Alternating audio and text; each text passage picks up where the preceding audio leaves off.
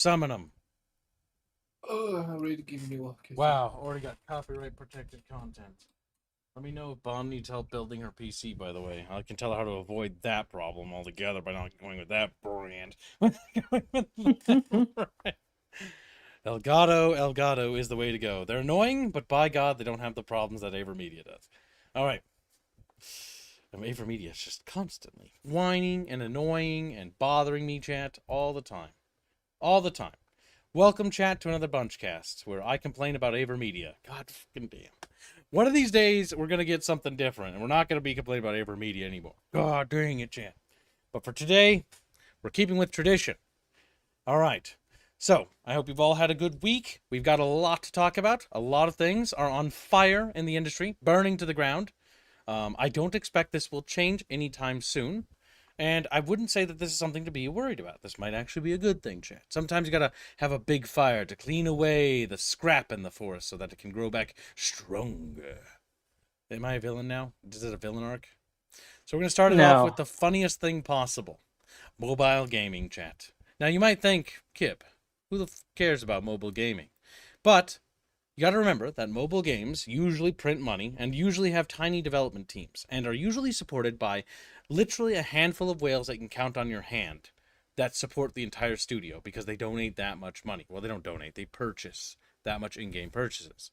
So Marvel Contest of Champions is cutting, the developers of that are cutting jobs and they're downsizing their LA office because their game isn't doing so well.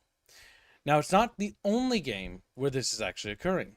There are other games that are suffering in the industry as well. Star Wars, which, again, big IP. Upcoming Star Wars game is in big trouble as studio goes on strike with layoffs looming on the horizon. So, there's another game, which we haven't really talked about. The Andor-like Outer Rim game could be eclipsed. The Return of the Jedi, Sith, Ewok, and droids are all on the cards, as the galaxy far, far away is planning for a big expansion. The beloved Star Wars franchise is gearing up for a huge end to the decade, starting off with Mario Kart and Burnout crossovers with Galactic Racers. As you all know, we did talk about the Galactic Racer game. It's a cool upcoming big title that's got a lot of developers from Burnout and other famous car games working on it, so it might be good. And ending with the remaking of one of the greatest RPGs of all time, Knights of the Republic. Now, that is debatable, Article Man, as Knights of the Republic remake is in what we call development fucking hell. So he's not really talking about everything, because this article doesn't really address the fact that, yes, Knights of the Republic remake is something that is on the horizon, but it's also something that's been going through what we call development hell. Meaning it's not going forward, it's kind of stuck in limbo, and it's perpetually burning money. I believe the phrase in the industry is they're burning lights or something like that. Like, it's just they're burning money because they're operating, but they're not doing anything. Nothing's getting done. Meaning the publisher is forking out money while the game is just sitting there perpetually locked in gridlock because of some development disputes internally. So it's one of those cases of, like, it's not looking particularly good. Now, there is the upcoming Cal Kestis game, the Star Wars game. Those seem to do okay-ish, middling. They're basically like Dark Souls knockoffs. But there's the fact that we have a lot of game studios already going on strike is not a particularly good sign. So this is for the Star Wars Eclipse game. Quantic Dream staff launched strike that could end Star Wars Eclipse production. Layoffs have been hitting the gaming industry hard again, with Xbox making mass cuts to its in-house studios, while Bungie has cut back on its Destiny roster. All in all, affecting hundreds of jobs. So a lot of people and a lot of talent are going to be flooding the industry. Another studio whose future remains uncertain is Quantic Dreams, as the San Francisco studio is reportedly making 115 cutbacks, 115 jobs lost, to its staff, citing a lack of resources, while employees claim that there aren't enough people working on their upcoming game. So that, if that's actually true, which, by the way, you kind of have to take this with a pinch of salt, because when it comes to development history of these games, sometimes developers will lie. They will do this, and they'll be like, the game was basically done. And then it comes out later, that Midway had to do half the development, Rise of Civilization, it wasn't finished because they were mulling about and leadership was fucking around. So, again, it's one of those he said, she said. You're going to have to wait till the dust settles to really know the truth of what happened.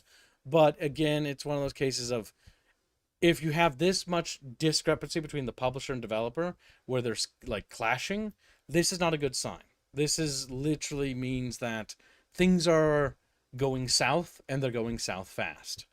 And they need a massive change in leadership if they want to change that. But yeah, so things are looking kind of rough for a lot of these big budget productions. And they're not little projects either. Marvel, like a big Marvel mobile game, a big Star Wars title, you know, there is a lot of bad things. Irish video game company Keyword Studios cutting another 130 jobs. Jesus. San Francisco Cron, Keywords International Limited Group, a video game service company founded, in Ireland, is cutting 130 jobs in San Francisco. It seems a lot of West Coast jobs are going down the drain. Their homeless problem isn't going to get better, unfortunately. A filing with the Employment Development Department revealed that the job cuts were announced on Monday and will take effect on August 22. Oracle cut 21,000 jobs because of AI, annual report reveals. Jesus Christ. The 128 employees whose jobs will be cut work at this company San Francisco office on Bush Street. According to the filing, the job cuts are permanent. You're not getting your job back. Sorry, bud. According to the company, LinkedIn's page, Keyword Studio helps make video games, films, and fan favorites you've probably played, watched, or heard. The company has offices in Europe, the US, Canada, and employs over 10,000 people, according to its LinkedIn. Copyright 2026 Nexstar, Media Incorporated, all rights reserved. Wow, can you believe that, chat? Can you believe that? I read the legality part by accident. Whoops. But again, another major studio, another major group, hit by massive job cuts. And this is like a reoccurring trend, by the way. Now, maybe I want to do the SteamDB after we talk about that. Yeah, we'll do the SteamDB after. An update from PlayStation Studios, another article found by the beloved Buckster, says Sony Interactive says, Dear team, below is an internal email from Harman Hulst, CEO, Studio Business Group, Sony Interactive Entertainment, distributed today to SIE employees. Dear team, today I want to share a difficult update regarding Bungie. We have made the decision to reduce Bungie's workforce, affecting a significant number of employees, including most of the Destiny's team and some Marathon team members. Ooh, they're getting tickled a little bit too. There are also reductions across SIE teams that support Bungie's operations. Those impacted at Bungie and within SIE are being informed today. By the way, SIE, in case you guys don't know, Sony Interactive Entertainment is what they're referring to, but yeah. This is painful news, especially for talented colleagues whose roles have been eliminated. This decision was made only after extensive discussion and careful consideration, and I want to provide some context on how we arrived here. Over the past several months, together with Bungie's leadership, we reviewed the studio's long-term direction, development priorities, resource needs, and role within our broader portfolio strategy. We explored multiple alternatives before concluding that a reduction was necessary to align the studio's resources with its current priorities and long-term goals. As Bungie recently shared its Destiny 2 update, the studio has begun a new journey following the release of the game's final live service content update. What Bungie has accomplished with Destiny over the past decade has been truly remarkable. The franchise has left a lasting mark on players and the industry, and everyone who contributed to its success should be proud of what they helped create. Marathon remains an important part of our portfolio, and we will continue to support the team as they build on the strong foundations established in Season 1 and 2. That is incredibly funny that they said that, but only because we're going to look at something in a bit that kind of undermines this whole statement, and as they work on the incubation efforts for future projects. While it's too early to discuss, we are encouraged by the creativity and opportunities that lie ahead. Our immediate priority is supporting the affected employees through this transition.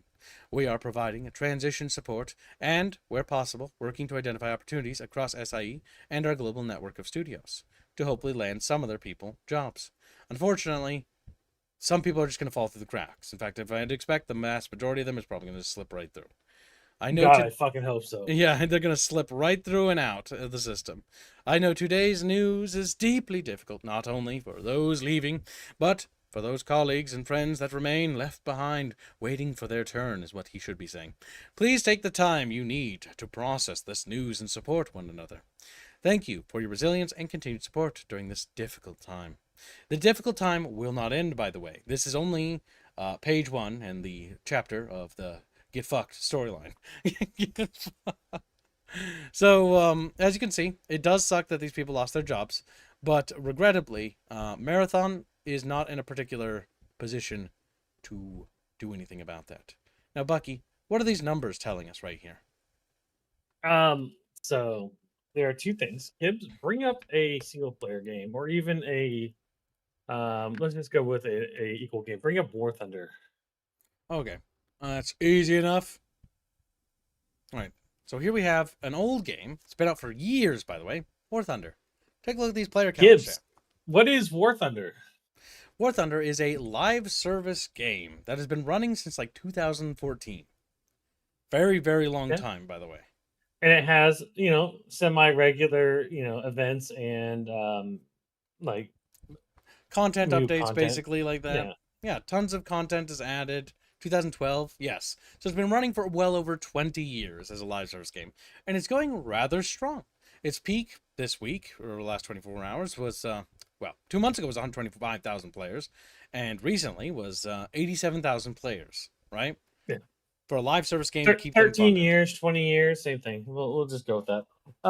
14, whatever, close enough. The important thing, chat, is that this game is really old. It has semi-regular updates, and its fan base likes the gameplay. And it is a well-known live service. This should be what people aim for. All right, Kibbs, now go back to Marathon. Marathon has less than roughly 8.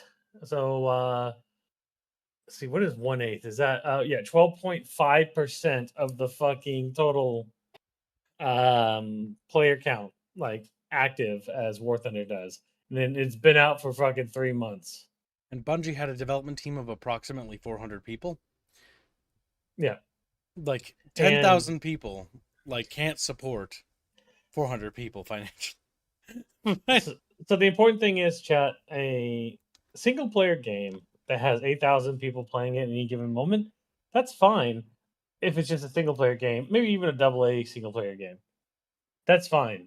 That could be a successful game depending on how many people bought it, originally. Yeah. This is a fucking live service game. They intended to milk people for years.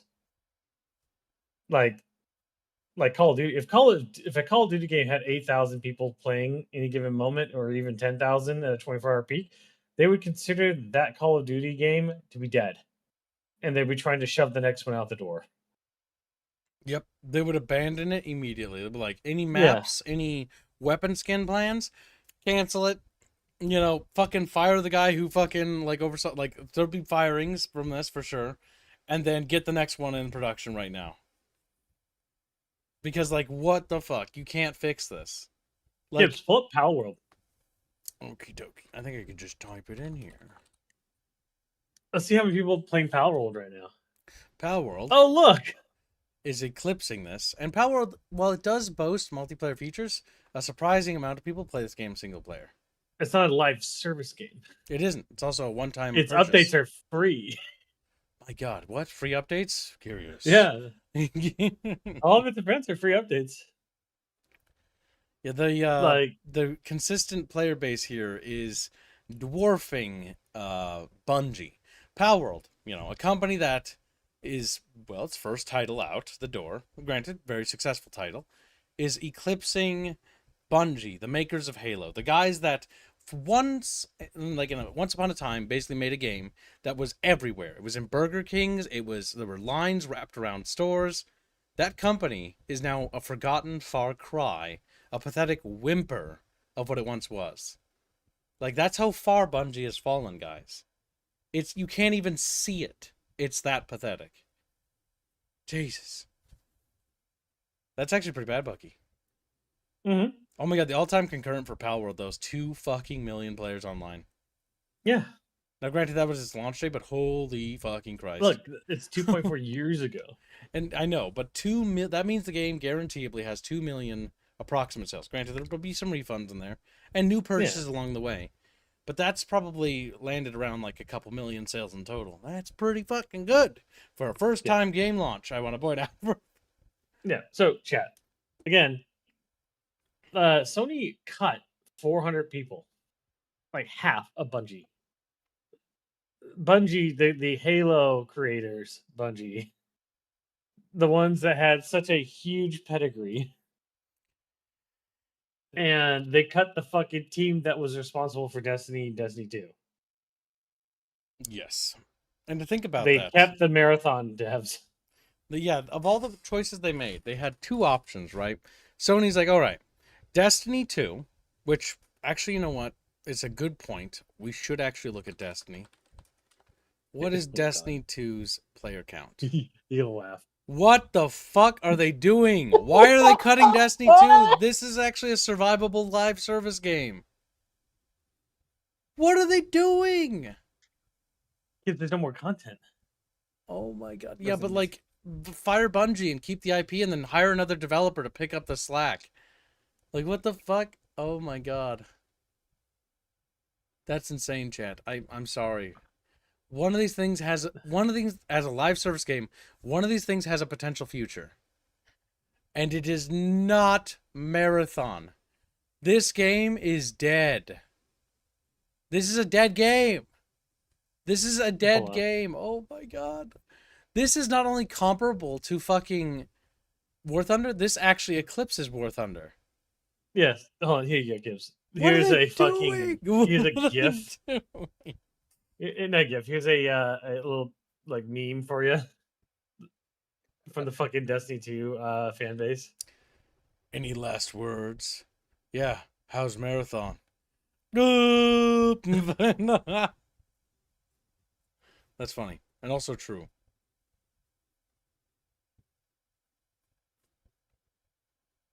God damn. That is funny. This is so fucking bad, chat. I don't even have words for what I'm witnessing. Like, we are watching something. So, well, I'm not really into Destiny. People who actually play Destiny really do like it, by the way. It has a concurrent player base of approximately like 100,000 on average, which is pretty good. Its player base numbers currently eclipse War Thunder's average. So this game is a stronger live service title. Why? Why are you pulling the plug on Destiny 2 when you should be pulling the plug on Marathon? Marathon is guaranteed failure. This is guaranteed to, at least if you make a sequel based on Destiny 2, like you develop a sequel for Destiny 2, or you give it more hell, not even doing that. You just continue to content support Destiny 2 forever. You just keep making expansions and pretend you're World of Warcraft, right? Expansion after expansion. It'll be a slow decline, but you know what? It'll still print fucking money. Oh my god. So here's like people are pointing out, the Destiny 2 storyline has run its course. It is over. Their last DLC thing, it made it clear that was the end. Why would they do that? Bungie, are you retarded? Well, Bungie, again, Gibbs, they thought Marathon was going to be an ultra super success. They're fucking stupid. Marathon was a fucking... See, the problem with Marathon is it had no foundation. It had no foundation because nobody knew what it was. And those are the people that did know what it was immediately were upset with it because the minute they saw it, they knew it wasn't Marathon.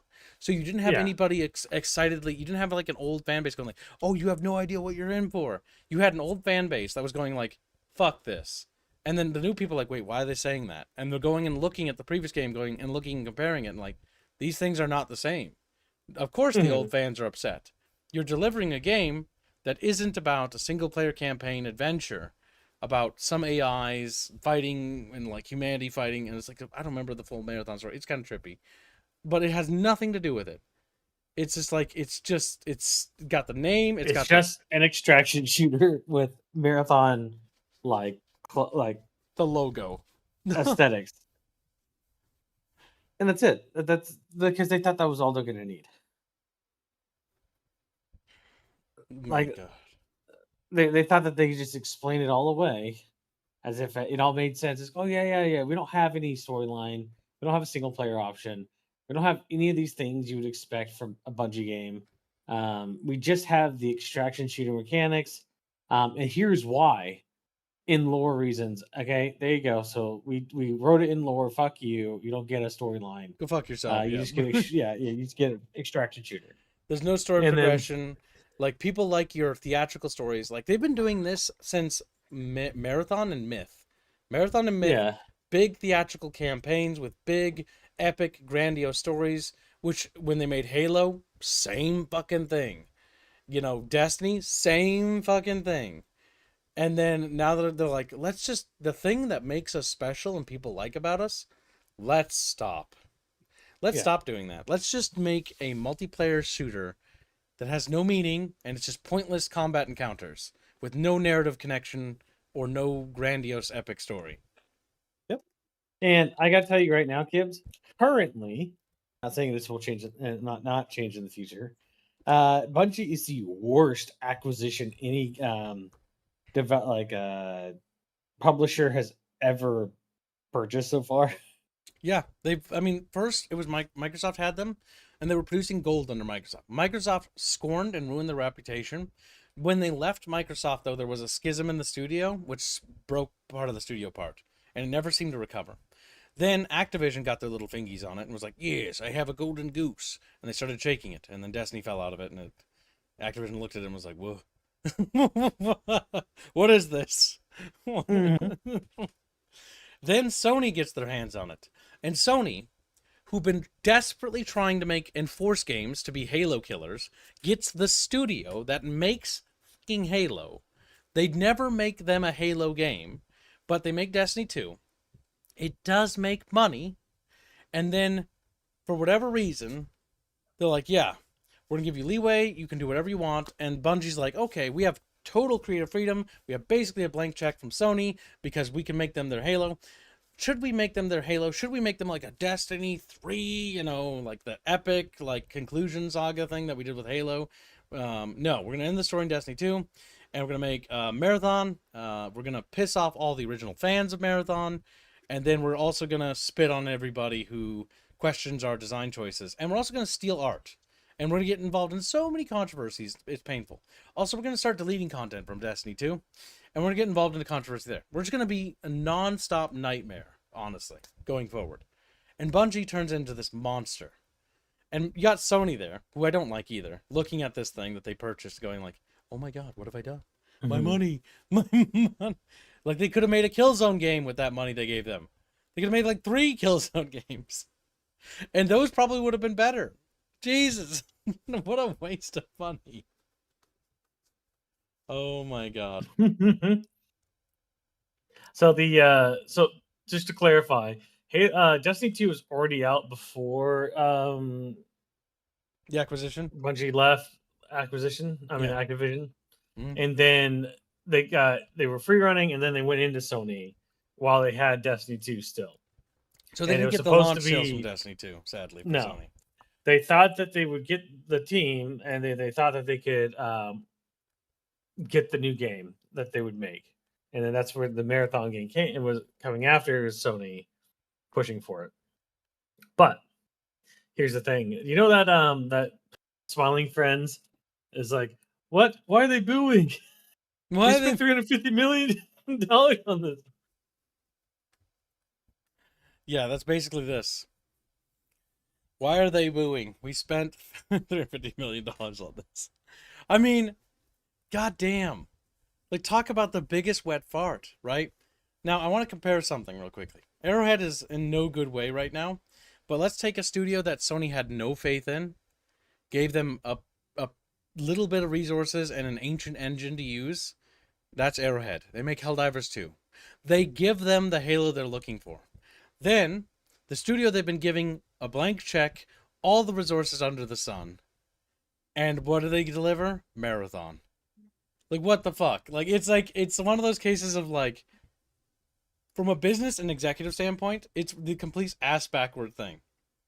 a little tiny studio that makes middling successful games called Arrowhead versus the titan that is Bungie. And one of these things produces a golden egg. Which one will it be? Well, it wasn't Bungie, it was Arrowhead. And so you got Sony in a position, they're probably fuming right now because they've spent so much money on this. And then when they finally get their egg from fucking Sony, it's cracked open and rotted. And it's dead. Mm-hmm. There's no golden goose. Like, this goose is worn out, dude. This goose would be better to lop off its head and turn into a fucking, meal. And that's what it looks like they're doing. But it's one of those cases of, like, what's weird because Sony's making mistakes here, too. From a business standpoint, what I would do is be like, all right, they say they're not going to make it down to Destiny. But, well, you own, like, buy Destiny off them, Bungie or whatever, if they're still independent enough, and then make Destiny 3. Fuck what Bungie says. Because clearly Destiny's an IP that people want to buy, but because of what they've done with Marathon, they've torpedoed Marathon. Marathon's now poisoned as an IP. Not only that, they torpedoed their own company. They as a development thing. Everybody warned them kids. Remember, they had that test sequence thing, right, for Marathon. Where they all got the showed off and let people play it, and everybody came back and was like, "This is ass," and nobody liked it. And the warnings were there, and it was very obvious that. Because the thing is, when it comes to publishers and developers, at least from all my research and diggings on interactions between developers and publishers usually, if you coordinate with them, if you talk to them, will try to work with you because they want it to be successful. They want it to be a mutually beneficial relationship. Not always the case, by the way. But in the case of Sony clearly was willing to work with Bungie. But Bungie leadership looks like this honestly reminds me of a similar story with Rise of Nations, or was it Rise of Civilization or something like that? Rise and Fall of Civilization, where a studio called like Steel Something was working with Midway, but the Steel leadership was like, no, we're not gonna like communicate. We're gonna go full nuclear, and then the game implodes and the studio gets fucked, and then Midway takes over development. That's what happened with them. This looks like a similar situation in which Sony is like willing to work with them and has a history with working with developers, but for whatever reason, Bungie in their pride and their arrogance with their leadership have neglected to try to communicate and be open about their problems. And so now, because they're not being open and they're not discussing it, that's why Sony's cutting that many people. Sony is doing this as retaliation for the fact that the other party, Bungie, is not coordinating or communicating. They actively resisted them, by the way.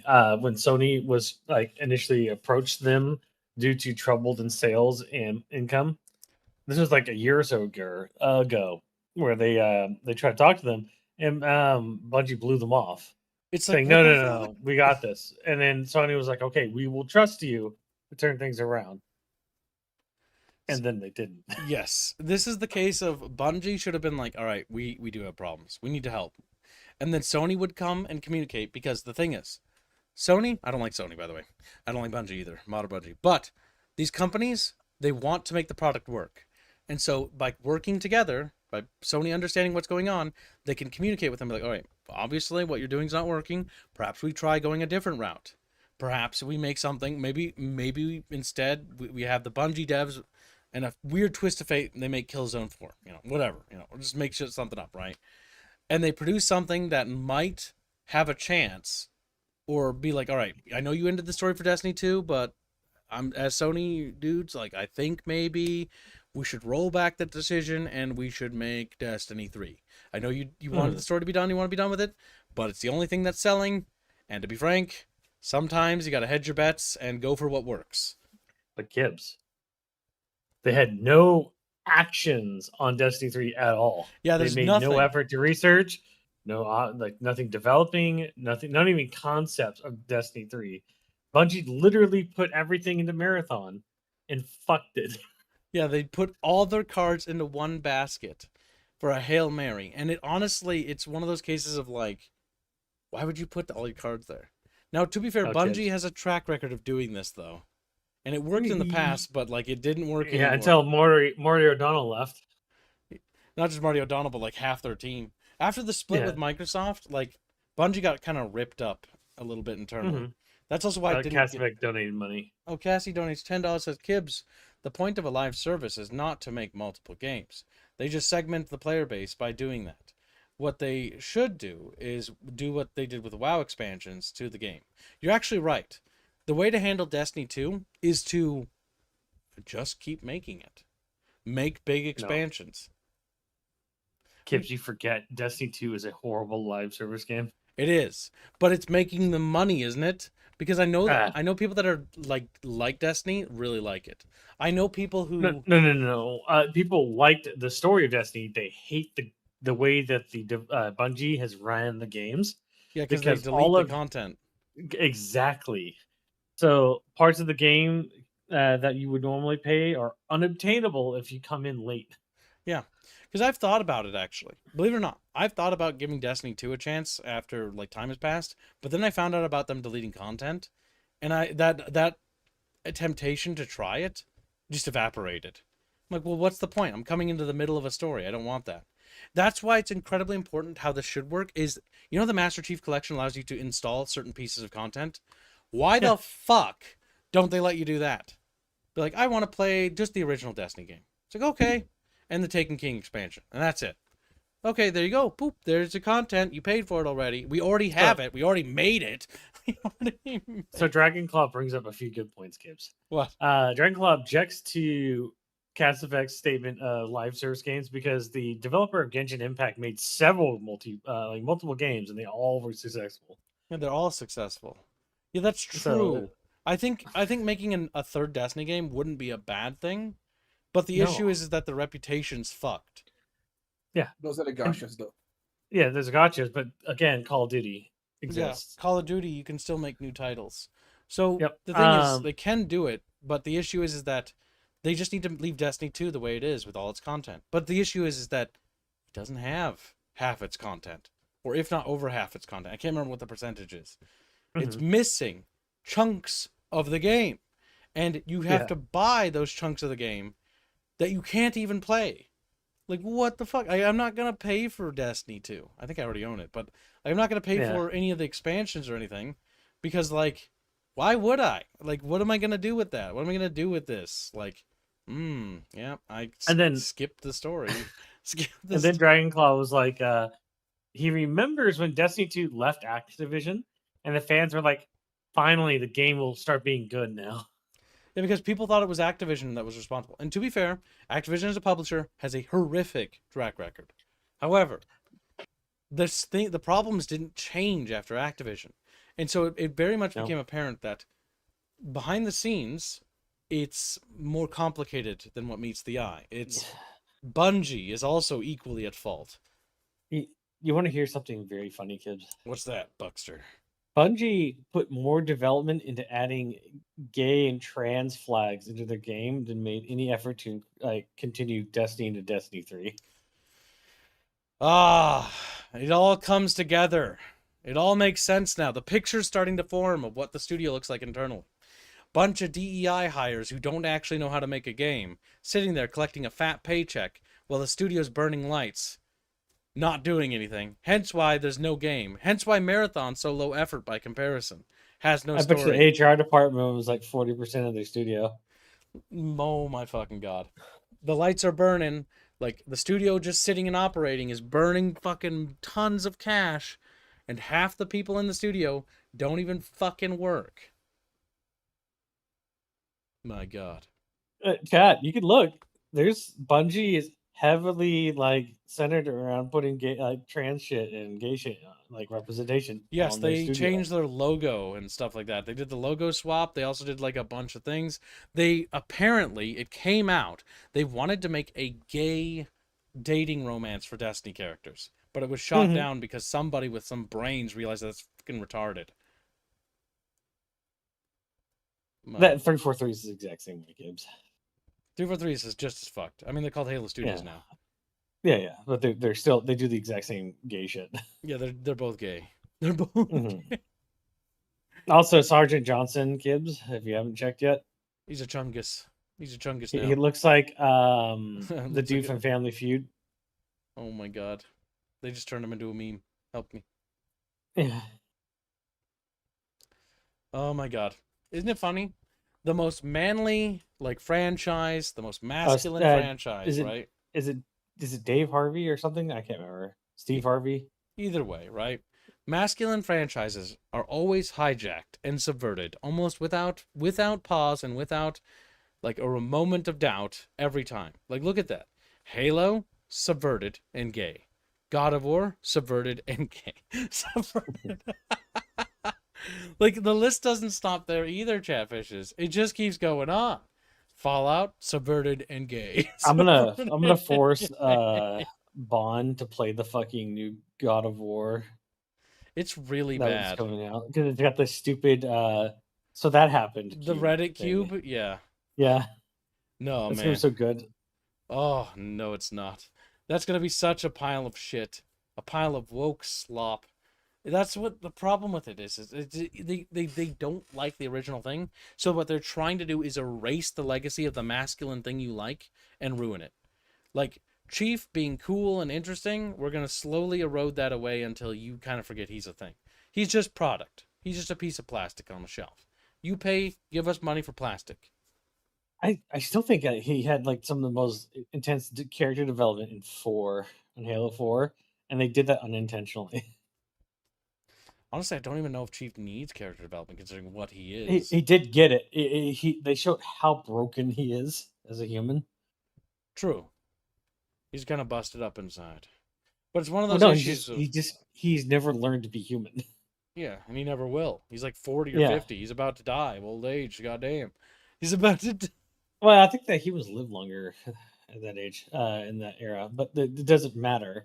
He's so like he can't make interactions with humans. He just sits by himself waiting for orders, like in some of the parts of Halo 4, because he's just alone. He's just a machine. All he knows is war.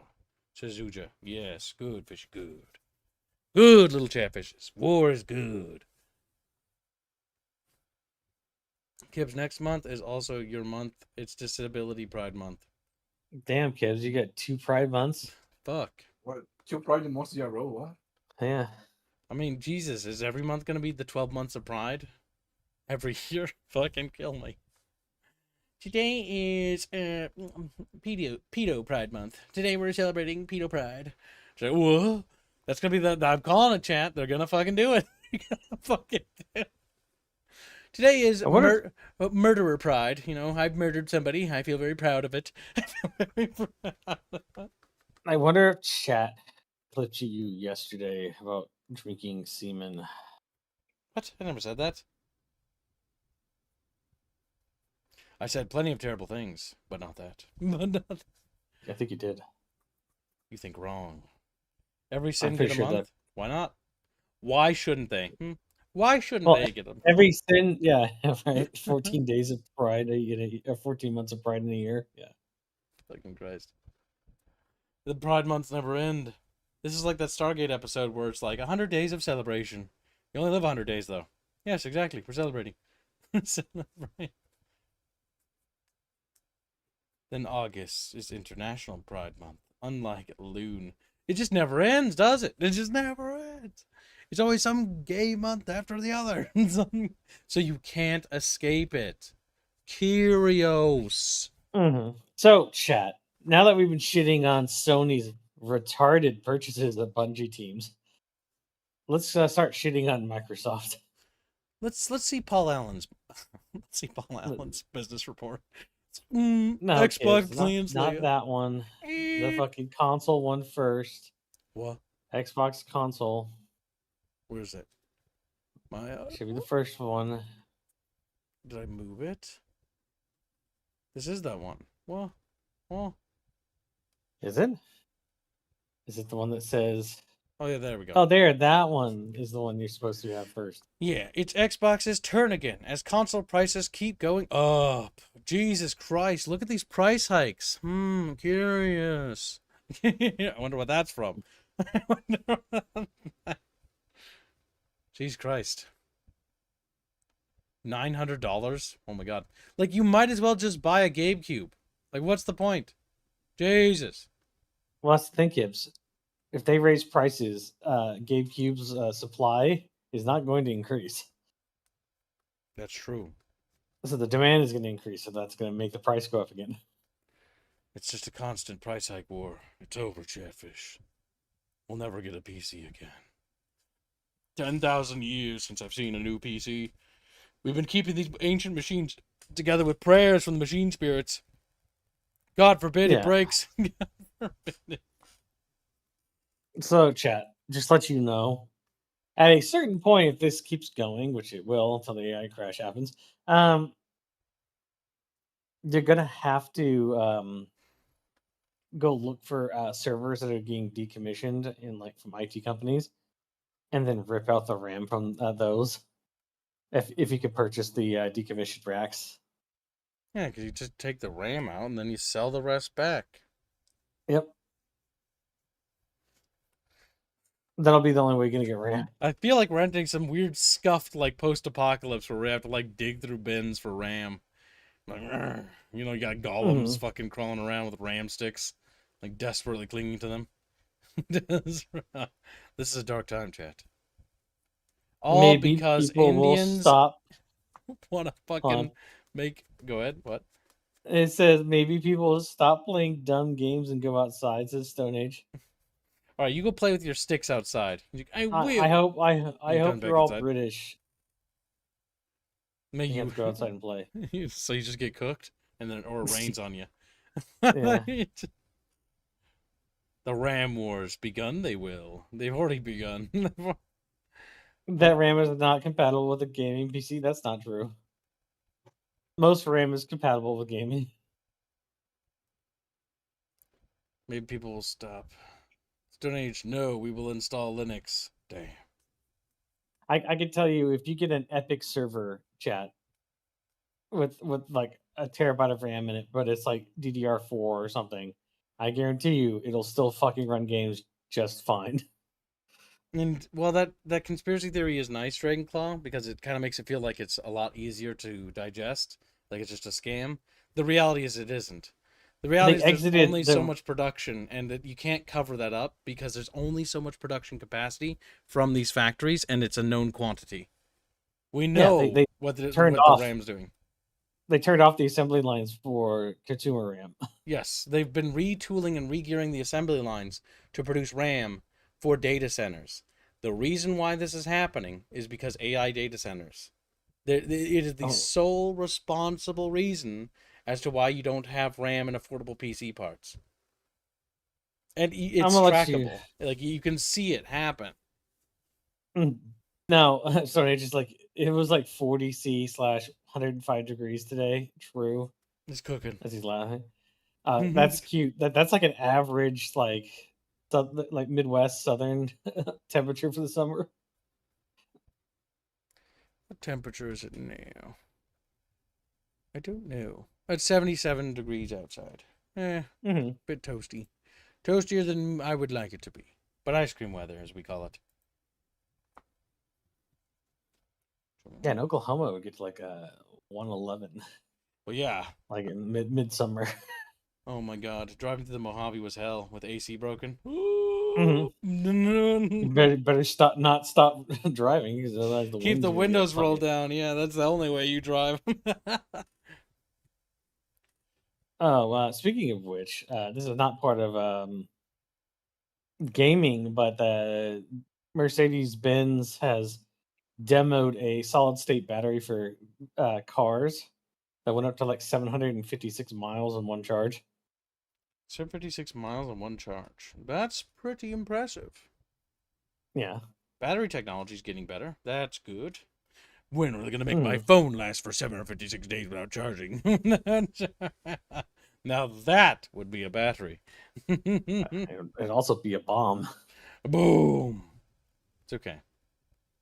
There's nothing wrong with exploding. It's like the pagers, if anybody remembers. Bucky just looks at me and says, whoa. He's responsible. So, chat, when I was working for 6 weeks in a undisclosed location, it was 50 degrees Celsius or outside on average during the day. And when I was on the roof of a building, it was 145 degrees Fahrenheit or around 70 degrees Celsius, roughly.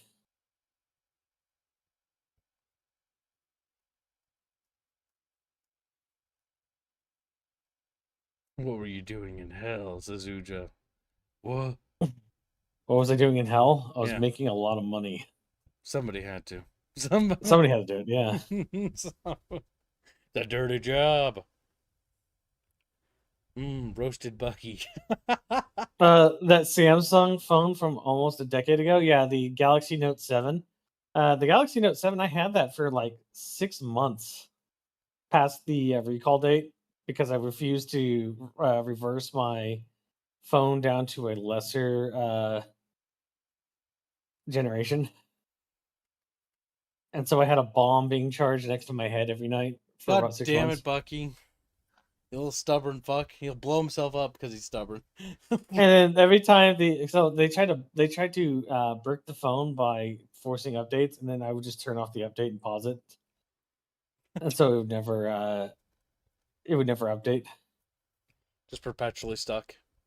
Yeah, because if you pause the update for the Note 7, it wouldn't update with the new rendering the battery only up to like 20% charge or something, and then they kept trying to force it, but it wouldn't because I could just roll it back. God damn. Other Samsung phone from almost a decade ago. Yeah, but it's dry heat, says Chatfish. They still have No, warnings it was about not dry heat. smartphones overheating before an airplane takes off. Oh yeah, they said lithium batteries fucking detonating people's luggage apparently on an aircraft That recently. could spark a fire. No, it was on the luggage compartment was on fire above people's heads. That was in the video. Did they put it out? Fire extinguisher? I assume so because nobody reported anybody dying because the plane was in the air. The planes do have, I believe, fire extinguishers on board for stuff like that. Yep, they should. Unless you're on one of those cheap lines, like the Sprite lines or whatever the fuck. I've heard horror stories of one of those plane lines where it's super cheap and like it's so low quality, it's like a scuffed Airbus. It's like taking a bus downtown, you know, it's like fucking rough as hell and there's fucking sketchy people in it. Yeah. Air India and Air Ethiopian Airlines are all the quality of like seats are like that. Fuck. Rather die. If I'm gonna go on a Yeah, plane, I'm it gonna go on smells a bad. good quality plane. Like fuck that. No. Yeah, United's 747s are usually good.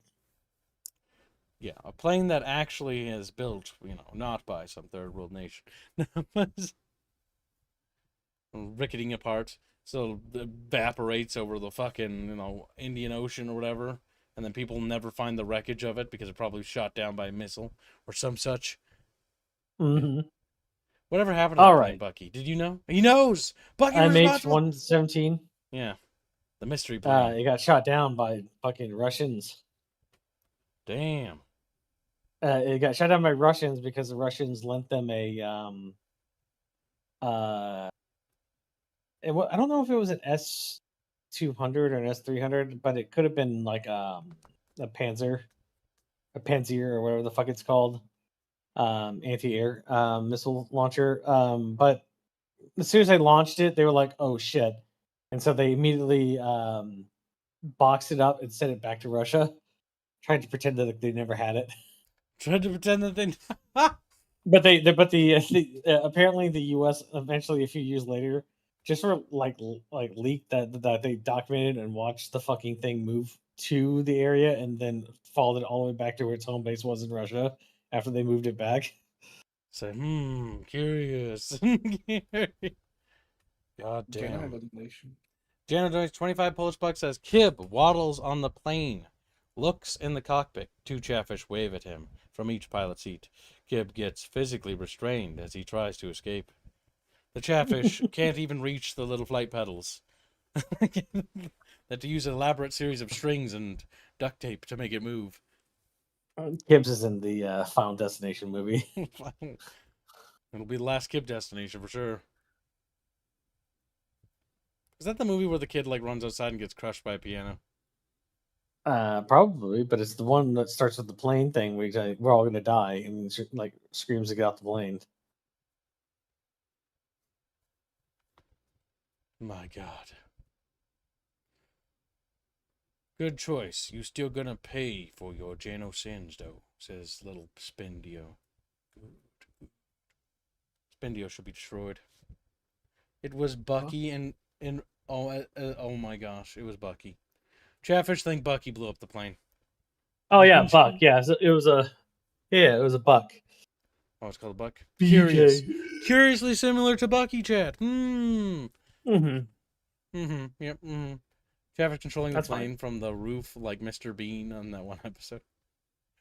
Chatfish might be needing to be destroyed later. But yes, the next article we have.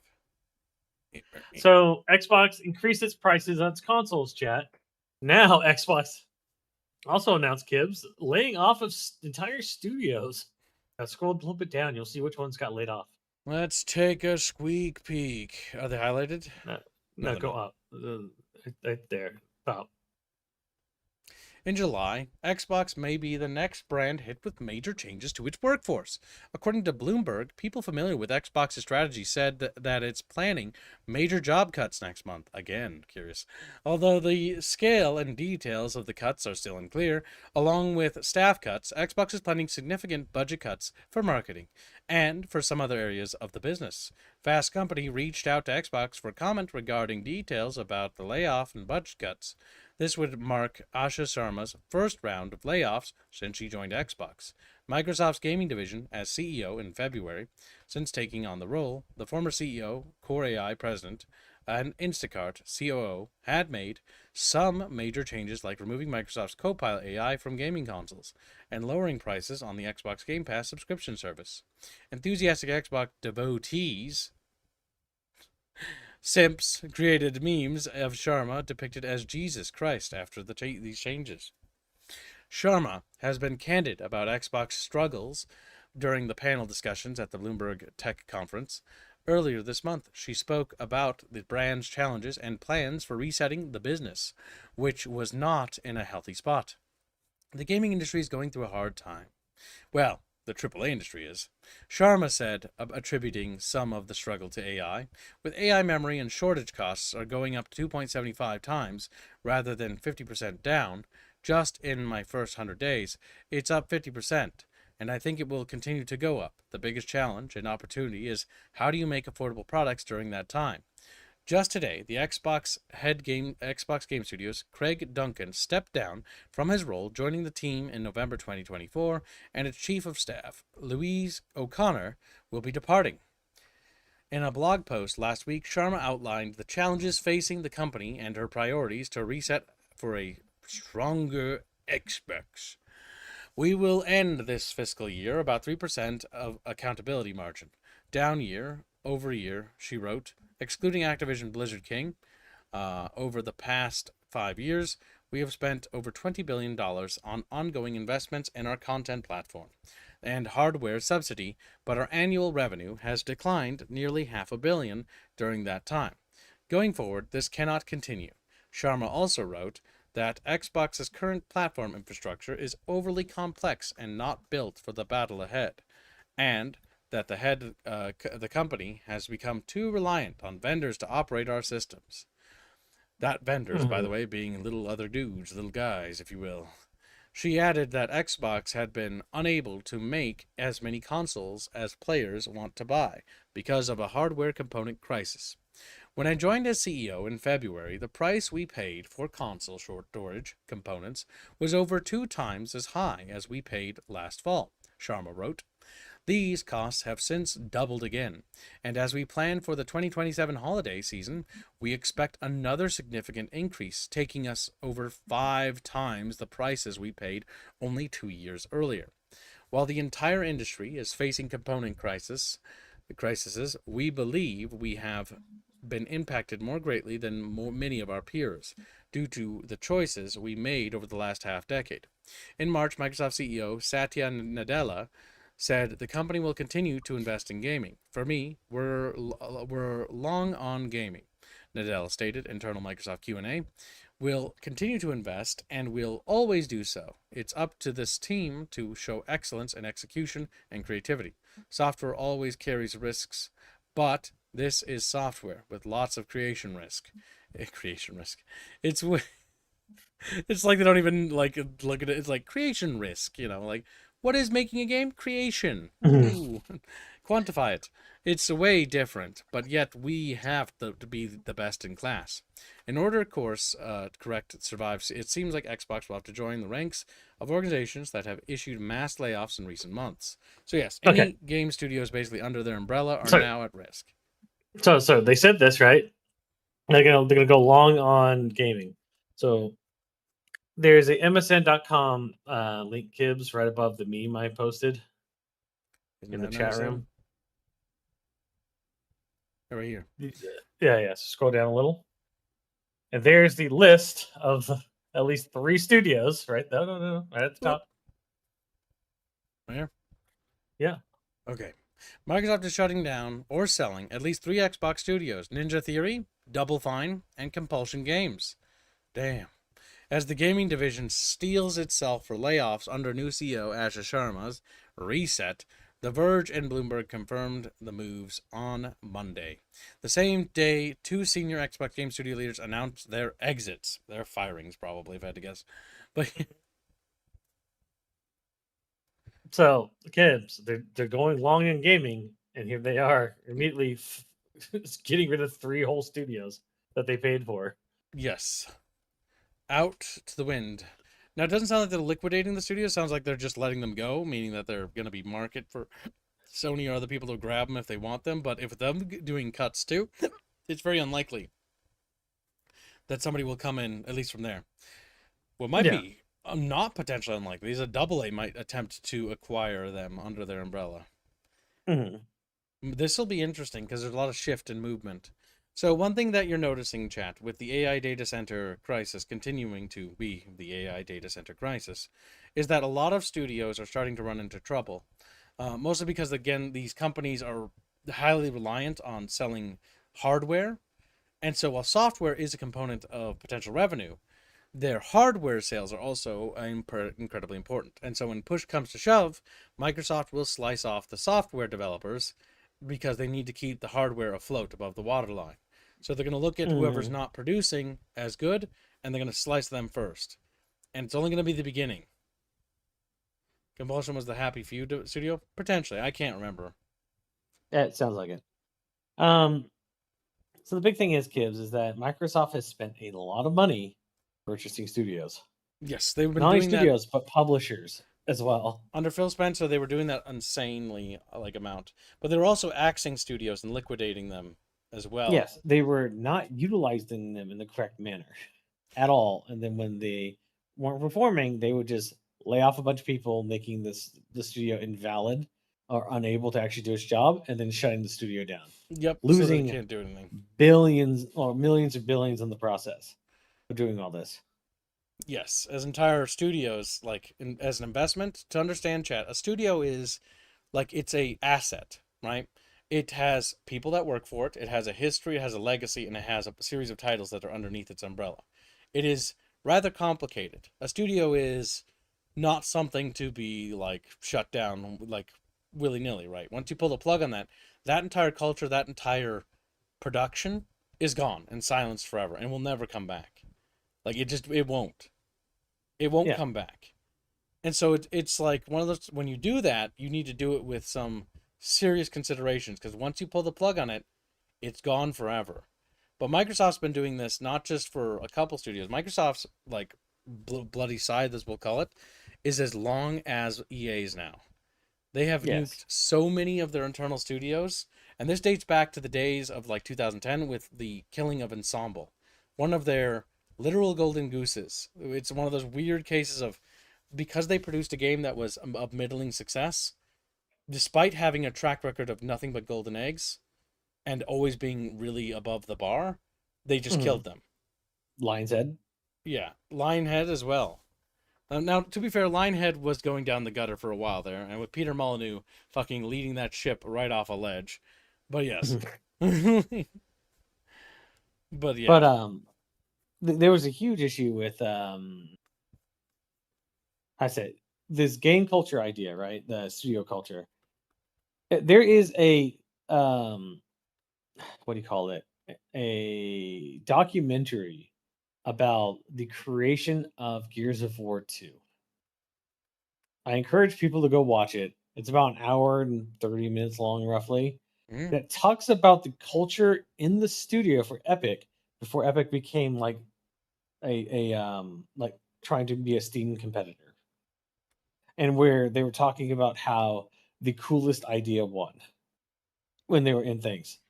And so whenever a cool idea fucking came up, that was better than what they already had, they would immediately ditch the old shit and start running down the new cool idea. Yes, which is very good. It's a very good mindset to have because they are willing to kill their darlings. This is something that I always see a lot of developers struggle with, and that's a very good mindset to have because they're like, "Oh, this mechanic, people don't like it, but they just go with it anyways because it's their darling. It's my darling mechanic, and I can't settle for the fact that it's got to go." It's one of Yeah. those things that it's not fun. Like the chainsaw machine gun is way more cooler than the regular machine gun with no chainsaw. Mhm. They even like the you got a membership from Rifford, and he says Indio's choice. Yes. Better be great. Very generous. Anything. A cookie and sour ball, apparently, Gibbs. A curious choice. It will be marked down in the book of murdered fish. Grudges. But even their marketing Gibbs for Gears of War 2, they created an ARG for it. They like nobody told them not to do anything. They were just on the fly. Oh, you know what would be cool if we marketed it like this? And it was all dudes. Everybody was going nuts on it. Yeah, because they were super into it. They were all in the zone. They were all passionate, and there was not an issue of like somebody going like, "Oh, well, marketing needs to approve it first." Yeah. And it's like, oh well, what about this audience that we were trying to appeal to? This would alienate them. No, fuck you. We're gonna have a cool, We're gonna- sad piano play as like Marcus like enters in through this window to escape like a gunfight, and then he looks up Yeah. and there's these cool fucking monsters like with their eyes glowing, like looking at him. And you all know the trailer I'm talking about too. Yeah. And He's running through ash pillars of people. Yep. And it's again the rule of cool reigns supreme, because yeah, should things be logic through as a writing team? Yeah, they should be. But that's the job of the writing team to make it make sense, right? That's their job. Make a convincing lie. The other thing is the game needs to be cool. It needs to be visually cool. It needs to do cool things. It needs to not be just another fucking like, oh, here's your basic rifle. Because that's the problem with most games. They never do anything cool. They always just do the most safe corporate thing. Here's my aliens. They're all bipeds. They're all just humans because, it's too much effort to fucking animate them. We're just going to mocap everything now. That's another trend problem right now. Yeah, mocapping. They mocap the fucking cube thing from the new God of War game. Yes, because mocapping has become such a crutch in the industry that they don't animate hardly anything with actual talent. So traditional animation and animation work that you used to remember from like early games like God of War or early Halos and stuff like that, like or anything like that is gone. They don't animate anymore. They just mocap it. And the problem mocapping is just like there's no excitement behind it. It's all realistic movements and boring like, oh, he's just doing a twirl, but now it looks stupid because it's not stylized. There's no art anymore. It's why, for example, Davy Jones from fucking Pirates of the Caribbean looks so good. And the same reason why, because again, CGI artists had to do it by hand. Or if you look at the Revenge of the Sith animations for like the droids and the space battles, because they weren't doing things with these new standardized methods that were lazy and formulaic, they were doing it as an art form. And because it was an art form, each thing had to be handcrafted. Hence why it looks so much better. Because handcrafted things always look better than mass-produced things. Almost without fault, every time. Chatfish is sad now. Look at him. Gibbs is mocapped. Fuck! Kinda. Whoa. Realistic kid movements. True. I have no hope for the new God Gears game. Yeah, I mean, it's okay to not have too much hope for it. My only particular hope with it is that it'll be just a fun Marcus and Dom story. That'll just be interesting. But if they fuck that up, they fucked it up. The thing I have less hope Yeah. for is Gears 6, because Gears 6 will be following up Gears 5, and Gears 5 is just really bad. Like, there's no way to follow that up. It's just ass.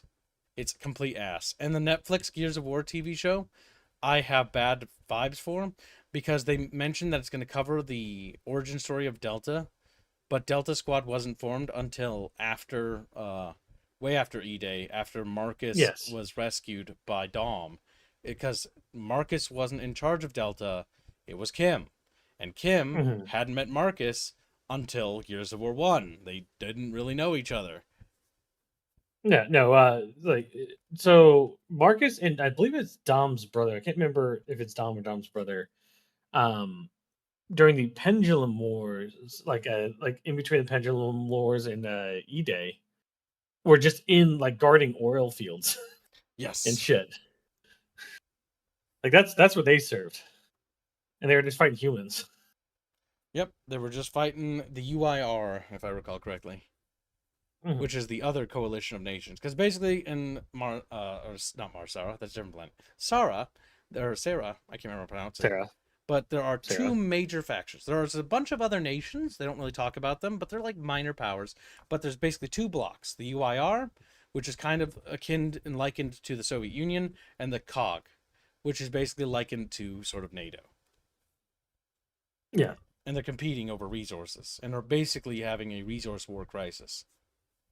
And they've been doing it for a century, by the way, in the Pendulum Wars. Generations lived and died with the war going on. yep. And it's not even like a small war; it was brutal. But yeah, no, those cultures don't exist anymore. It is all HR whitewash shit.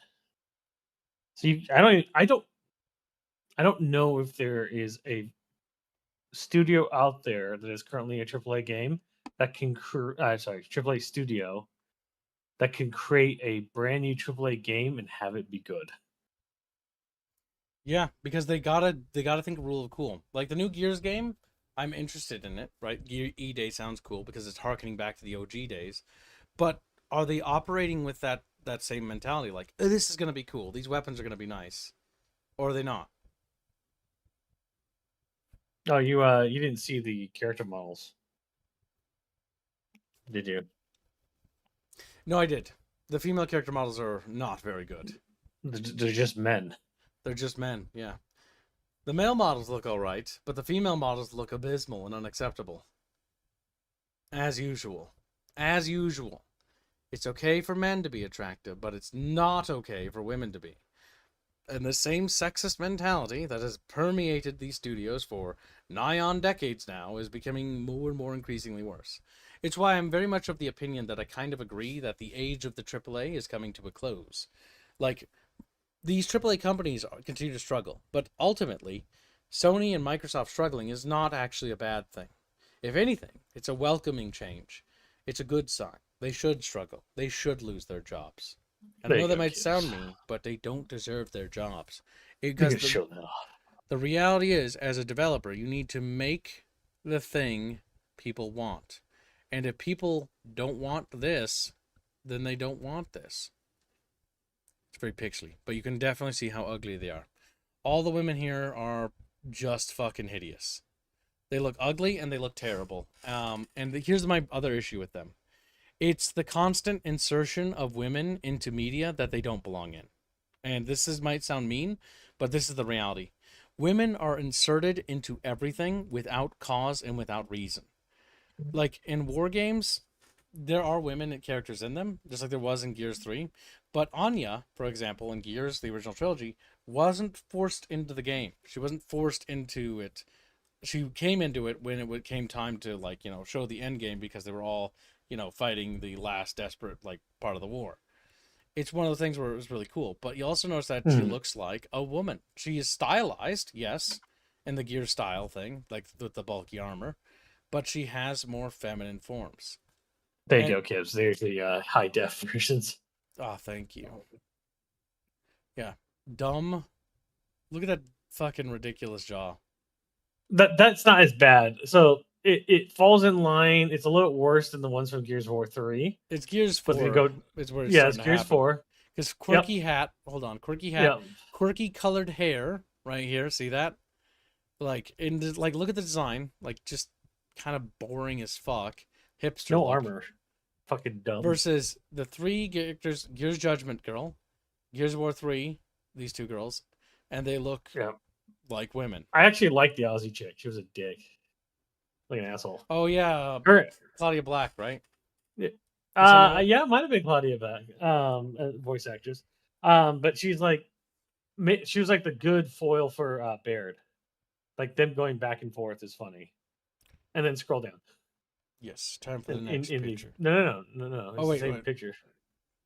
Then we have this. They have a harder jawline than Marcus Phoenix. Men, masculine, and I like how the black woman is the most feminine of all of them, but still too masculine, with some very powerful cheekbones. Holy crap! She almost has a unibrow too. Yeah, it kind of looks like it. Unfortunate. Somebody's got to get the tweezers. Got to pluck. She's got to pluck.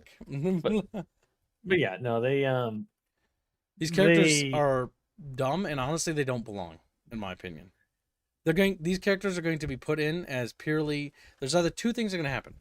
These characters will be inoffensive, which will be very corporate washed down, which would be the best outcome. Again, they'd still suck being in the game. Two, they're in the game, and then they're put in there to subvert the Marcus and Dom story, to make it about them. They're gonna. I bet you they're gonna put it where they're going. Oh yeah, Marcus and Dom wouldn't have made it to past E-Day if it wasn't for these women. It's like I don't care how many women they're the real die. heroes. Like they get Marcus and Dom. I don't care about them. I only care about Marcus and Dom. Like the only reason why I'm getting E-Day, it's not to see Ty. Like Ty is the I'm tough and then I'm dead character. Like he didn't really have a story. All right, let's be real. Like let's be real.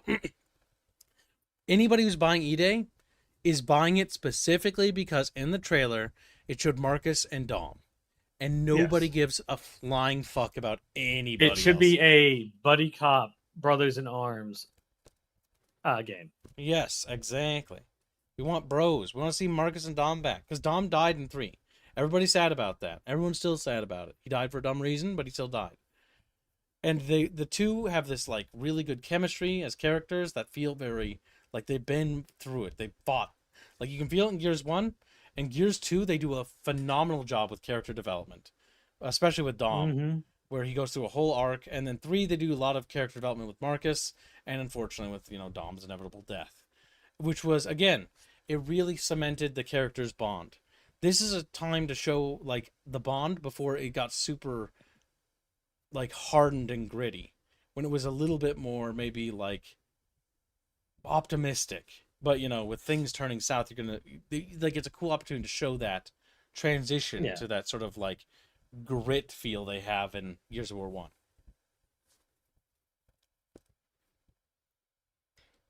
Dying save your friends is Dom. was great. No, I don't Russian know why they Sun killed him does. off so easily. Dom's death in Gears of War 3 is really bad because the way it was handled was poorly. Mostly because if you actually look at the scene, there is less enemies on screen when they're saying they're being overrun when you actually fight the actual encounter yourself. So his death looks stupid because it looks like he killed himself. It's a fixable solution. The easy solution is to take the enemies on screen and triple them to make it look like it's believable. Like, okay, yeah, that now they're being overrun. But the issue is that if you watch the Dom's death scene, and go ahead, go watch if you want to, there's so few enemies on screen, it's sad. It's like, dude, he just killed himself for no reason. Like, it feels more like he committed suicide than he sacrificed himself. Yeah. He created a reason to kill himself. That's what it feels like. It's again, fixable animation by just putting more enemies in the background and make it look like they're actually being overrun rather than this is a standard fucking enemy encounter. Like, why are we doing this? Because that's my interpretation and my feeling after witnessing that scene multiple times, and even the first time. It was like, Dom, no dumb, because Dom killed himself for no reason. They need to remake. If they were to do another game, they need to remake 3 and then have him live. Have him live as an option? Yeah, because you know what? Yeah. Him dying didn't really add a whole lot. It just kind of felt like Well, that was kind of like, okay, you killed him up, but it felt kind of like you did get some really good scenes from John Damasio, right? Is his name? Because that scene, like, I just lost my brother, god damn it, when he said it to that fucking black dude in the tower. Like, the deliveries and the emotion were really strong. So one of the big things is that Dom and Maria had children. Yeah. And Dom in the first and second game kind of made it like sound like as if they were just dead. It Maybe seems in the like they're third game they could presumed change dead. it to where Maria had left them with somebody or found one and left it Wait, with somebody did before she Dom's got children captured. actually live? No, I don't think so. Not in the original Well, setting. if they're doing a prequel trilogy, and if they don't fuck it up, then they could Yeah. potentially show the trauma of Dom first losing his children and then sending his wife away to try to keep her safe, but then Mhm. slowly losing his contact with his wife and then showing that beginning. Yeah. Because But then it I can like lead the into only the way end. they could keep Dom from killing himself is if his children were still alive. Unfortunately. Yes, because he doesn't have enough tethers. His main Yes. remaining tethers is to his squad and like his people. And just like when he said in Gears of War 2, like the big reason why he was fighting wasn't for all of mankind like Marcus was. He was fighting for his wife, and it was the last bit of his family he had left. Dom had experienced loss before, because I'm assumed his children. Yeah, I thought Dom's kids were killed in the books. It's been so long since I've Yeah. read them, I can't remember, but I'm pretty sure they were killed. And so Dom's last part of his family that he has left is his mom, or not his mom, his wife. Sorry. Mhm. And so when he has to fucking see what they did to his wife and how broken his wife was, a part of him was broken in the process. Hence Yeah. why in Well, Gears that 3 him he's kind having of to, not all and then right. him having to kill her. Yes. It's one of those cases where I'm not sure if it would have been better for Marcus to have done it for him. It drove Maria crazy. That would make sense why she was out and about and why she got captured. She started wandering. She on vacation with the kids before E-Day. The Dom kids were killed during E-Day. I think they were. It's been so long since I read the books. The books are really good, and I need to pick them up hardcover one day. If they change it, to where if you do the fucking game in a certain amount of speed, you could save them. They could rewrite the entire story. They wouldn't do that because they'd have to rechange I every would. scene going forward. Well, they would give them a reason to redo the game or remake the games going forward. Yeah, if they had like a different path thing. I know Final Fantasy, the new Final Fantasy games are allegedly adding different paths. Rebirth or whatever. I don't know if they're good. I'm not a Final Fantasy kind of guy. The only Final Fantasy I played is the online one. The MMO was okay. It's got a good story. But that's all I know. That's it. I don't know anything else about Final Fantasy. Indio, what do you know? Shakes him upside down. Uh, the changes are not good. Okay, so the changes they made in the new Final Fantasy are bad. Yeah, it looks like a fanfic. Really, it's bad. But it is a fanfic. Okay, because I've never played it, and I don't have any intention to play it. But you are a Final Fantasy guy. You know that. Yeah, the gameplay is good, but the changes are it causes me physical pain when I see them. That is unfortunate. But yeah, they aren't as weak. They aren't what? Oh, they aren't good. Okay. I was like, yeah, I thought I was Apparently his kids lived past D-Day, and then he sent them to live with his grandparents, which caused him to get got by locust. Damn. So that's gonna be some guilt. But we Yeah. could see that happen. Now I know that the Gears of War E-Day is only going to cover the initial like week, and it's going to be focused in the city. And I think the idea that they're posing with Gears E-Day is that they're going to be like, all right, what if we make like a prequel series? Because that's what it looks like they're trying to do here, rather than continue the new series, which is the smartest option to do. But they really should make sure that they fucking get the writing right for this. Because what concerns me is if we're going to see a lot of prequel characters that are going to be killed off, and this is what I'm expecting, I'm not going to be upset when they die. I'm just going to be like, all right, good. I don't have to look at that ever again. That hideous monstrosity. That is one of my issues. Is that you know what? I also believe that E-Day thing, they're gonna make these women go, well, obviously the locusts are running from something, or like some stupid shit that was only discovered in the third game. You're like, obvious it's the lambent. And then some man's like, you're just a dumb woman. Go to a breeding crash. And she's like, I wonder if they're going to do like Yeah. a misogyny thing with the breeding crashes. You think they'll do that? Yeah, probably. I mean, the breeding crashes won't be made in this game because they won't even be using them. Because it wasn't in the No. first week of the war at all. No, it was in the Jacinto period. It was like, gotta make babies. Just, wow, baby making. Baby. Thank you, The Jack. actual humans are the real locusts. The actual humans are the real locusts. Oh my god. Humans are actually evil. Thought reveal. Actually, humanity made the locusts evil. That's one thing that it's like it's really bad Terrible. writing. Really bad writing. You are human. You are humans. The grub looks at you like, Oomon. Round walker. Boom. Right. So dumb. It is dumb. Because there's a stable mutation of boomers and fucking whatever those things are. I don't know, In less man. than 60 years, 80 years. We built this hive in 80 years. Not a day passed. We bored into the Earth's crust so deep and so wide. It only took us 80 years. Only took us 80 years. Like, it's the dumbest writing thing ever. And it was a dumb retcon, and they should ignore that retcon. The locust should be a present, like, organism deep under the crust, because it's far cooler and more interesting narratively. Because the light mass bomb was so devastating, it only took out an outer part of the hive. Yeah, barely harmed them. Because the real reason why they were fleeing up from the top was because of the lambent that they were fighting underground. Yep. Stupid. I think the writers might need to be beaten to death, chat. I'm sorry. Brumex are people too, yeah. That was another Brumex are thing. people too? Oh my god, what? Somebody say that for real? Yeah, no, it's in quotations. Okay. I thought that was like but a they real are. thing. But that's the issue, is that Brumex are just people too. Based on the retcon, Brumax, fucking wretches, grubs, like Rom, they're all humans. And that's fucking... I'm sorry, I'm gonna have to say it. It's fucking retarded. It's fucking cringe. Like, what? Shut up. That's dumb. That's just bad writing.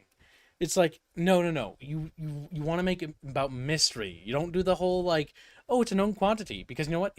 What makes a story more compelling is mystery and the idea that you have to do discovery, learning about it. And saying that they're human, it makes it quantifiable because now we're human. And it's like, it's basic. How many years after E-Day was Gears of War 1? How many years? Gears of War 1? I believe 15 years, I think. Memory serves. I can't remember percent, though. Wasn't it Chatfishes? How long was Gears of War 1 after E-Day? 15 years, I think. Because Marcus is old. Yeah, but they should have, I don't know. Apparently the Locust should have evolved even faster after that. 80 years. But no, so it wasn't. It was 80 years by Gears of War 2, by the way. Specifically. Yeah, 80 years. Hold on, let me think about this. So 80 years minus 15, let's just say minus like 17 years. So you're looking at like what, 63 years time it took them to dig all that shit before E-Day? That's not possible, actually. Like, that's just not possible. With the technology that the COG have to build stuff and drill, that's not possible. That's not only this, Gibbs. And E-Day, in the Gears of War 2 like trailer, they talk about a worldwide surface invasion. That's not possible. It's not possible for them to reach the necessary population. Dig through the fucking continental crust. It's to get not to the other possible side of the planet. for them to be on the other side of the planet, attacking all major powers. Their population will not have grown that rapidly. It's just physically, numerically, scientifically not possible. The Locust would be a contained threat that would only have emerged around that mountain, maybe a little bit like in the surrounding area a bit more, and then would have been stamped out in a week. Like, it doesn't make sense. That's why the whole like retcon thing, it just doesn't make sense. I'm not arguing that they ever made it, because I already know they did. known that forever. But it's just stupid writing. Because it's far more interesting, chat, is it not? To say that the locusts are another alien race that's been living side by side with humanity underneath the crust in their own civilization and fighting underground wars. That's way more interesting. That had so much more depth and complexity. Versus, they've only been there for 80 years. Also, the worm, it's also probably a human too, for fuck's sake. It's really No, human. it's those giant, like, indestructible worms that eat the fruit. It's just a lambentized, massive one. Just a chubby boy, you could say. Mm-hmm. The children. Also, they can't dig through granite, so how could they have gotten everywhere? Makes even less sense. Yes. Yeah, that's the issue, chat. Making a time limit of less than 100 years makes everything they do not make sense. It's like, it would make sense if they explain, like, oh yeah, this is the technology we have. We've got this incredible drilling technology. And also, we have cloning. They're being cloned through massive cloning vats. Like hundreds of thousands of cloning vats. Just pumping them out. That could make it make sense. But here's the issue. That didn't. They don't have that. They don't have that drilling technology. They don't have magic, like abilities to drill down to the depths of which we've never seen before. They have some underground stations, but they're like a few of them, and they're like literally rare drilling stations that are run by massive corporations. Like, the Locust couldn't have done this sneakily peekily. Like, and also been able to take out every major empire on the planet. Like, it's just, Yeah, because the it seismic doesn't make sense. movements alone wouldn't have notified them. It just doesn't make sense. It doesn't make sense. Multitude. The more I think about it, Mamu, it doesn't make sense. Mamu, That's Not only because that, it makes sense. They retconned their entire franchise into death. 80 not only that, years is kids, not enough islands. time. Like, what the fuck? I guess because then they're gonna have to dig deeper because the underwater, like, because the the ground goes down and there's things like the Mariana Trench, so they'd have to go deeper and deeper to go up, back around, and figure out where the island is. Like, what? And God forbid they accidentally dig into the ocean. All of a sudden, now the whole tunnel's flooded. Way to go! Way to go! Yeah. That doesn't make any sense. That's fucking stupid. The berserkers are the mother, so how in 80 years would the number of them be so high? To the It point would. where Yeah. there's billions of them. Like, It would. literal- That's the reality. They have retconned themselves into retardation. I mean, let's assume they have the clone. Like, let's play devil's advocate. Let's assume they have all the cloning, all that stuff. How are they getting the calories to manage to supply their military? You're And where are they getting all right. the nitrate for their bullets? Caloric debt. You are actually right. That's actually an important part of world building. Mm. How are Honestly, they I think- sustaining that? I think it's lambent is the answer. That's Yeah, what it is the MacGuffin of the universe. That's Mhm. true. But that still doesn't make sense because if they eat the lambent, then they become lambent. Everybody on Sarah is affected by lambent gibbs. I Yeah, know. everyone's infected to some scale. It's just a question of how Yeah. much. Yeah. That's what the beginning of Rustlung was people being infected. Yep. I mean, chat long. Little fishes come up every time you cough. It's like, imagine if we found super coal or super oil and people started just dropping and we went, no problem. It's not a problem. And then all of a sudden they started getting up and becoming zombies. Like, whoa. Like, I really like the Gears universe, but let's be honest, it didn't extend past 3. It's much like Halo. Yeah. the way it should be. It really felt like they That lost and the the- note. The modern Halos. I mean, yeah, Halos. The modern Gears are just an attempt to get women into the game, and women didn't want to play the game, so they just ruined it. Mhm. What's funny is the women that actually like Gears like the originals more. So it's like That's funny. because they liked the giant roided out freaks. And the big thing is Also- that, oh god, no, you reminded me, chat. No, Kate from fucking Gears 4 and 5. They've revealed that she's actually the daughter of the Locust Queen. That's so cringe. Granddaughter. She's the granddaughter. Oh, just fucking blow my brain. Because the Locust Queen's daughter founded the village they're in. Mhm. And then her granddaughter is the one with the special MacGuffin powers. And it's all about her, not about the Phoenix family line that they've been setting up for the entire fucking franchise. No. Yeah. Not like we've been, growing attached to the Phoenix family line, only for them to make it so it's an option to kill off the literal member of the Phoenix family line. It was funny going from 4, where you basically don't play as Marcus ever, to 5, it's nothing but Marcus after you get him back. Yeah, because No one gave a shit about his bitchy kid. Yeah, his No one son. Yeah, no one gave a shit about him. Well, yeah. JD he's just lame and gay. Like he has no gruff. He's generic. Like they he's gave boring. him the. He is weird- the main character from fucking Firefly. Is basically what they're trying to make him. Yeah, but Yeah, like this But isn't Firefly. it doesn't. Yeah, it doesn't work in the universe.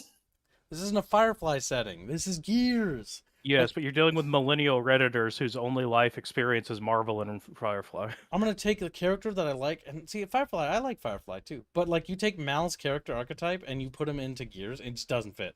He's a cowboy. You're taking a cowboy character, a self-entrepreneur character, into a setting that's about war and about teamwork and about working together, and now he's gonna go rogue and stuff. Like, blow my brains out. Like, what the fuck? And not only that, Skips, but the locusts are gone, and it's the soy bin. It's the soykas. Because it's the fucking soybean version of locusts, or like it's just a half like locust, half human looking things. Yeah, they're just really lame and really gay. Yes, I fucking. Yeah. Oh fuck! And then they got the annoying robot enemies because you got to fight the fucking woman with a mole on her face. I just can't remember her name. She's a mole. But they're all Baird's creations too. Like Baird built all those, like manufactures all those robots. I know. He's like the richest fucking dude on the planet. turned He's Baird Elon into Musk. Tony Baird is Stark, Elon yeah. Musk, Tony Stark. Before Elon Musk became a no person for them. Don't worry, they'll wreck on that. He's actually evil and a Nazi now. Yeah, and so it's like He's also evil. it's like Baird would be smart enough to just stop the woman from hijacking all the robots or whatever. Yeah, because like Baird's hyper paranoid from his time in the COG. Like, Yeah. he would absolutely put a kill switch in every fucking thing. So dumb. Yeah, the fucking weird Asian lesbian that just wants to goon to Anya the entire time. And she's mad because she wasn't a lesbian too. Yeah, that's literally what her character is, by the way. Huh.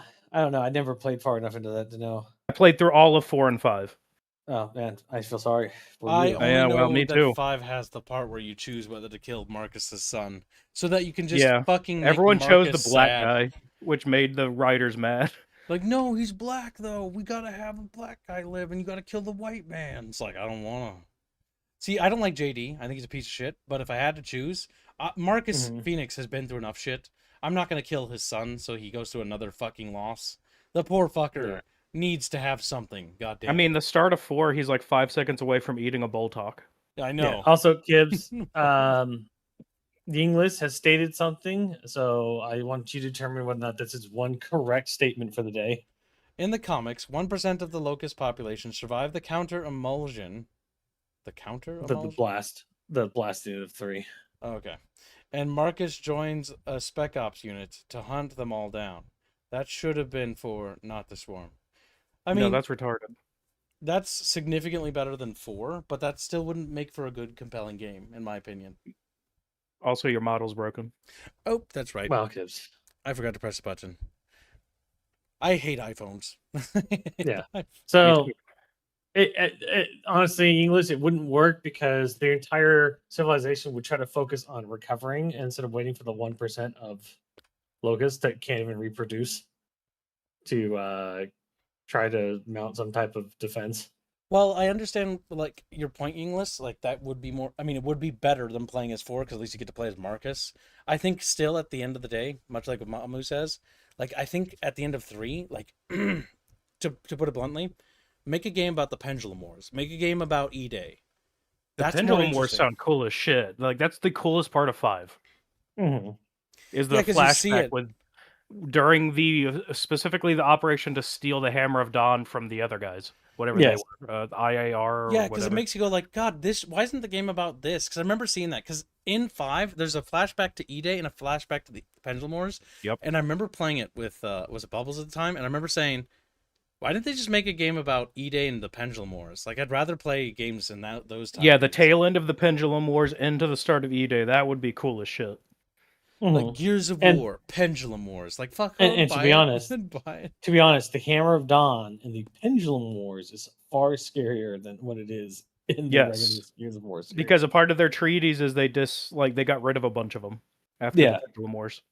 What we have like during E-Day and the decade after is like a fraction of what they actually had in orbit. Mm-hmm. Man, Gears is one of those settings that deserves more love, but it's like it's being led by the Coalition and it's owned by Microsoft, and it's like they've got it under the chastity belt. It's not allowed to fuck, it's just allowed to be there. It's sad. just bumping and grinding, and it's weird. And It's cringe. weird. And I just want it to stop. I just want this.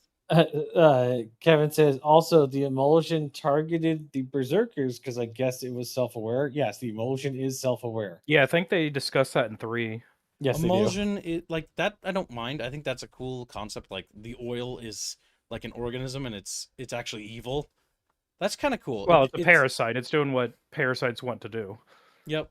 It also wants to spread and propagate. What I like about Sarah as a planet is that it's such an inhospitable hellhole. I would love to see the game, like the Gears games, explore the world of Sarah because it's such an inhospitable hellhole. It's literally a hell world, and I'd love to see more of it. They just accidentally built civilization on top of it for a period of time. Yeah, pretty much. Because it is a cool planet. I would love to see more of it. I think Bucky mentioned it in y'all's Gears 2 stream last time he did it, but it's like a super Earth size, basically. Yep. Yeah, it's like 1.5 or 1 3/4 size or something. Which, it's just larger. Which means the people that's why everybody is.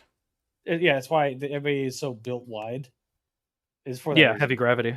Yeah. Which is a theoretical thing in science fiction, that people born on heavy worlds will actually have stronger bone structures over time, becoming stronger than ordinary people. Also, the anabolic growth hormones they injected into their soldiers. That also probably helps. Significantly, if not more. Oh yeah. Have you talked about like the calorie packs of the fucking meals that the Gears eat? No, we haven't. Have you guys ever actually shown on stream the guy that made the first characters for Gears, what he looked like, and why they all look like that? Grab him. Okay, let me go grab a picture of the guy. The guy was absolutely fucking shredded. Does he have a big the neck? rule of cool? Yes, he just looks like Marcus. My God. Let me go grab him while you guys Are waddle. self-inserts base, chat? Curious. Self-inserts were always around. It's just that the cool people were doing them first, and then all the soy people Then came the in and lame people do it, and the self-inserts are just lame and gay. That makes sense. If your self-insert is cool, nobody cares. If your self-insert's gay, nobody likes them. No. Jake mean. Let's see. This isn't the highest quality, but it gives you an idea of what the guy looked like. That is a neck. That neck is thick. He was one of the lead designers. Look at that. Oh my God. This man is fucking... That is dumb. Like, the fucking face is so canny. Oh my God. No, not Don, not Marcus. He looks like Marcus. Yeah, Marcus, yeah. It just looks like Marcus. He just isn't as weathered on his face. And he is the digital artist. So they had like a couple guys come up with designs. What the hell? Cliff Bazinski or whatever his name is came up with one that was like more narrow and looked like a normal person. Then this fucking unit came up with the designs that they're like, it's just you. He's like, yeah. Yeah. Yeah, it looks cool. Looks cool. Yeah. So they went with that because they wanted that 90s action flick, because that's what Gears 1 is kind of like, right? Yep. Yeah. Gears of War 1 was a little less serious because if you remember the dialogue, it is cool. But Gears of War 2 is when they start taking it a lot more seriously and it gets dark. Yep. And then Gears 3 as well, it's fucked. I guess we'll grow tomatoes, bros. Gears of War 3 is like a mixture of 2 and 1, but it is a lot more... Although it has the best scene with Cole having his flashback in the stadium. Yeah. It is. People like, it doesn't even have flashbacks when he played the NFL. Woo! God damn. But yeah, that's the guy that they went with his designs, and well, his designs are just a self-insert. Yeah, it is great. It works. Don't need no reference. It's just him. Yeah. I just imagine this guy with a little stylus in his hand, and it's the dumbest visual like I've ever had in my mind as he's like drawing the character. Yeah, you imagine him just like hunched over his little tablet drawing. He's like looking in the mirror, looking back at the drawing, looking. He's like, doing the pose "Hmm." from fucking that movie where it's like arm flexing, like I'd fuck Turns you. out he's also like only 3 feet tall. They also mocapped him as well. Yeah. Oh, fuck. Because again, Coltrane's arms are bigger than most people's thighs. Yep. They actually are, which is terrifying. Means he could snap you like a twig. He could snap. How much for Indio to get shredded? And how much to get shredded, bro? I don't think that's the option. Oh, this is gonna be a noodle forever. He likes his twink physique. Yeah. Twink physique. That's how he models for the female characters he draws.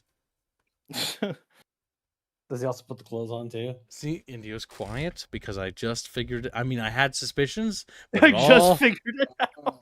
it So all, are you doing a Bino and having great dreams as well? Look at that! Look at that! He's trying to See, attack. Yeah, that wasn't a denial. Yeah. That was a trying to lead us away from the Little mission fucking there. little fucking Sluttio is his new name now. Little Slutty. Mm, No, I don't know about that slut boy. I was like, fuck. Wait, Oh. wait, what is this? What? What is this on the sheet? Huh? On the shit? What? What? Huh? Right On the there, right. sheet? Can you The see that? donation sheet. Okay. Kids, move on to the next one. Okay. I thought he was talking about having to shit or something. I was like, what? I I have no idea. I didn't track anything. I've been It's the letting you track. Ubisoft one. Oh, Ubisoft. The yeah. left one. Ubisoft closing 2 more studios amid further cuts and job losses. Jesus Christ. Back to the topic of like AAA is going under.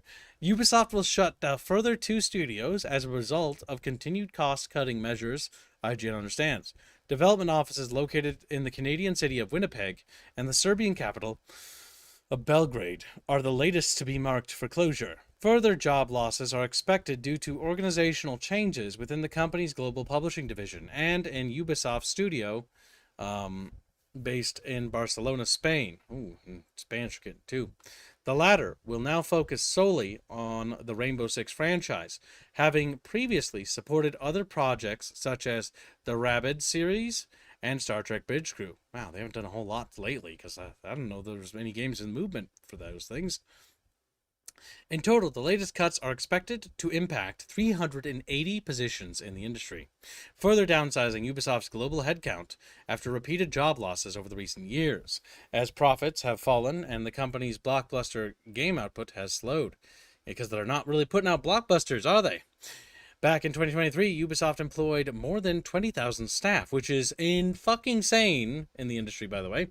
As of this year, and before today's latest changes, the firm reported the figure at 16,590. Unfortunately, that is that is a quarter of losses of almost employees there. I think they're going to need to slice off another 6.5K to bring that down to manageable numbers. I don't think they're going to stop with just these cuttings here. If any of these AAA giants want to actually survive, they need to radically trim down. Probably to, if I had to guess, 20% of their current capacity, because Again, they're not putting anything out that's making money. All they're doing is wasting money. All I'm hearing is that they're closing studios and not cutting HR. Yes. That's another thing. People who are losing their jobs are the people who make the games. The people who aren't losing their jobs are the people who don't make games. So again, this problem is going to continue to exacerbate itself because, again, if they don't fire HR people they don't need, the reality is they're going to keep firing people that actually do stuff, like programmers, artists, and stuff like that. Now, what this does mean in the AA and in the indie sector is expect to see a boom in approximately a couple years' time. There should be more developers appearing on the market, if I had to wager guess. Some people might leave the job sector altogether for the game development stuff. They might move on to something else, maybe IT or something more stable. But I wouldn't be surprised if we saw a huge renaissance in indie games and AA's with industry level connections. They're not going to be true indies, but they might be on the level of that Expedition 33, where we might see more titles that never saw the light of day, but are now getting the chance because these people have A, connections, and B, know-how and technical prowess. So they can take that and basically develop things where an indie really couldn't, because an indie usually lacks connections and lacks experience, usually. Mhm. Now, to be clear, Gibbs, in this article, it doesn't say anything about any new games we worked on. No, this is only mentioning things being shut down for like games that, yeah, that they were already working on the side or haven't done anything, and no new games are on the works. Now we do know what Ubisoft's guy has in the works, though. They are working on the Black Flag Resync thing to try to stem the bleeding that the AC franchise has, and I think Black Flag is the emergency smash in case of emergency situation. That's what I think it's it already is. worse than the original. Well, yeah, I'm not talking about the quality of it. I'm talking about the reason why they're doing it. Yeah, They're doing it because they know it's the only thing they can do. but also remember, they moved all of their IP rights into a subsidiary, like a secondary company, and Yes. then that company is also primarily owned by Chinese interests. Which means that these games being, again, this talks about what we talked about with the Ubisoft coverage like last year. It is not going to be unlikely or unsurprising that these games are bad or designed to be flops or failures with the intention of killing Ubisoft to shuffle the IPs into the Chinese market instead. This could be just a ploy. And honestly, I'm of the opinion that this is a ploy. And Ubisoft is being murdered internally with the intention of taking the studio from them. That's my It does guess. look intentional. Like, if you just look at it from a top down, like, why would you willingly destroy decades of built up goodwill and business acumen and just fucking flush it down the toilet in one night? Oh, that's because the whatever The owners family of that it, owns the it. You know? the Guillemots? families are just the ones are just fucking crazy fucking progressives, The French. like radical people. Yeah, like it The is. They would let their fucking wives be cucked in front of them. Well, yeah, they're French. They're French. Yeah, that explains by all. by foreigners. Well, yeah, again, they're French. Like, I don't think like that's this. exclusive to one side. I don't like the story. I don't like this narrative. I don't like this stuff. And he doesn't like mentioning of the cuckening. I know that it's true, and I wish it wasn't. But yes, it is a French cultural thing, and it is terrible and awful, and unfortunately Harlot gives a profitable. membership, and Genghis has been a member for 43 months at Sulfur Miner. Yes, Genghis, you have DMs you need to get back to on Discord from both Artis and Chumpa. Artis and Chumpa, Genghis to Artis and Chumpa. Get back to them. Also, Jano says that one of the family members recently died in a plane crash. The founder of Ubisoft, yeah. Yeah, randomly. Weird. Oh my god, the Chinese conspiracy is growing stronger. If it actually comes out that it's true, I think I'm gonna fucking scream a little bit. I think I'm gonna scream. Why would you scream if something you believe true is actually true? Because I kind of wish it wasn't. You know, I kind of wish it wasn't true. I kind of wish I didn't have to pay taxes too, but it's not. I'm not gonna freak out. Yeah, there's a lot of things I wish I didn't have to do. Fuck, I know when you put it like damn, god damn it. I'm just saying, it's like. All right, next article. EA cutting jobs at Battlefield Studios after game's biggest launch ever. We've seen how the biggest launch has been holding up. Oh, they had so much potential, and they've driven it off a cliff by chasing after Battle Royale shit. Actually painful. Because you were there, Mama. We all played it. It was so much fun. And then they started fucking killing it almost like day one. I hated the fact that snipers were seen all the way across the map. That was a very Call of Duty thing. That was not a Battlefield thing. You could definitely feel the Call of Duty DNA in it. There was too much Call of Duty DNA. Oh, God.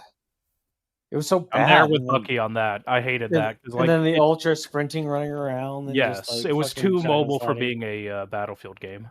But it at least had like the possibility of surviving. But yeah, it looks like after the unfortunate crash of the guy that was like the director or whatever. Yeah, he died, and then the game just went completely off the wall. And then the hackers and modders got to it. Yeah, they tried to do this weird psyop every month where they put out the anti-cheat metrics, but like no one believes them. No, because again, they had the fucking what was it, the trans person going around doing fucking headshots to goddamn like Yeah, walls and shit. with the fucking aimbot. And nobody Yeah, banned the them. aimbot. It's fucking Yeah. weird. And then it was like, oh, how do you know this is skill? That's just flicking, man. You don't know, and it's just 100% not flicking. accuracy. Yeah, 100% accuracy, And then never missing a kill. And then you see the fucking on their fucking dashboard, you see the actual icon for a cheat engine Yeah. pop up in the bottom. And it's like, okay. Don't believe your lying eyes, Bucky. But yeah, it looks like Battlefield Studios or whatever the fuck they're calling their stupid conglomeration in-house It's is failed. yeah, it looks like it's gonna go down. Even the largest best-selling game in the US for 2025 is not good enough to keep these studios afloat. Because their light burning Yeah. is just too high. Like they have too many people. They don't need Their labor costs are astronomical. They need to be hiring based on merit, and they're hiring based on inclusivity. It's the same Yep. shit I got yelled at by harebrained schemes about when I called them out for it. When they were like talking about diversity hiring, and I confronted them, and I'm like, shouldn't you be hiring based on merit? And then they started spurging out about me being a bigot, and it's like, no, you hire based on merit. Like, you don't have the ability to afford hiring based on inclusivity because you're hiring people who are fucking retarded. Like that weird trans person they hired who was fucking retarded. I designed the Argos. Ah, the biggest plot contrivance in the entire setting. Good job. Good job. That makes no sense. That wouldn't Nice. exist. That spits in the face of the lore and has no respect for the setting. And it's Like just it's like when 40K riders Ugh. have their torpedoes detonate on shields. It's like, what? They're supposed to go through the void shields. What?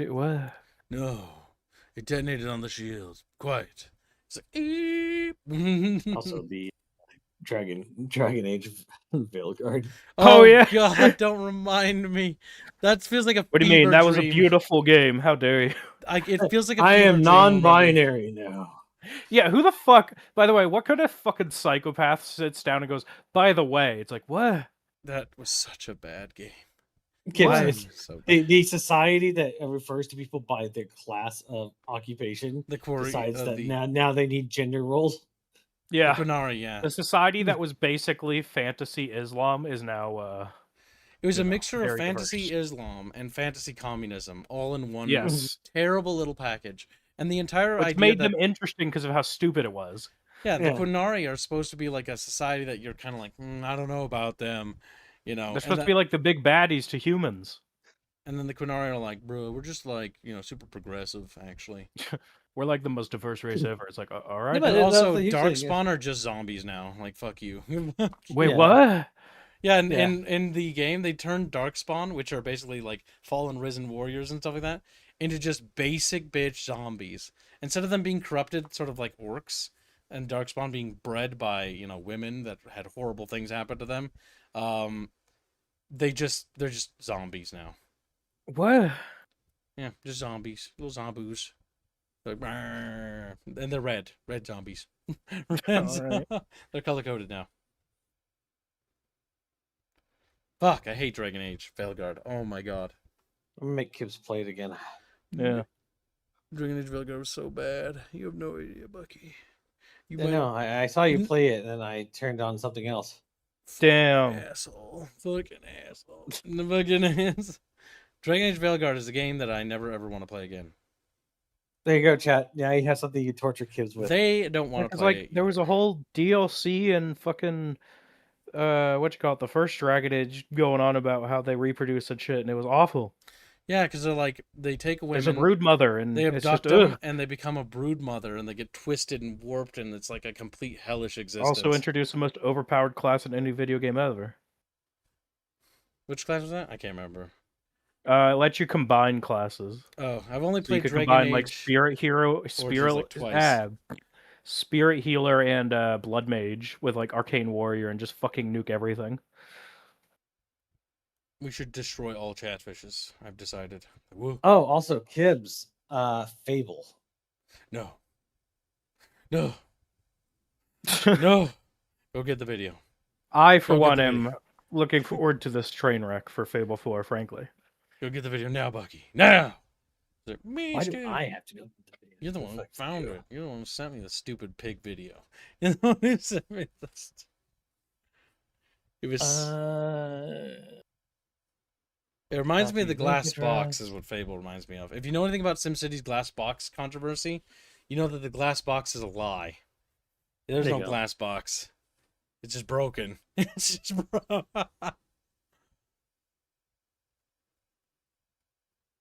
All right, gameplay, a build, and an extraordinary life is what this is called. We're gonna watch a little bit of this You know? because we don't need to watch the whole thing, but we're gonna watch the pig thing because the pig thing I think really nails home how bad this game is. Aren't they in Unreal for this one? Probably, everything's in Unreal. They just want to spend time in the pub. All right, we're gonna listen to a little bit of this for a couple minutes. Because its people have lives. I've never been to Silverbrook, and because I've done nothing of note yet, Max the stable hand here is completely indifferent to me. Got a minute? What do you want then? So, if I ask him to follow me, Follow me. I don't deal with randos. he won't. I don't deal with randos. Don't deal with randos. God damn it. Now, Kibbs, look at his hair. Look, he's just He's got capping a on God zoomer for real, cut. for real. He's got a Jerry curl hair. Yep. Oh yeah, but it's Zoomer. It's all Zoomer shit. It's zoomer slop. And he thought Yeah. I was weird. That's fair. Right then. Bye. Right then. Yes.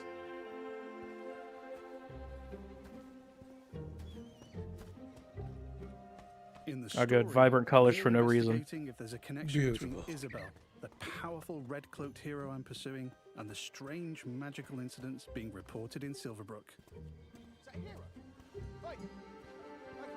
I've heard something about giant vegetables and a hero called Arden who lives nearby. Maybe they could help me find Isabel. And it seems there's a bit of a commotion in the town square. Let's see what's going on. Someone needs to tell this little brat what's what. Oh, hero. can you Oh, do me a nice. favour? A random black Silver, person. very diverse. No, Albion. I won't let you kill Colin. Hero, you have to stop him. Look, kid, I'm a butcher, and Colin's just a pig. Do I need to spell it out? The voice acting and the writing is so What the bad. fuck is with the like faces? What's going on? Oh, Here, hold on. look, I am not having this conversation with you again, Colin. Did I just understand that pig? Oh, yeah, the novelty wears off after a bit, trust me. Colin's special. Please. We can eat something else at this little travel feast. Well done. People are expecting a hog roast, kid, and I've been preparing Colin... this pig for ages. But I've only just learned to communicate. Who knows What the else I can fuck? achieve?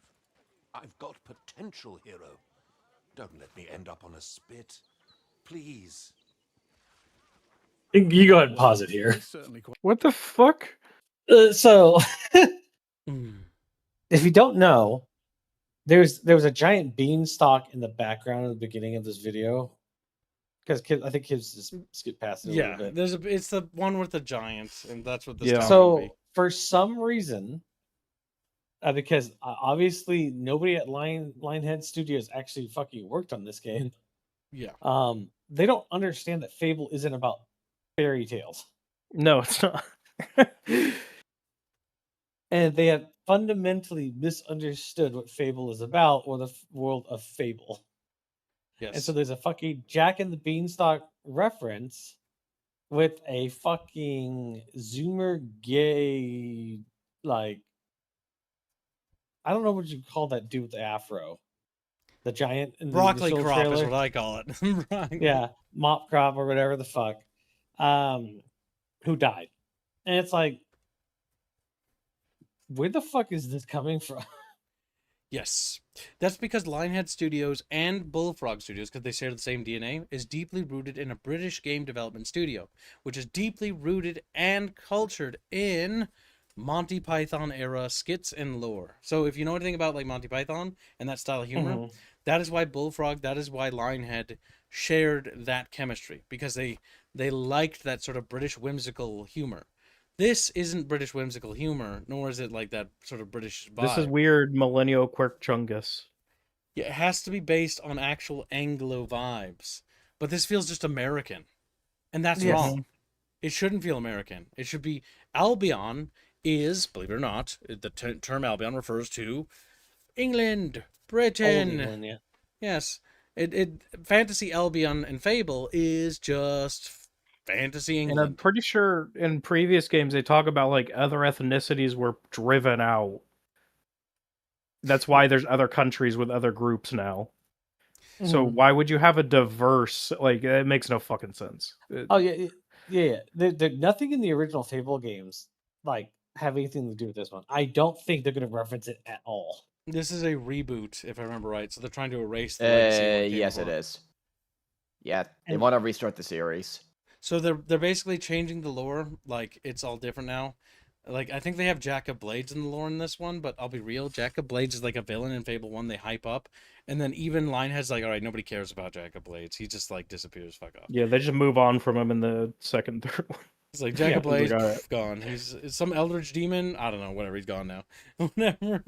Yeah, and so you have this, and so if we were to play it a little bit further, this is, to me, it's Big Bang Theory. Yes. Writing. I That's hate exactly it. what I felt when I heard it. It's like when my mom made me watch Big Bang Theory when I was in high school, and she was like, I understand you But now. And it's it's like, like- no, you don't. No. So go you ahead, don't. kids. Go ahead and play the video. We'll hear the ending of this fucking Qualifies as a magical dialogue shit. incident. What you're seeing here is not a cinematic. It's just one of the hundreds of story conversations in our game. So real Oh quickly, god, and they're proud of it too. Oh no. not only that, but like, okay, so we have hundreds of little micro decisions. These micro decisions, does the pig live? Does the pig die?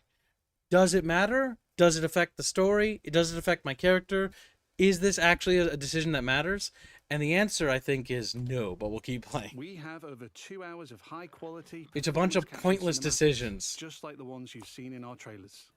But in these conversations, you'll make hundreds of branching dialogue choices that change what happens and how people feel about you. It's important to note that every choice has a consequence. It's up to me if Colin lives or dies, and I think he should live. I mean, come on, he's a talking pig. Let the pig live. Yes! Thanks, hero. I knew you'd understand. No hard feelings, John. You don't make the decisions here. This is my pig, bought and paid for. I can see his point, so I'm going to pay the butcher. What's the pig worth to you? I'll cover it. Oh, it's not just a pig. It's provisions, labour, faff. We're talking thousands. This guy's not even British. Yeah, 2,000 gold. That seems pretty steep. 2,000 gold for a pig. All right, Colin's worth it. Here, this should cover your expenses. What a cuck. Fine. Those rumours about Dave's veg better be true. Feast going vegan this year.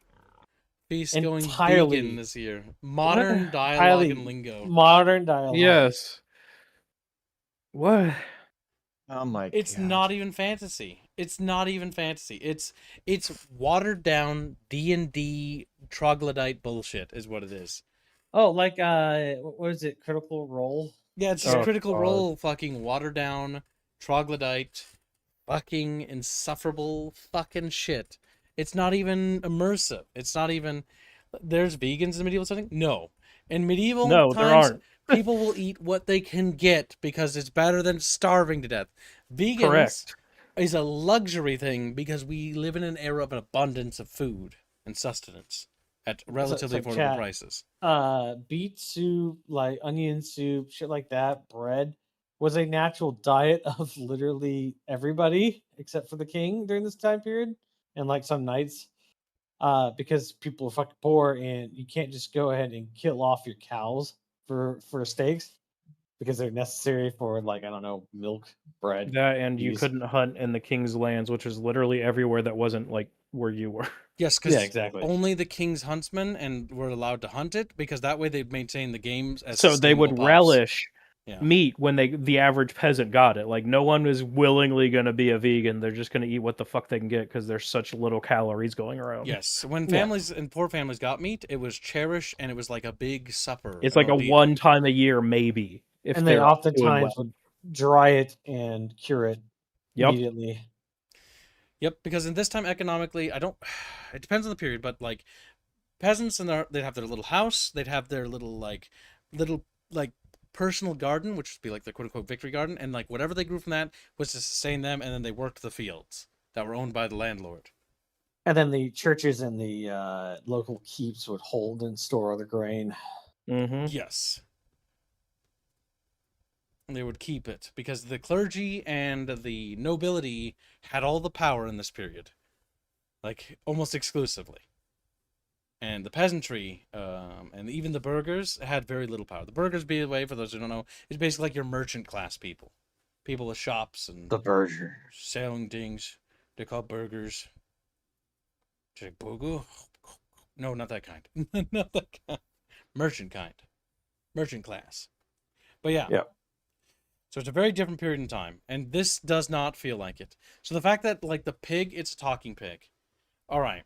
If you have a talking pig in a fantasy setting and set in Fable in Albion, and we base on original Fable lore and they have a talking pig, the people of Albion will come from far and wide to pay to see the talking pig. This man would just actually use this talking pig and wouldn't actually sell you the talking pig. He would be like, oh, I have a talking pig. He'd be ecstatic. Like, holy shit. My pig talks? Oh my god. It's going to be like people can come far and wide to see my pig and they'll pay to see the pig. And I can make money from this. And what's crazy is that he seems to only have one pig. Yeah. Yeah, for supposedly being a butcher, he has one item. That's it. I have just a pig. This butcher is not doing well. Times are hard, all right? Also, why the fuck is the butcher have a pig? Well, now I'm thinking about it. The butcher wouldn't have the actual livestock. The livestock would have been killed already, and the butcher just would clean it and, Yeah, what the fuck's the butcher doing with usually raising a pig? I mean, feeding it. He probably... Okay, so I'm trying to logic it like in a medieval mechanical or economic sense. He bought the pig from a farmer, and now the pig is his pig, and he's going to take it to but butcher usually it? the farm would be the one to kill it.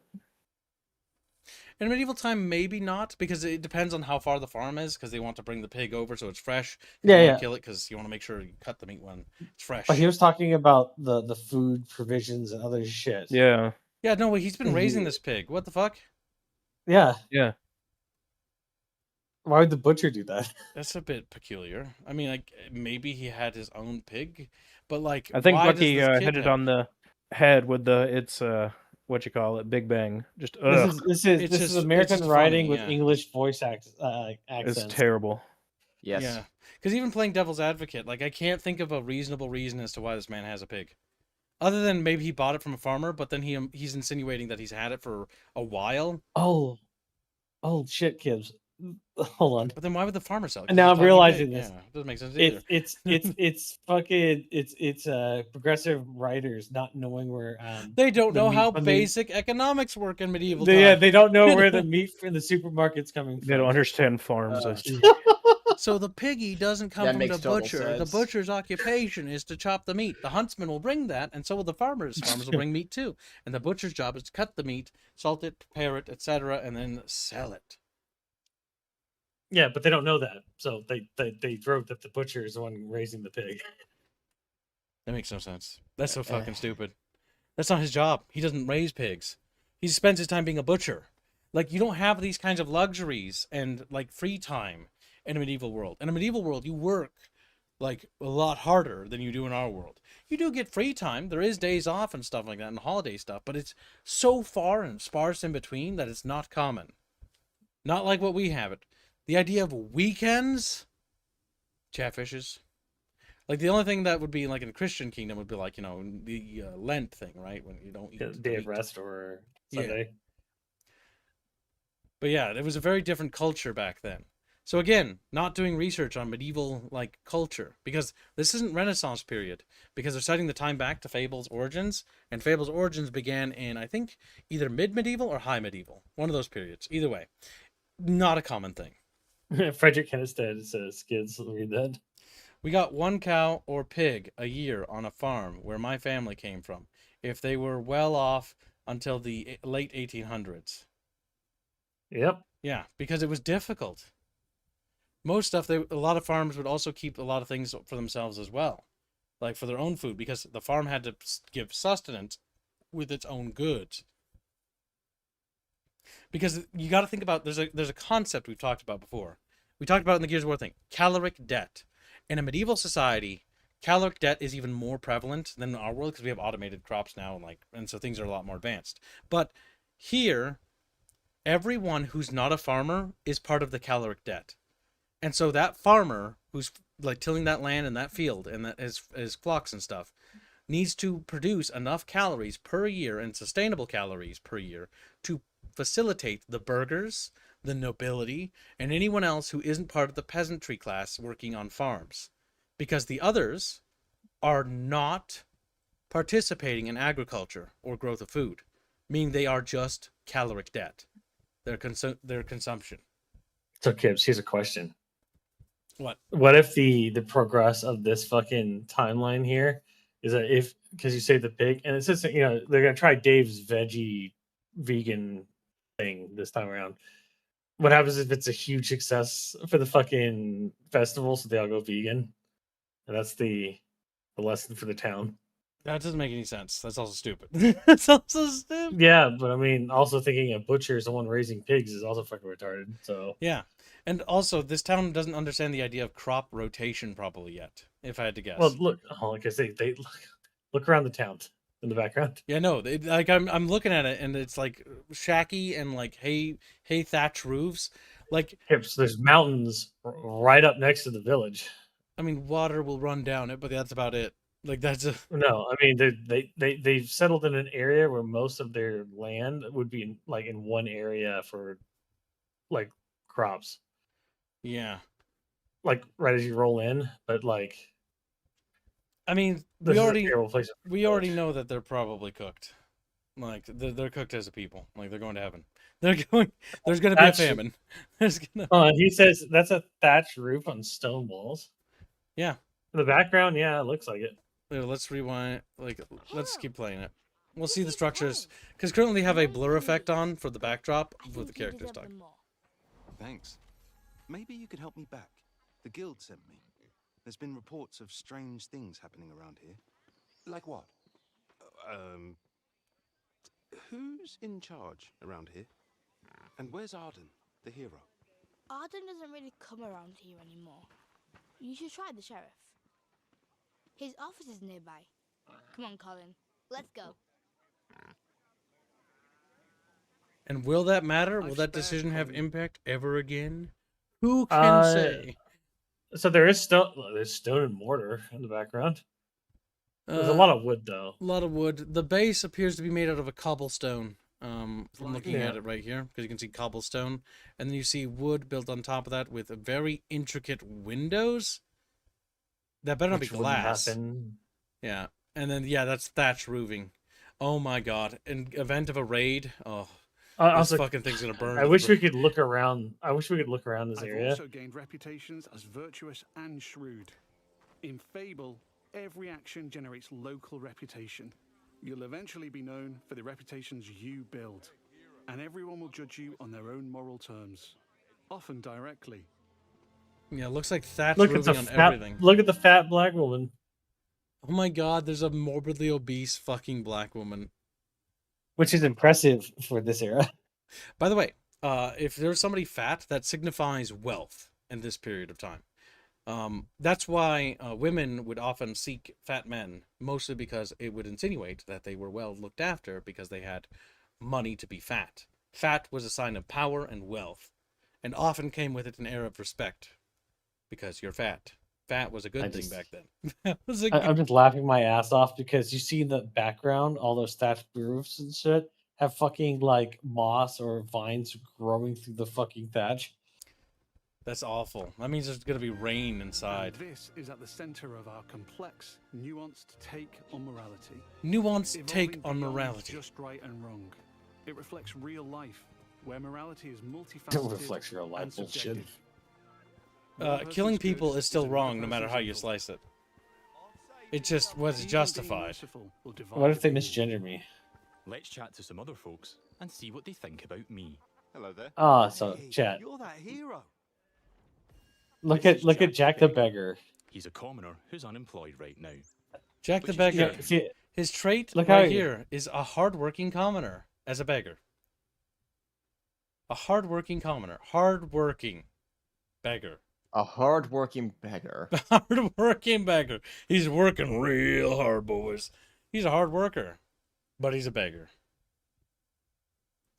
Like what? Do you not know what Microsoft. beggars are? Do you not know that they're literally not hardworking? They're begging. Begging is begging? Could it be conceived as a form of work? Potentially, but it's the lowest form of work. Absolute barest low. So hardworking would insinuate that he's the highest tier of the lowest tier. He's a brown noser. Zoo just says he moderates a subreddit, I bet. Oh my god! I mean, with a face like that, he probably does. Look at him; he's so happy. Such a happy little guy. Given he's a hard-working sort of person.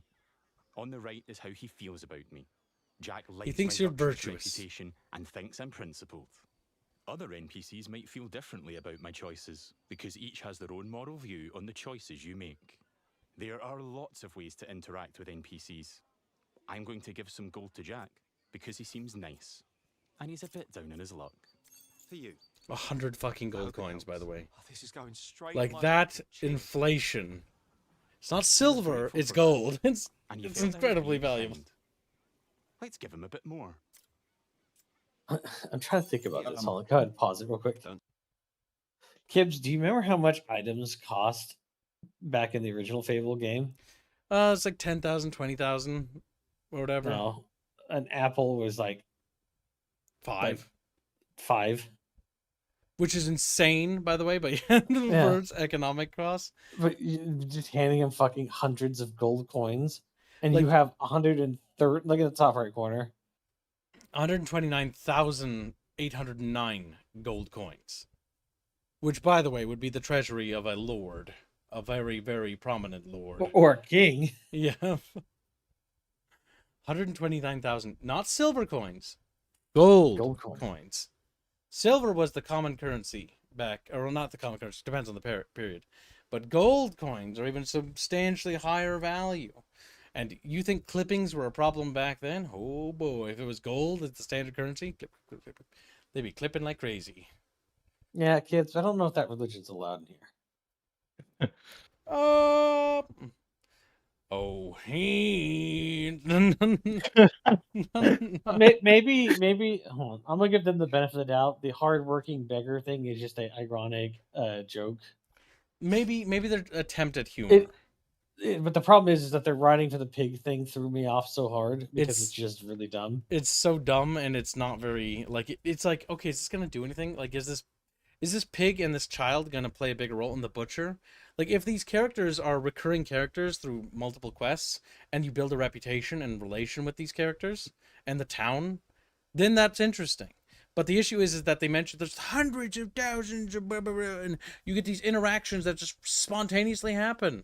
It's like, so these interactions carry very little weight, very little weight. Stat padding. They're and stat padding. Don't really do anything. And yeah, it's just for stat padding your alignment. Flavor text. I mean, that's all it is. Yeah, it's stat padding your alignment. It's like, all right, you want to start leaning towards good? Here you go. Here's some good choices. Oh yeah. Oh, I bet you all that happens is to be true, Gibbs. But they probably also accidentally keep in the alignment stat padding for just donating money or giving away money. So you can just exploit the shit out of it, just like you can for murdering people. Yeah. I have no idea. Yeah, and none of this is new in Fable. They have not, as far as I could tell, since I just got here watching the gameplay demo, none of this is new in Fable, as far as I can tell. Mm-hmm. And they're trying to tout all this, and as just from a quick search, the estimated budget is what, 250 to 300 million? God Which, honestly, I believe. Why are they booing us? We spent I believe those 250 estimates. million. Just looking at this, because knowing Microsoft, they love their SAG-AFTRA union labor, they love their expensive writers and everything. So, and it clearly shows the talent pool Microsoft prefers is, well, just look at yourself. So far, all I see is garbage. Yeah. So, Gibbs, you can just like mute the video. We just let it keep going. But it's like they entirely ditched the female main protagonist idea. Well, it was originally going to be like a scripted character thing, and now it's like you can make your own character. Because they realized the blowback was so incredibly loud that even normies were not a fan. So now they've just given everyone a fruity walk. I think they fixed it in this one. His animation has been improved, but he's still wearing fruity clothes, if you ask fucking me. Mm-hmm. So if you look, he walks relatively He's not swaying normally. his hips anymore. Not like a chick. I don't know that. He does. I don't know about that. I mean, in the original tech demo thing that they showed, you could definitely see that he walks by putting one foot in line with the other. It's at least less obvious. They think you're savvy. Somebody just dropped like a bunch of stuff upstairs. I don't know if you heard that. Nope. An ambitious commoner.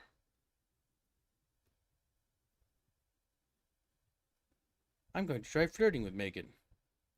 It's hot around me, or is it just you? Oh god, they're just using modern lingo. So, Kibbs, look at the things on her walls. What do you see? A broom. Can't tell what that is. Think of things that wouldn't stand out in a fucking trinket shop. Little toys with the little wheels, giant pumpkins, tomatoes. How about a painting? Yeah. Oh, yeah. A couple illustrations. Yeah, this is not when artistry has become commonplace, by the way. So illustrations and artwork in the Renaissance period went for exorbitant rates. Only the super wealthy could afford them. You have carvings and toys and shit. The carvings aren't unrealistic. The complexity of that wolf toy thing with like the little screw spots so it has moving joints, that is ridiculous. Carvings of little wooden soldiers is something that we do know there are records of, that kids played with them, but they were not super common. Usually the family carved them themselves. Or maybe a merchant would carry some to sell to somebody who had a kid to buy as a souvenir for their child. Yeah.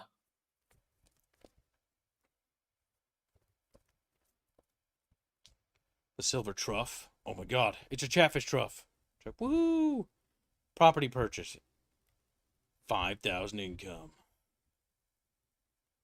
You can set your wages, manage employees. My god, I can run my own Burger King. No. You know, if you sit there and think about the cost of things versus the amount it generates, it's like it makes no sense. There's no actual economy. It's just random numbers they're fucking putting together. Well, yeah, if it makes 5,000 income per day, and it sold for 100,000 in 20 days, you make all your money back. Yeah, it makes no sense. That's an insane return. That is. This tavern's going up.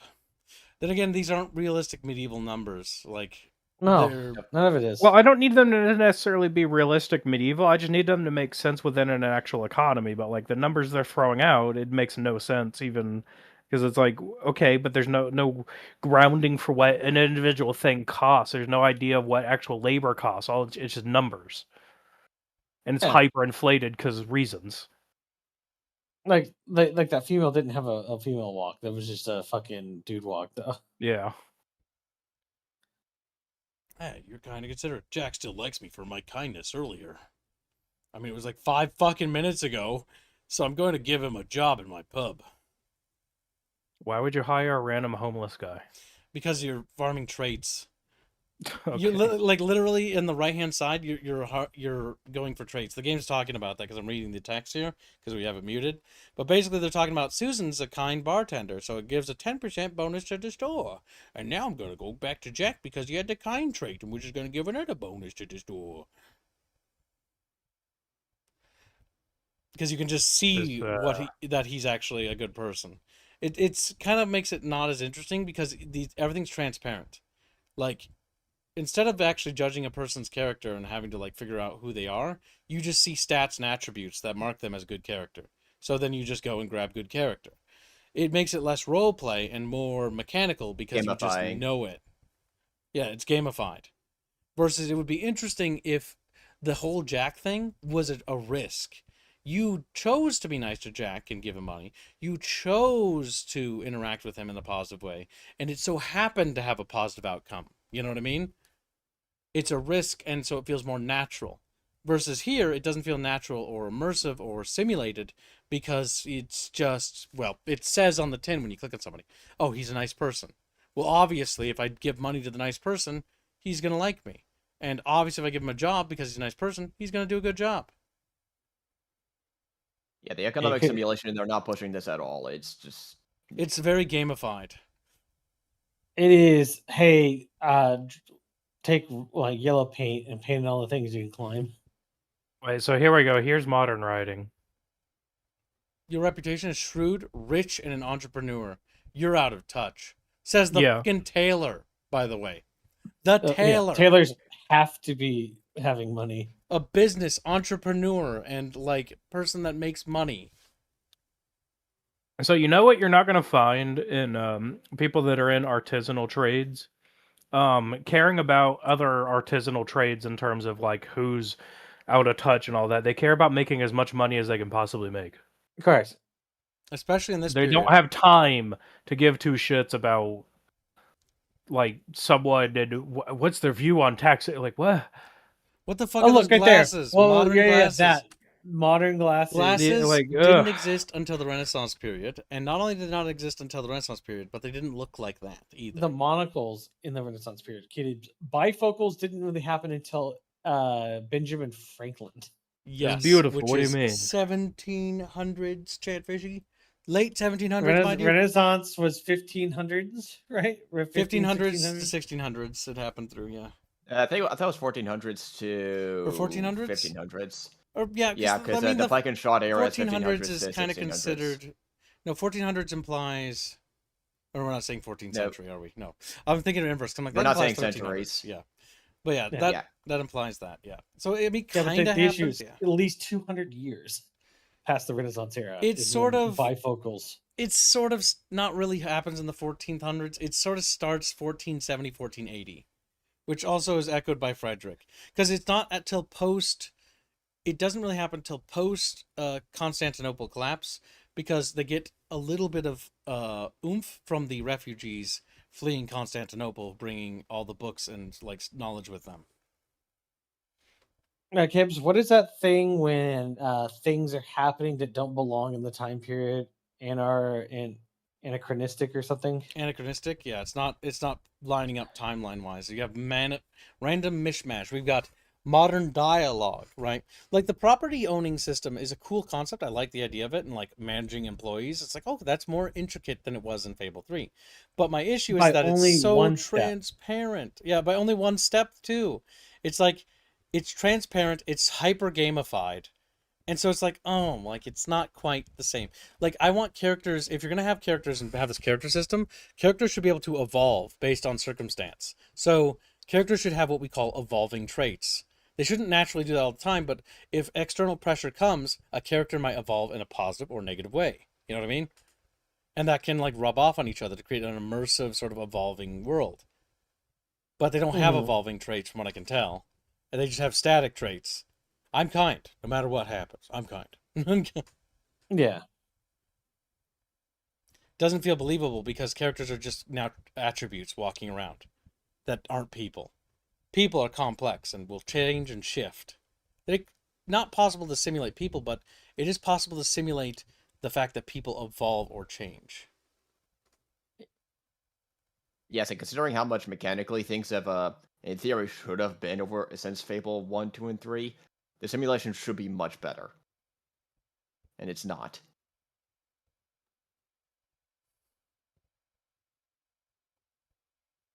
They're thankful for Yeah, I their like the job. idea of expanding the property system quite a bit because that was the funnest part for me in all the Fables was the property shit. But It needs Yeah. more meat to it.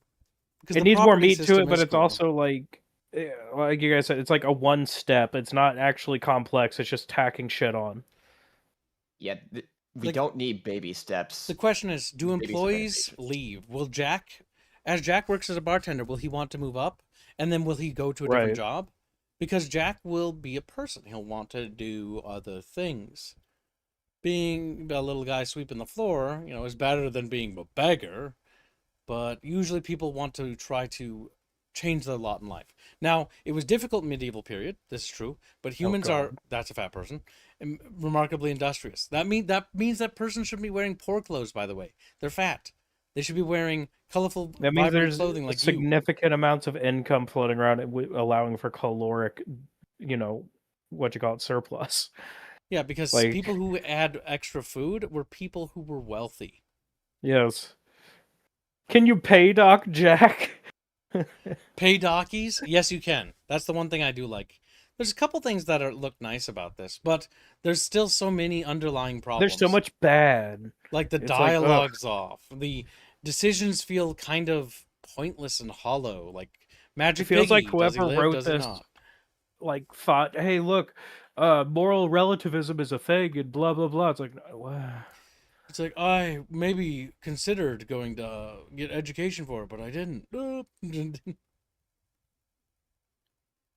That, and I'm tired of, it's kind of like the era of the Xbox 360 where everything had, the gray and green and brown piss filter. It's the opposite in this era. Everything's too vibrant. It's like, why is it so colorful? That makes no sense. I'm glad this game doesn't have a filter, in my opinion. Well, because I don't like filters. Well, yeah, I don't want there to be a filter, but it's like, why go the opposite? Oh my god, they took the mechanic from Kingdom Come Deliverance. Oh, is that in Kingdom Come? Yes, except this is a more gamified version. But yeah, you had to move it around. There wasn't like a timer at the bottom. Kingdom Come's blacksmithing minigame was actually, it grew on you after you fucked up about 100 times. And it had repetition, and you understood what to do. You don't need glowy dot, critical point. Yeah, you had to smack. It taught you basically smack all along the blade equally, with an equal amount of force, and then try to get a rhythm. With instinctual ability, not. It's a better. 18,000 gold? What the fuck? Holy shit! For a pitchfork? 2 pitchforks, kids. Yeah.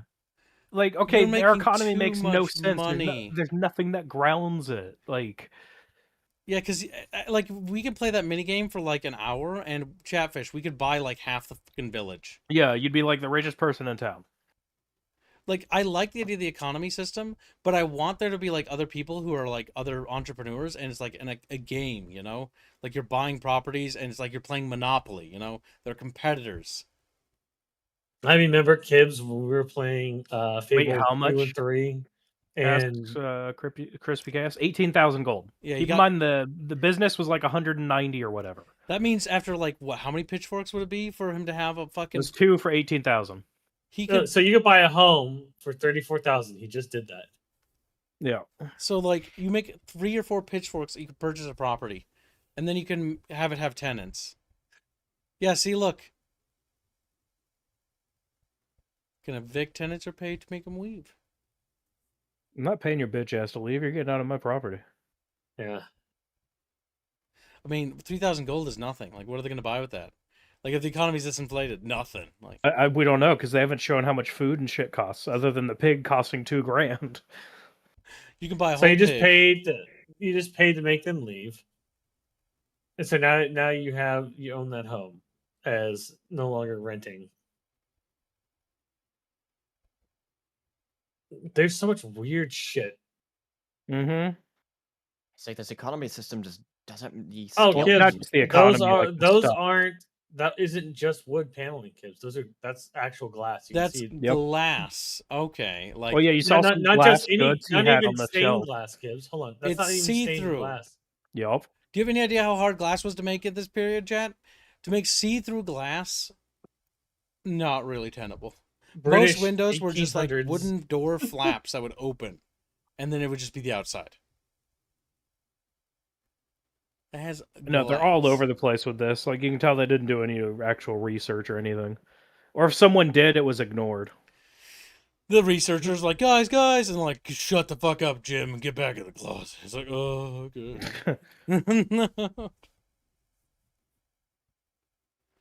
Yeah, it doesn't, like, thatch roofs, glass windows, like, what? Like, what? Mark Pepe says, not possible at this time. I work in the glass industry. Not possible. Yeah. Yeah. No, yeah. We're right there with you, Pepe. Do research. If you want to have glass and fancy houses, then set it in the 18th century. Problem solved. There you go. I'm also looking at the dye colors in everybody's clothing. Yes, it's very rich and well, colorful. your average person wouldn't have it. Yeah, so like your average lord, frankly, wouldn't have it. The guy on the left, the character you're playing, is a rich, very rich lord. Very vibrant, colorful. Oh no, the commoners. That woman wearing that? Yes, not likely. What the fuck? Clap, clap, clap. What am I looking at? And she's also ugly. What the hell? Mm-hmm. Yeah, like most characters in this game. In fact, all. No, I'm not going to hold that against like old the Fable hero. games weren't that great, but that's just because they hold up. Let me go get Lady Grey and her. I know about Lady Grey. And her nipple slips, because she has nipple slips on the outfit, by the way. Yeah. With her tits out, pretty much. I understand. I know. She's not in as abomination as the Gears of War characters. She looks kind of average. But this is also not. But she's definitely an This is Uggo. this is a commoner. Yeah, it's a common woman. No, we need to see what the rich people look like. Yeah, where's the Lady Grey of this setting? Where are my areolas? They were in the first game. Have a child? All Wait, right. was there just a button to have a child? Oh my god, nice. Yeah, right there. Make just right there. Just No, okay, have the it's not child even- and then break up. It's not even just have sex; it's have a child. It's like, okay, well, Yeah, part just of poop having one out right sex was that you could risk having a child. Yes. Though Also, usually kids, look poor right people there. wanted to produce Look offspring right there. to carry Stop for- the pause it. Huh? Go back like a couple seconds. Look behind him, over his shoulder. There's a little chalkboard. Yeah. The hell? There's a little chalkboard. What the hell? It's a blackboard. The wood. Yeah. They painted the wood black. Gibbs, what do you think chalkboards are? My God. No, they're not. And it looks like it has different colored chalk. Look at all the creeping Charlie all over that. Yeah. That would be something they would be fighting against. Yeah, they would not just be letting it grow everywhere. That shit's annoying. I like creeping Charlie, It's probably but I like kudzu looking too, at it. not- It's probably kudzu, not creeping Charlie. Same difference. Harley gives a membership. One's flame resistant. Very generous. One's flame resistant. Lovely to see you, boss. Sorry, Susan. You're fired. You're fired. Sorry. Damn. You're going to regret Damn. that, swine. What? Susan the beggar. She just instantly became homeless and didn't get a job or anything. Mm-hmm. Everybody will have a problem with that. Well, with that, Harlot has upgraded Depresso to a bucket fish on the Power World dummy. Very generous. That's right. The Power World thumbnail is available to get onto, Jet. Like, Power World. And then he died. Promoted to beggar. Reckless endangerment. I gave him a take. Dino. Hello. Oh, look, you're able to fire it out of town. Okay. Okay, where are the guards? Now, wait, let's see what happens. He's only got knocked down. They just sort of spawned behind the They building. spawned in cyberpunk style. You know what's funny? You know what's really funny? This looks AI generated. The killer. Yeah, I guess that's an observation you could have. It does look very generic. It looks Where's like the someone blood? looked at There's Witcher no 3 blood, and yeah. went, how can we make it even more generic? Can you enslave NPCs in this? Can you be even have a little fort and enslave the We have NPCs? or no something? idea. This is just a tech demo of the game so far. You My can God. you can fire people and make them homeless and evict them from their homes and stuff. Yeah, all they've been but I going on want, about is okay, morality and but business. I want to be able to look at an NPC that called me a swine and put a little shekel on him and be like, "You're a slave now. You work here forever." Yeah, I Yeah. think they will probably have the ability to call you Brown. That's about it. Yeah, Are more guards just spawning, or like what's happening here? that's what. Yes. looks- They are spawning behind you off screen. Yep. Yeah, because there's You're another getting- one. Are... Gibbs, getting how the many Night City town Police guards? How many Wait, are we guards are playing in the town? game right now? He killed like a dozen. No, Oh, It's okay, a tech okay. demo. calm down. It's just a demo. Oh, okay. A horse Oh, just yeah. spawned in Horse. too. No, that's fine. They do that in most games. Yeah. It was just funny the way that he spawned, though. The river doesn't. Yeah, make it's pretty sense. You have a Okay, fine so of look at the 48,000. fine. 48,000. He killed multiple guards, attacked townsmen, and it's just 48,000. Like, there's Also, He nothing makes attached to how much- makes 5 pitchforks. He'll be good. Yeah. Real quickly, this farmland is terrible. It's rolling hills. It means the water will run down, and like the soil, it's not very good for farming. No. You want flatlands, not rolling hills. This farm is going to be very ineffectual at keeping its crops. Hill and hilly terrain is always notoriously bad for growing stuff. Yep. Because water does what, chat? It runs down. It's why when my dad, like when we first moved to our old house back from when we used to have, we planted 2 little apple trees at the top of a hill. One apple tree died. The other apple tree was still alive, barely clinging to life every year. It produced little apples because it was on bad soil on a hill, and it's the worst spot to put a fucking apple tree. And also, Gibbs, it doesn't make sense. The geography doesn't make sense for where they are. Reckless endangerment, assault, and 9 times of murder is only 48,000 fucking fine. 4 pitchforks, Gibbs. It's 4 pitchforks. The human life is less than a pitchfork on it as an individual. What the fuck? Like, crimes have no weight or value. They're so gamified. And this is the problem. He murdered 9 people. Like, you murdered 9 people. Like, no amount of money should be able to assuage that crime. You should now be forever forbidden from this village. Don't be forget, it looks like vilified. the fine goes down after 8 minutes. Wait, unaffordable? Wait for reduced fine after 8 minutes? What is this, London? Oh my god. Which means you wait. What is this? Okay, Just wait it's 20 okay. minutes and I'll be half. That's the most European thing ever, though, because you go there, you burn half of the village. Yeah, but you know, maybe his culture says that it's okay. It's like, oh my god, and then the fine goes down. Damn. Also, I'm pretty sure all of Harlot's Chatfish need to be on, Gibbs. Oh, fuck. Damn, Gibbs. Bullet Why are you fucking routine. around? Damn, you're almost making the weekly goal. That's true. What happens when we make the weekly goal, Beano? Or should I say, Benno? I don't know. Why would I know? I just arrived here. You made a deal. yesterday. Yeah, for yesterday. Well, your deal got moved to today. Yesterday had technical difficulties. It's only fair, Albine, if you if you give him an extra day. Yeah, All my right. power went out. If Chatfish make the daily goal, the weekly goal today, I will change my name to Benno for a month, and I will put on profile avatar for that. You have to give him a wig for your Beano, and it's got to be like you blonde. You know, because he's white, unlike you. Cue the thing of Ruckus becoming white, but now it's Benno. It's Benno. The time thing isn't that egregious because like the other fables had that you could just wait out. Yeah. But it's more so like there's just nothing. It's just a number at this point with the cost. There's no grounding to the economy. Yeah, you're not really penalized for what your action was 3 either. pitchforks.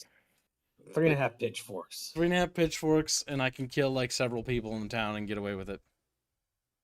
Like I don't need it to be the most realistic. I just need it to make sense, and even in its own setting, it doesn't make sense. I need it to be punishing. Like like being evil should be a choice you have to actively make. You know, And you have to be pursued by bounty hunters all the fucking time, like sheriffs or whatever.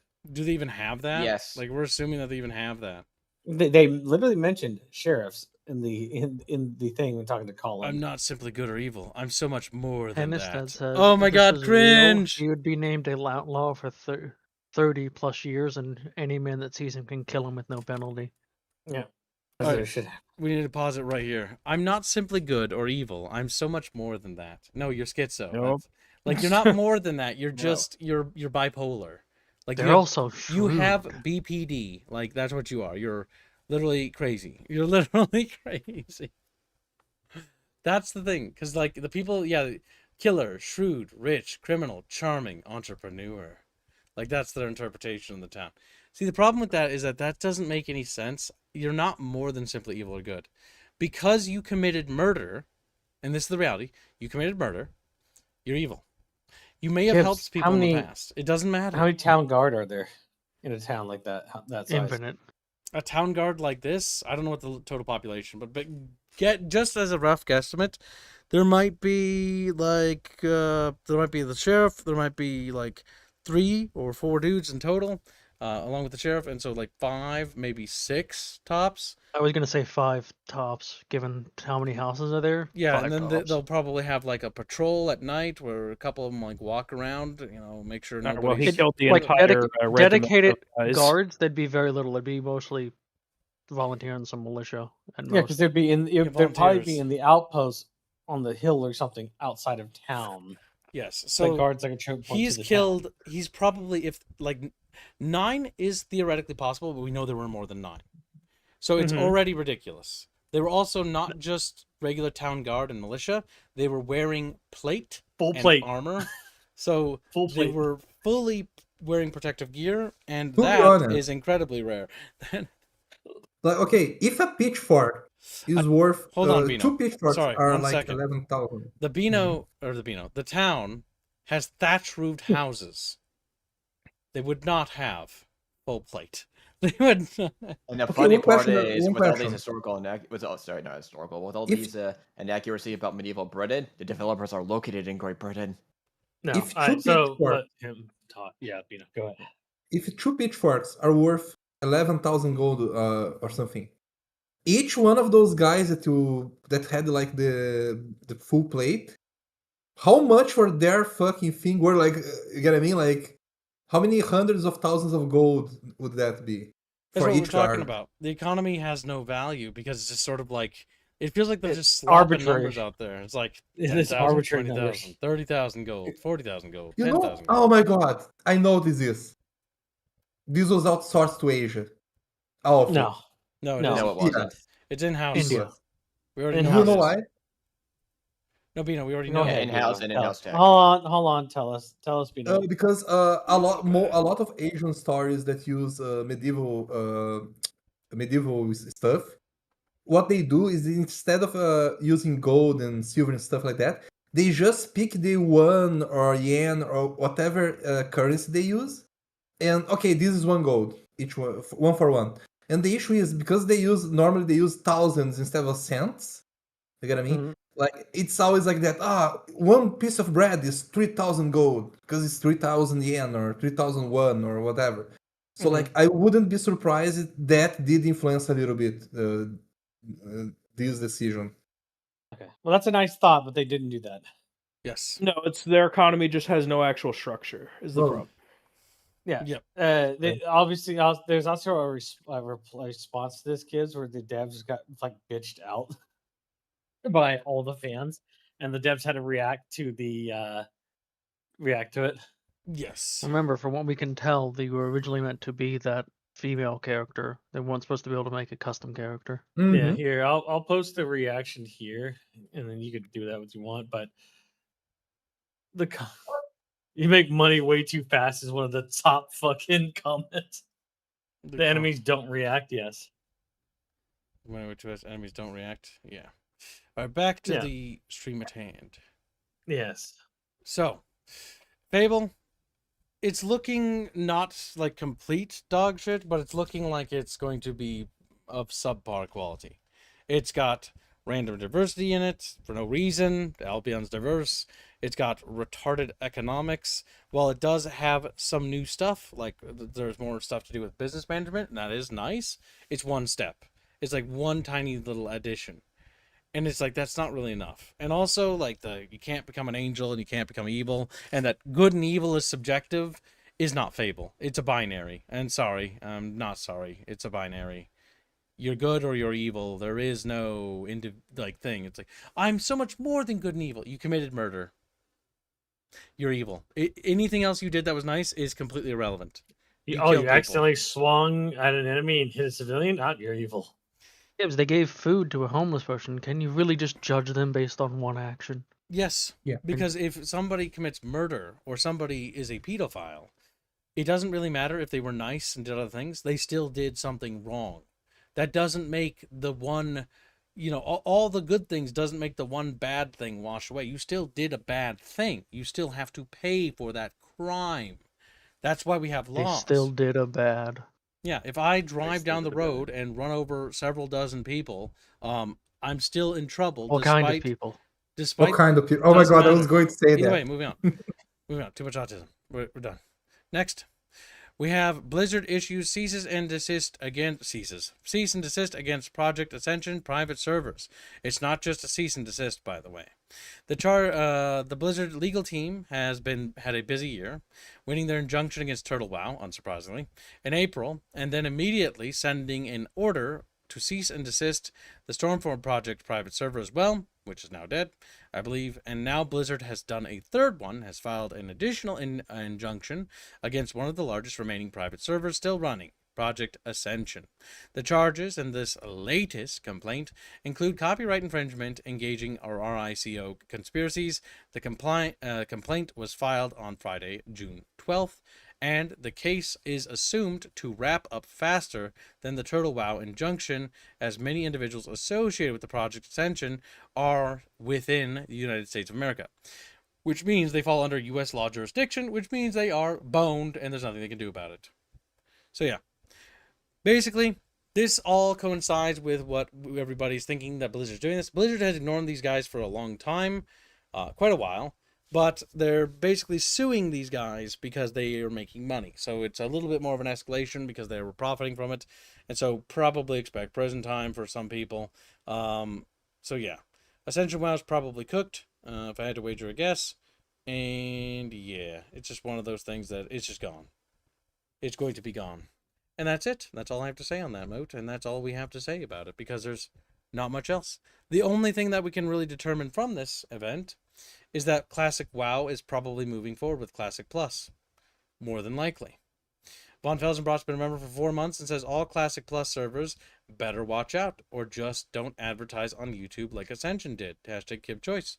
It won't matter what they do, because people will talk about it no matter what. The reality is, and this is a painful and hard truth you need to swallow, don't make a Classic Plus server. Just go do something else. It's not worth it. Like, that's the reality. And I know that might be a hard and painful truth to swallow, but if you are thinking about doing a Classic Plus server, don't do it. Just go do something else. Go make something else. Go make something like WoW that you want, that is the way you want it to be. Anything else. Because all that's going to happen is you're going to end up literally in prison, probably. So don't risk it, is all I'm going to say. Because there's no reason to risk it. Because Blizzard's just going to yeet you. What this does mean is that Classic Plus for official WoW is probably coming, because they're cleaning up all the stuff that's around. That's what this probably signifies. Which, that's been rumored for the last couple of years. But there's neither here nor there. Wowhead has a pride rocket. That's amazing. That's amazing. Oh my god, I'm fucking so dumb. Moving on. Next up, I have something relatively groundbreaking and actually earth-shattering. Probably bigger than all the news we've actually covered before. So, REX and M2EX. There's a link to it, right? You can pause the stream. Actually, no. I'm going to post this link in chat, because you're going to want this if you are. This is huge news, mostly due to the fact that this particular news is, well, more interesting than Fable. Significantly more interesting than Fable. And also incredible. There's been a huge breakthrough in, pause stream so I can put a link in the description for chat. You'll like this, chat. YouTube fucking changed how this works. I hate them. All right. I'm not putting a link in chat, but somebody, we can do it later, maybe, if I remember. I'll pin it in the comments. There in the chat right there. They can type. Perfect. Perfect. All right. There you go. I've given you a link to something, chat. This is a GitHub link. This is essentially Medieval 2 remastered. It has been created without Creative Assembly. Now, what do I mean by that? I'm not kidding. It basically is 64-bit support for Medieval 2. It's basically unlocking the camera for free camera movement. It's basically adding new shader, new renderer stuff. It's basically adding better everything.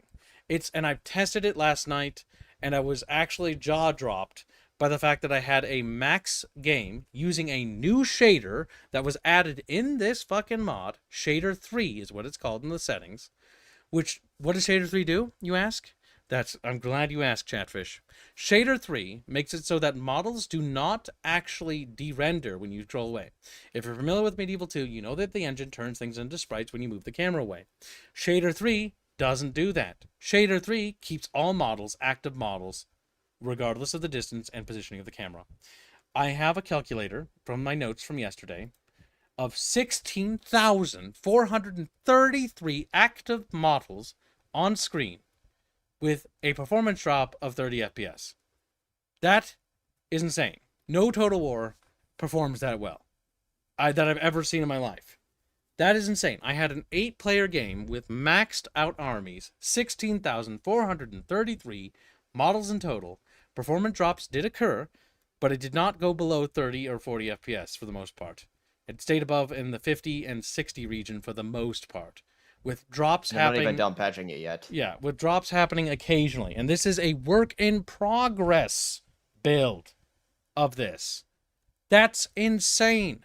That's so insane, I can't even grasp my head around how insane this is. Not only does it do that, but literally control grouping like alt dragging and alt drag rotations are now a thing in Medieval 2's engine.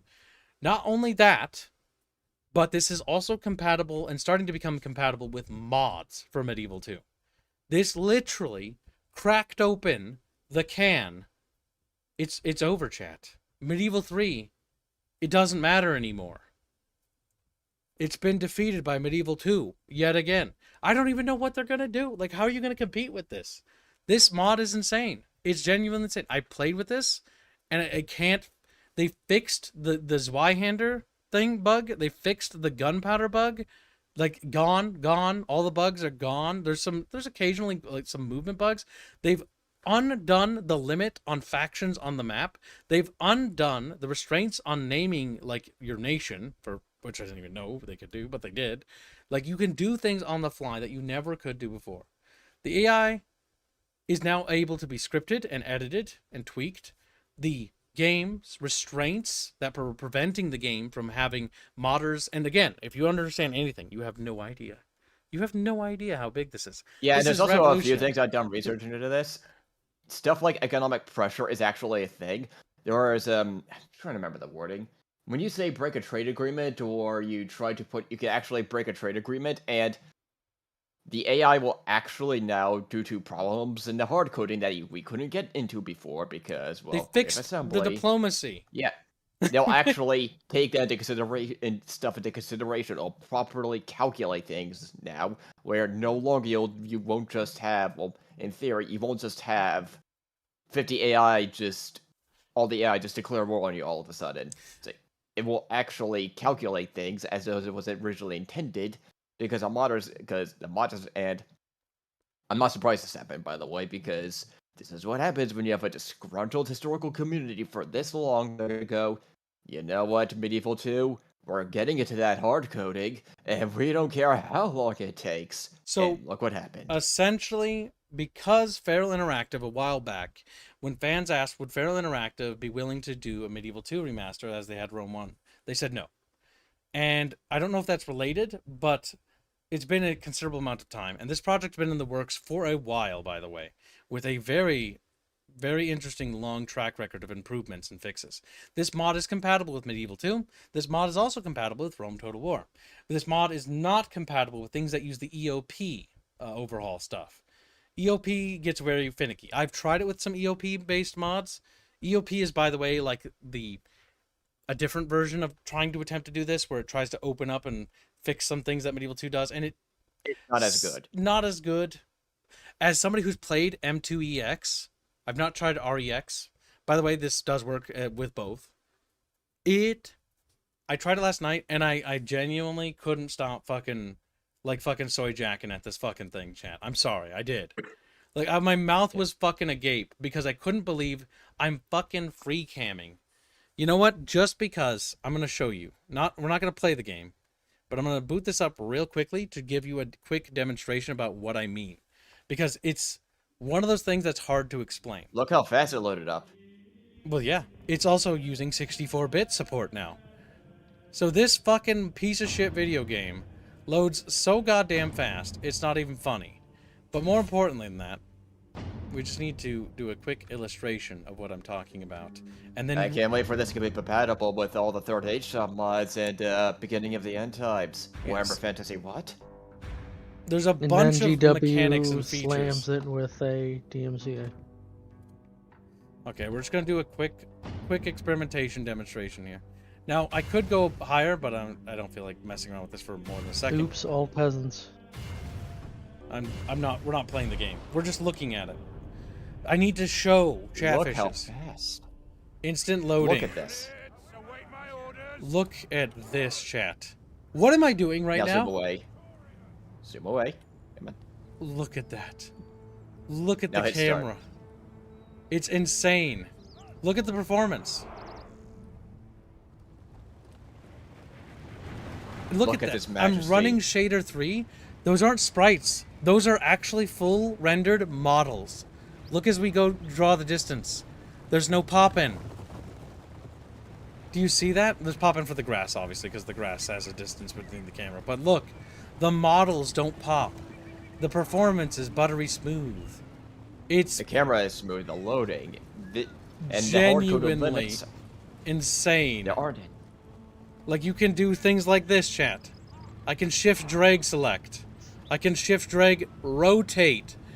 Holy shit, chat. That opens so many things. We're not going to play this because this is going to be saved for tomorrow's stream. But, like, holy fuck. Like, one other thing I got to show you. The settings it has. Again, a new shader. Version 3. More terrain and other effects were added. You can turn up things even higher than before. It also has borderless Windows support. Like, it doesn't stop there, chat. It just keeps going. Mythic has a question. Go up for it. What? Says, wait, no more having it where if you have more than 3 allies, no one will accept a trade or non-aggression pact as you are too powerful under threat. Yeah, they fixed the diplomacy. Try the mod. Yeah, a lot of those bugs are not there. Because, again, they went in and fixed all of the stuff that gunpowder bugs are fixed. Like, the fucking other, like, bugs are fixed. The fucking, fuck, we can't remember the one top of my name. But either way, the Rome 1 bug with the phalanx movement thing is also fixed. Like, Pike formation. Pike formations in Medieval 2 not drawing their swords is fixed. Like, it's insane. Kips, end a turning campaign. Yes, this is gonna blow their fucking mind. Watch this, chat. This is gonna be the coolest goddamn thing ever. Alright, watch this. This is insane. So, watch me in the turn. Oh my god, that's insane! Also, HD text. Look at that. It's no longer low res. They're also in the process of adding HD textures and improving things. This is actually the remaster. Like, look at that. Let me do it again. Watch, chat. Watch magic happen. Holy fuck! And it'll do that forever. For literally We've been ever. asking for a lot of these technical improvements for ages, and this is you see this? This loud. It's insane. You could this. I know, but you could just it's so fucking lightning quick, and battles are even quicker. Like, watch this. Yeah, attack a neutral faction, whatever. Whatever, just... I'm just gonna show you how Obviously quickly the it animation loads. takes a sec. Alright, we're gonna load, does the animation thing, like, whoa. This is clear for one thing. Done. Griff Assembly has a at least Grave Assembly Great Britain, has a serious talent issue. This shows just how bad the talent issue of Grave Assembly is. Recam. This is huge, chat. This literally just made Medieval 2's problems with not being modernized gone. In an instant. After I installed it. It's now a modern game. I'm playing Medieval 3 right now. But does it have modern representation? Yeah, look, Muslims right there. See them, look. Ta-da! Ta-da! None of them are in wheelchairs, Kibbs. How is this modern representation? Is that not insane? And the shader 3 thing blows my mind, chat. You could look at that, no poppin'. The models are fully rendered at whatever distance. They're still rendered. All those models, 16.3K from my test, rendered no matter where the camera was, no matter how far the camera was, rendered in full detail. Seamless transitions between smooth back and forths. Do you have any idea how revolutionary that is? Modern Total War doesn't even do this. That's insane! This is more advanced than Total Warhammer 3. This is more advanced now. Holy shit.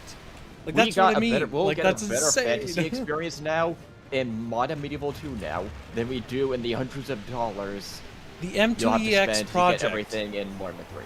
is already more advanced, more powerful, more robust, more feature complete, more editable, more moddable than anything modern Total War can do. There's no reason. Like, I have almost no reason to be interested in anything because the M2EX project has basically popped the can open on the hard code stuff and now they can edit anything.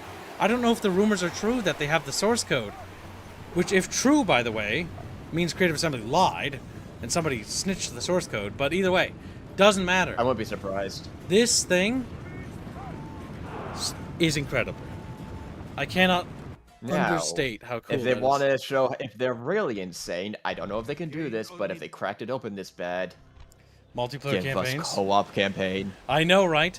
The thing is, if they actually have the source code, Tibbs, Pot, Rapier, and just Big Red Bunch Group, we're all evil factions, and we'll just ruffle stomp all the good ones. so you know, Evil factions? And one big yeah, campaign. like Lord of the Rings, we could play Isengard and Mordor in like the M2EX. I'll take the Shire then. Yeah, little chunks. Okay, I'll be the goblins, and I'll be paying you a visit. But like I said, if they've actually cracked open the code and they're able to do this stuff and they can edit these things that were locked for decades, this means, chat, that because after working with programmers, because I know coding relatively works in the relative sense, the only limitation is whether you have the time and resources to do it.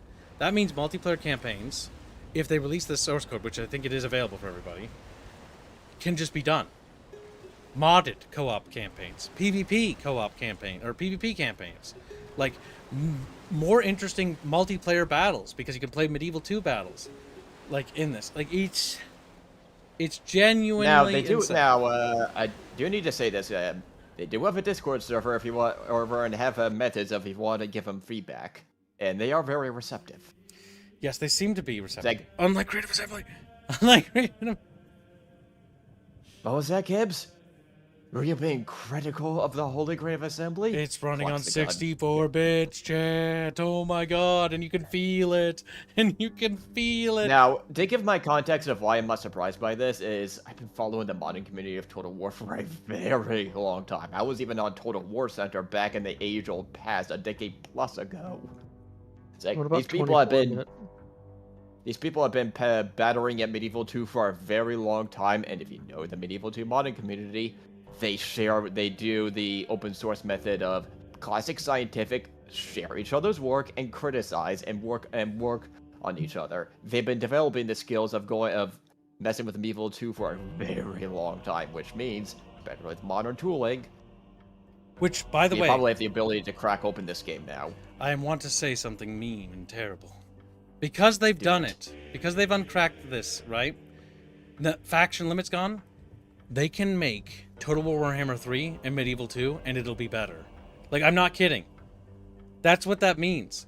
They can turn, because the big reason why Beginning of the End Times can't become Total War Warhammer 3 with its amount of stuff, faction-wise, is because the faction limiter. The faction limiter is gone. The map size limiter is gone. It can be The unit cap whatever is size It wants to be now. There's no Yeah, more we limit. could do so many things. We could have unique culture and unique, because if you understand Unique the hard code of cultures and limits- religions are now available. Yeah, well, hold on, unlimited. They 'cause- uncapped it. Yeah. Because if you want to know one of the biggest reasons, and God, I've been in the modding community so long, or following the modding community so long, I know these things. Why is making custom settlements and making custom large, medium castles and all that such a pain in the butt for all of the factions, like in say beginning of the end times? I'm going to focus on that for argument's sake. It's because you can only have in kingdoms a set amount of cultures. That limits not just custom settlements, because a custom settlement has to take up a culture slot. So now that's gone, well, sky's the limit. Yeah. I want to say have unique stuff for the Chaos Dwarf or vampires. Maybe even add a mechanic for, and add the Rome mechanic of converting the look of one city to another city. You could do that now. Yes. All of that should now be possible. And more. Because think about it, chat. They could make Total War Warhammer 40k in this, now that they've uncapped it. That would be funny. Them. That would There be is funny. bullet simulation. It will run faster. It'll perform better. It'll perform.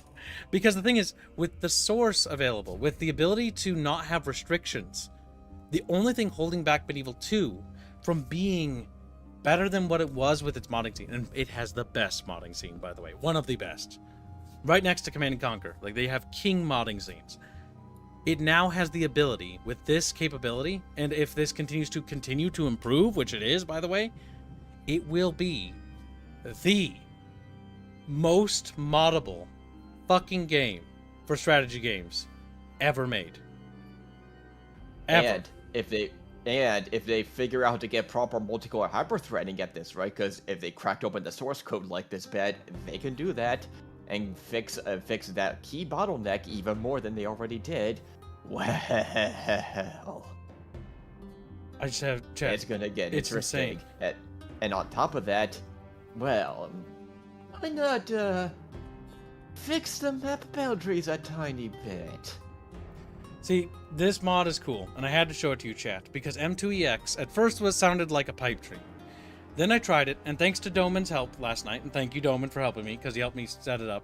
The team are trying to fix some AI issues, he says. We'll have install tutorials, fix modding issues, add campaign personalities. Yes. So factions will have personalities. They're going to be basically adding in more to Medieval 2 that the developers originally wanted to do, but never could, or ran out of time. Because if you know anything about Medieval 2's development history, they never had time to finish the game. And who knows? Maybe it'll finally get naval battles and coastal battles. It'll finally be the game that needs to be. I'm like I said, chat. Not coastal battles with the canon mechanics of Medieval 2. That would be heaven. Yeah, I know. Galleons and shit. But yeah, holy crap. I know the other guests are like, whoa, Medieval 2. But like, it's big news for strategy games. This okay, will don't put have all pressure the- on the historical team, definitely. It's like, and no joke. Now, will it put pressure on, say, the fantasy team? No, because I don't think the fantasy team has that. Honestly, I I don't know how guarantee you it aware won't they put are. pressure on either team. I don't think they care. But honestly, Yeah, that's they're not fine. going to care. Yeah, no, Medieval 3, it will. That's undoubtedly will. That team is well aware of how pissed off the community is. It's not being delusional about that. The thing is, Fuzzy, like, to put it bluntly, I don't care whether they have pressure or not anymore, because if this project continues to go this way, I don't really care about Medieval 3. Like I said in the fucking when I was showing you guys this last night, as I was fucking soy jacking over this, because at first I couldn't believe my eyes. I couldn't believe my goddamn eyes. But like, if this actually works the way it's working and this project has been going, and based on the evidence provided and from playing it myself, I don't need another Total War anymore. Like, this, with this mod, will ultimately make this game have more features, more mechanics, more systems than any Total War could ever have. Like, you want Elder Scrolls Total War? And like, in this, holy shit. You want fucking Warhammer Fantasy? I'd play it in this. Like, as soon as this is ready for like having those other mods jump over, and once those modders jump over to this, because mark my words, when this thing continues to stabilize, all the modders are going to drop the EOTP stuff, which was good for what it was, but they're going to come over to this, and this is going to be the new bread and butter.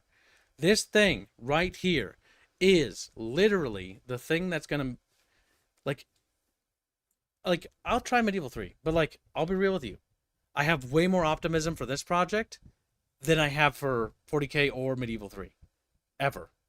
This has promise. This has potential. This could be something. You are right, Crispy Chaos. You're not the only one who has those feelings.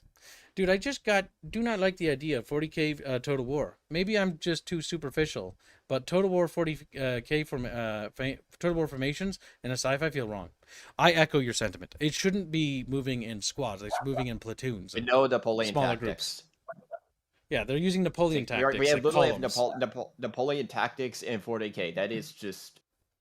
I can't even think of a word harsh enough to describe how stupid that is. It's ridiculous because you're using automatic weapons. It's the reason why in World War I we stopped fucking lining up and shooting each other, because it was actually really bad. Because machine guns exist. It was better back then. It was better back then.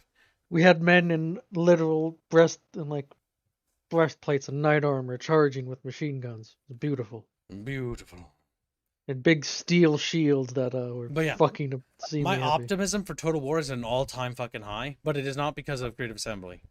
This thing right here, I like this. Well, I tried this, and I was genuinely, it feels good. Like I have a link to it. It's on you can try it. GitHub. It's pretty easy. Basically, what you do is you install it over. I'll show you real quickly. This is kind of a basic bitch sort of introduction. So you take it, you extract it, but you go to like thing when you extract the files, you put it over and replace all the files in the root directory of Medieval 2. And when you want to make mods, you right click on the M2EX thing, or you want to run one of the expansions, and you right click and you make it into a shortcut. Once you make it into a shortcut, you go to properties, and at the end of the properties tag for target, go to target, make sure it says this here, features .mod, and just make sure it doesn't do two. I accidentally typed two M2EXs here by accident, but yeah, so like make sure it says this, and then the mod goes in after the slash, and it's the folder name of the mod. Steam method. Yes. The Steam method. This is how it works, and it will just work. I tried it with the Warcraft mod. The Warcraft mod used the EOTP. It did cause lighting bugs like no other. Like, for example, blood effects disappeared, and the sun was gone, which was a weird experience, to say the least, in a medieval game, in a Total War game with a sunless battle. But it did work, and it did not have performance troubles. So again, that's probably because of EOTP incompatibility, which they did warn about that. But once they get rid of the EOTP stuff and modders switch over off of EOTP and switch over to EX is going to be the new fucking thing.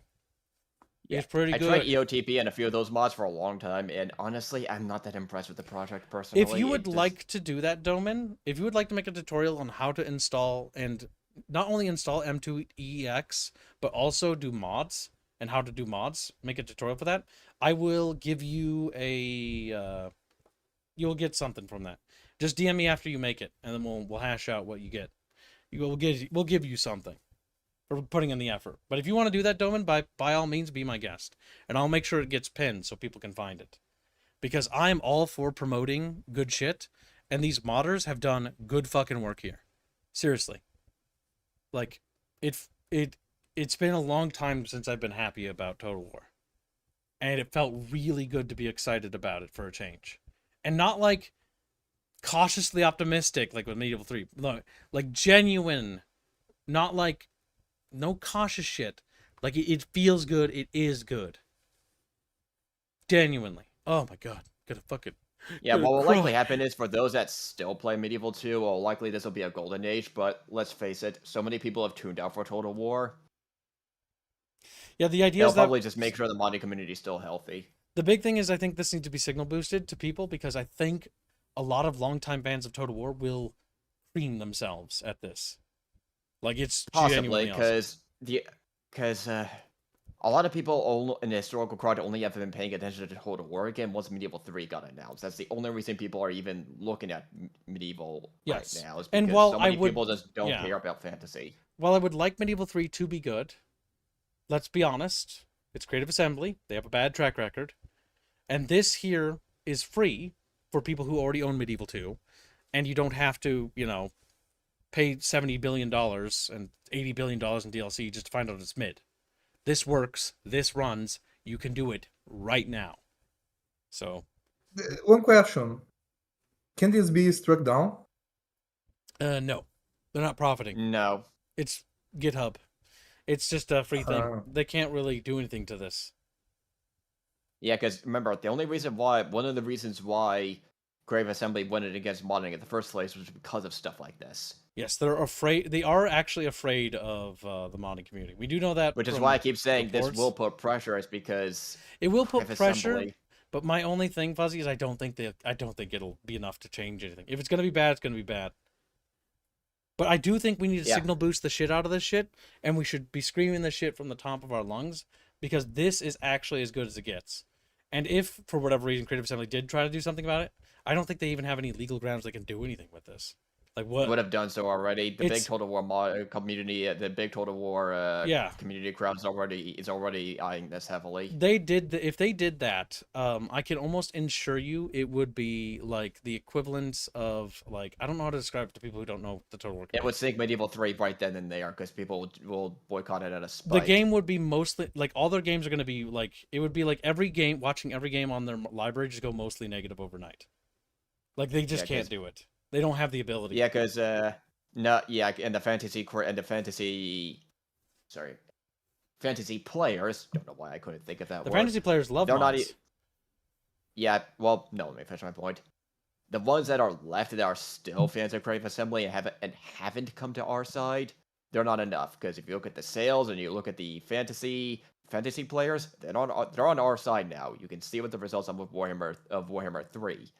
Grave Assembly has no goodwill left on not the new players and not the old players. In the end, the fantasy fans became our allies. It took a while, but it happened eventually. Yeah, because the reason why I know this is I've been following a lot of the feedback of 40k Total War. Most of the wider community crowd either doesn't cover it that much, is one, I see mostly apathetic, or two, they're skeptical. And I see barely anybody singing the game's high praises right now, as far as I can tell. And I see more high praise for this, and I see more excitement for this than 40k Total War right now, which is a unsurprising feat. I'll put it into layman's terms real quick. Even the bootlickers see the value in this. Yeah, that's a good sign. Even those filthy little sellout shits, which, by the way, there are a lot of them. Doesn't GitHub have no virus protection expenses on its downloads anymore? Asks Foxnix. I don't know. I have no idea. But if there is a virus, I can tell you for surely I have one now because I downloaded it. It was like, it needs root level access? Okay. Kernel access? It needs my last 4 digits on my credit card. Okay. Social security, no problem. Give me M2EX and my soul is yours. Yeah, pretty much like that. Viruses swarm my body. I'm going to be very honest. I don't really understand what's the big deal is. Yeah, that's why I expect you not to. Like I said, if you're not a fan of Total War, you don't understand the significance of this. This basically, to put it into perspective for you to understand, Bino, basically they cracked the cork on what the source code was for the game, pretty much. Which means they can now do whatever. There's no limits. What was holding mods back before was the fact that it couldn't run on 64-bit. It couldn't have multi-core support. It didn't have the ability to go after certain factions because it was hard-coded. You couldn't have more religions and cultures because it was hard-coded. You couldn't do a lot of things. All the limiting factors that prevented modders from going crazy and crazier with this are gone. They just got removed. The shackle has been removed. And that means the freedom of what can come next from mods from this are now limitless. The only limit is the imagination. That is very big. Very big. Burn the non-believer, says Chatfish. Bino, no! Burns off. I understand. I basically imagine your favorite game and imagine they did the same thing. It would be revolutionary. This doesn't happen to many games. Source code and source information, stuff like that, rarely gets out. Why don't they Yeah. make a new I'll sum game? it up like I can sum it up like this. Even Dawn of War did not have its source code broken, and that community has been that modding community has been around as almost as long as Medieval 2, and it took a definitive edition to finally fix things. Meanwhile, the Total War community, no, they broke this. They So, broke yeah. open. Seriously, chat. If you're a fan of Total War, or you've been feeling spurned and burnt out and you don't want to play it, this is compatible with Rome Total War. This is compatible with Medieval 2. All of their expansions as well. You just have to do that shortcut technique. And if Doman's going to put together a tutorial for it, I will signal boost the shit out of that so that we can post everywhere. Just write a little description, we'll get some pictures, and then bada bing, bada bam. Then people can slap this in their games and experience something truly foundationally good. And to answer Bean's question, because I can already tell he's going to ask, why doesn't somebody else make their own Total War? Because financially, it's almost impossible. Like, if I wanted to develop a Total War game, we would not have the money. Chatfish, we'd have to take that dono goal and, like, quadruple it. Total War is like not a simple game to develop because it's not one game, it's actually a couple games in one game's body. You have to make multiple video games because Total War has the 4X campaign, right, that you play and conquer territories. Then it has the battles. Then the battles have different game modes like sieges and castles, settlements and towns, ambushes, forests, river battles. You know, there's bridge battles. There's all these things, and while those sound like different like game modes, like those are like fundamentally difficult to design because you have to make the whole thing work around it. Then you have to factor in like it's got a system where like it reads the world and then it generates the landscape based on the world it reads, which is incredibly advanced even today. That's why very few games even have that, and this game he does it. Creative Assembly stopped doing it because it was so hard to do. The Wordscape engine struggles to do that. We're basically, for example, I have a fleet off the coast and I have an army battling there, like facing another army, and we're fighting on a river. And then you can see the fleet off the coast, and you can see the landmass on the other side, and we can also see in the distance a giant Road of Colossus statue because it was built there and it's a monument, and we can see behind that a city. And we can see the mountains sloping behind me that I came from. Like, that is insane because most Total Wars don't do that. Most Total Wars nowadays, like modern ones, you load into the battle, it's a pre-made map. The background is meaningless. Total Warhammer 40k maps are the exact same way. The background means nothing. There's some big fucking statue and ship or something in the background. Is it real? No. It's just a background prop. It isn't real. What made Medieval 2 special was that the battles were real. They were real. They happened on the map. They happened on the battlescape, and it was represented on the campaign map. They were connected as one entity. They were the same. That was a big deal. Now, they're not. They're separate. And because they're separate and there's less things connecting them together, it's not even related to each other anymore. Yes. One of the worst aspects of, say, most modern Total Wars, and it's not just 40k, not just Warhammer Fantasy Total War, the removing of the procedural map feature, it was one of the worst things ever. It's like, the positioning and the strategy or maneuvers you do on the Grand Campaign almost don't matter anymore. Yeah. And it was just a straight downgrade. What should have been serious innovations never turned to happened. degradation. Yeah, it never happened. And now we got this of, we'll just do it ourselves.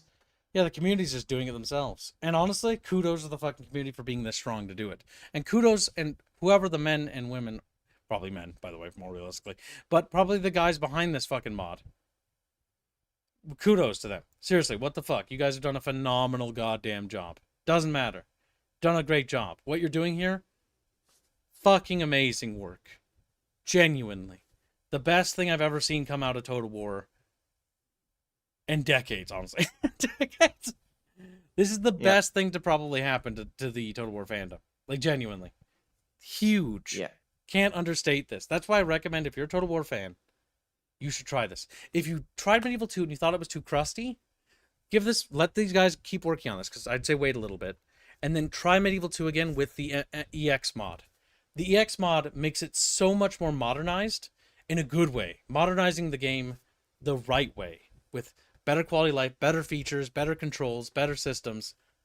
This is huge. All right, we've gushed about this enough. You spurged about this. Now, the key takeaways from this and what to look for in the future.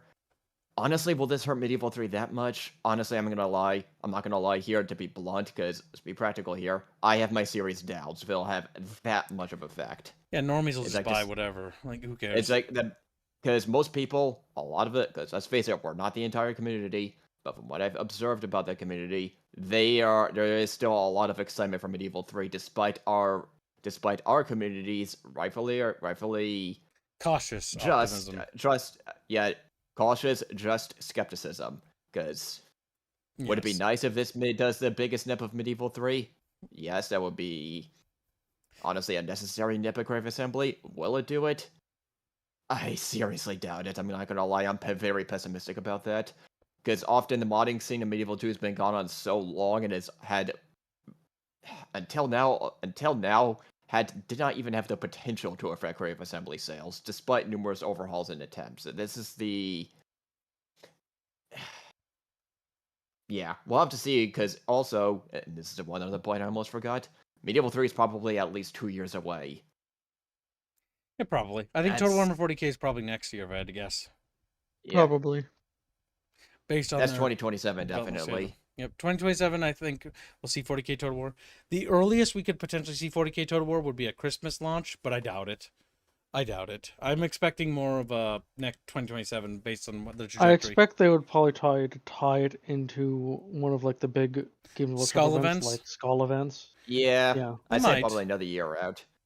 We They don't might. even know about the closed beta yet, and they're also likely waiting for the results of the closed beta and the feedback there, as that is going to be a key determiner of if it gets even delayed again, which I wouldn't be surprised, as I'm still not seeing a lot of excitement for the battles, and the fantasy But team... Fuzzy, we've confirmed. You can have 20 units now. Yeah, it's still a 40 unit cap in total, so that has not changed. And the only innovation we got so far in the battles is you can pick and choose which reinforcements you bring in. Whoop-de-fucking-do. That is not Wow. worth $60. And what do we get? Throwing snow on a desert and calling that somehow I mean, improving on the Hank Arctic's basically just desert, Fuzzy. They're the same. Honestly, I've grown to have no faith in the fantasy team at all, especially looking at Warhammer 1, 2, and 3. It's like, Yeah. I have more I'm going faith to in be the very DLC honest. team and the Bulgarian team. Like, my main issue is that, like, the fun part of Total War games to me is the little battles, right? Where you throw your dudes at the other dudes. And all the rest, I'm not saying it's boring You're to me, tourist. but I'm sorry. I'm just gonna nip this in the bud. We need to move on. damn. No. No, they're not the mount. Let's go back. Yeah. No. We go back to Total War. Okay, so what do you want to say, Chumpa? Because we've gone on about it. I don't want to I have overgush nothing it. else to really add about It's Total, good. Total War. Ah! Okay, I'm excited Like, about that. I'm interested to try the thing from Medieval 2 because I've never really played it myself. Oh, you should. And this The just looks like M2EX it'll mod make it much better. makes it a lot more enjoyable. Like I said, my one comment when you brought it up was like, it's a shame it's on GitHub. Fucking hate GitHub. Yeah, I hate GitHub, but I know how it works now. I don't 'cause know I've been forced to anyone that use it. likes GitHub. They should be putting this Like, on there's a lots ModDB, of really good things on but GitHub, yes. but my god, is it fucking obnoxious for the user. I guess it's because it's an open source project and they're all working together on it. They're doing a good job. God damn. I'm proud of them. Fuck. I've only found out about this project recently and tried it, and I was skeptical about it the whole time. Imagine if they made a Halo mod for Medieval 2. That would be awful. It'd be as bad as the Rome 1 mod for Star Wars. As a little Spartan hero unit sprints across the battle. Okay. Like, I love Total War, but Our like, Total War doesn't Spartan has work in fallen. Modern Warfare. That's why I'm skeptical about 40k. And while I would like it to be good, I actually have higher expectations for DAO 4, honestly. But either way. Oh, I don't. A complete opposite. 4 is going to be a trash fire. No, King Art Games. King Art Games are going to bring it back this zero time. faith in them. Come on, King Art Iron Games. Harvest. I gave you so much money. You owe me one good game before you go to business. The only good thing about Iron Harvest is finding out about the artist that all of that shit is based on. His That art's stuff's fucking cool. beautiful. Yeah. It is. But there's also a board game. We've talked about this before. So AAA is all going down the gutter. Bucky ran away because you know, the ball and chain was calling, if I had to guess. Poor guy. F's in chat for Bucky. He probably had diarrhea everywhere again. Oh no. Don't you mean Fartimis? Wouldn't be the first time. No, they didn't make the goal. Sadly. Yeah. No one would make that They goal. didn't make the impossible last second goal. Yeah, because he set it that high because he knew it wouldn't be reachable, like the little rat bastard he is. But either way. I'm sorry, this is that name they came up with. This game is really cool, and we're going to make Beano play the shit out of it. So one thing we're going to talk about quickly is AAA is going down the gutter. A lot of AAA companies are, finally shuttering and finally closing up shop. And honestly, it is sad for the people losing their jobs. I always feel bad for them. It's not their fault. But, damn the people who Some ran... of them, it's their fault. Well, some, but not all, obviously, right? Not the ground floor people, usually. But yeah. The leadership that golden parachute their way from one fucking place to another to run into the ground. But yeah, that sucks. However, while a lot of AAA companies are dying and floundering, and games like Fable look gay and cringe, there are games that aren't gay and cringe. There are games that are coming out that look very cool. That are based. And that people will call off work to play. You, I know him. He's you. And I know him. He's me. Says Chumpa. Chumpa actually called off work to play some of these. But I will be. This game is pretty damn good. I know some of you have missed the streams I've covered this game, but it is basically the Left 4 Dead of our era, but in a different way. It's not really Left 4 Dead. It's like an immersive sort of. I'll let him speak. Actually, let's see what he has to say. To the edge of madness. Sounds like a developer, actually. This video will introduce you to the game's core experience and key features. This is a new video. How I'm to not seeing prepare this for your one. expedition, Yeah, me neither. dive into the unknown, and how the game will twist your mind to sabotage your group's efforts. The Mound is a 4-player co-op horror game set in a 16th century South American cursed jungle inspired by Lovecraft's creations. It puts you and your friends in the shoes of a group of desperate explorers on a galleon whose captain has dropped anchor off these shores. He has work for those bold enough to venture deep into the jungle. Together, you will explore, gather treasures, and try to find the entrance to the Mound, rumored to hold treasure beyond imagination, and get back to the galleon before the jungle claims you. Not only will you face danger and unspeakable monsters, you also risk being drawn deep in madness. I hate those things. Thankfully, the galleon is a safe place that will let you organize before your expedition. Gather your fellow explorers and sign a contract with the captain to receive your gear. Musket, crossbow, sword, oil lamp, reviving salt, split the gear, pick up any additional equipment you may need, and get into the rowboat. Once on the mainland, join forces to fulfill the captain's expectations, bringing back treasure, gathering food for the crew, or rescuing lost explorers. Don't forget what brings you to this hostile land. The jungle is divided into large open areas, connected through old forts abandoned by previous expeditions. Recovering their logbook will unlock these forts as starting points for future runs, letting you venture ever deeper into the unknown. The proximity voice chat is essential in adapting your approach and coordinating your actions. You may be looking for treasure, but the jungle has other plans. Each step in this dense and hostile territory is a risk. You are unwelcome here, and any sound you make, such as cracking a branch or firing your weapon, may awaken the jungle and the horrors it breeds.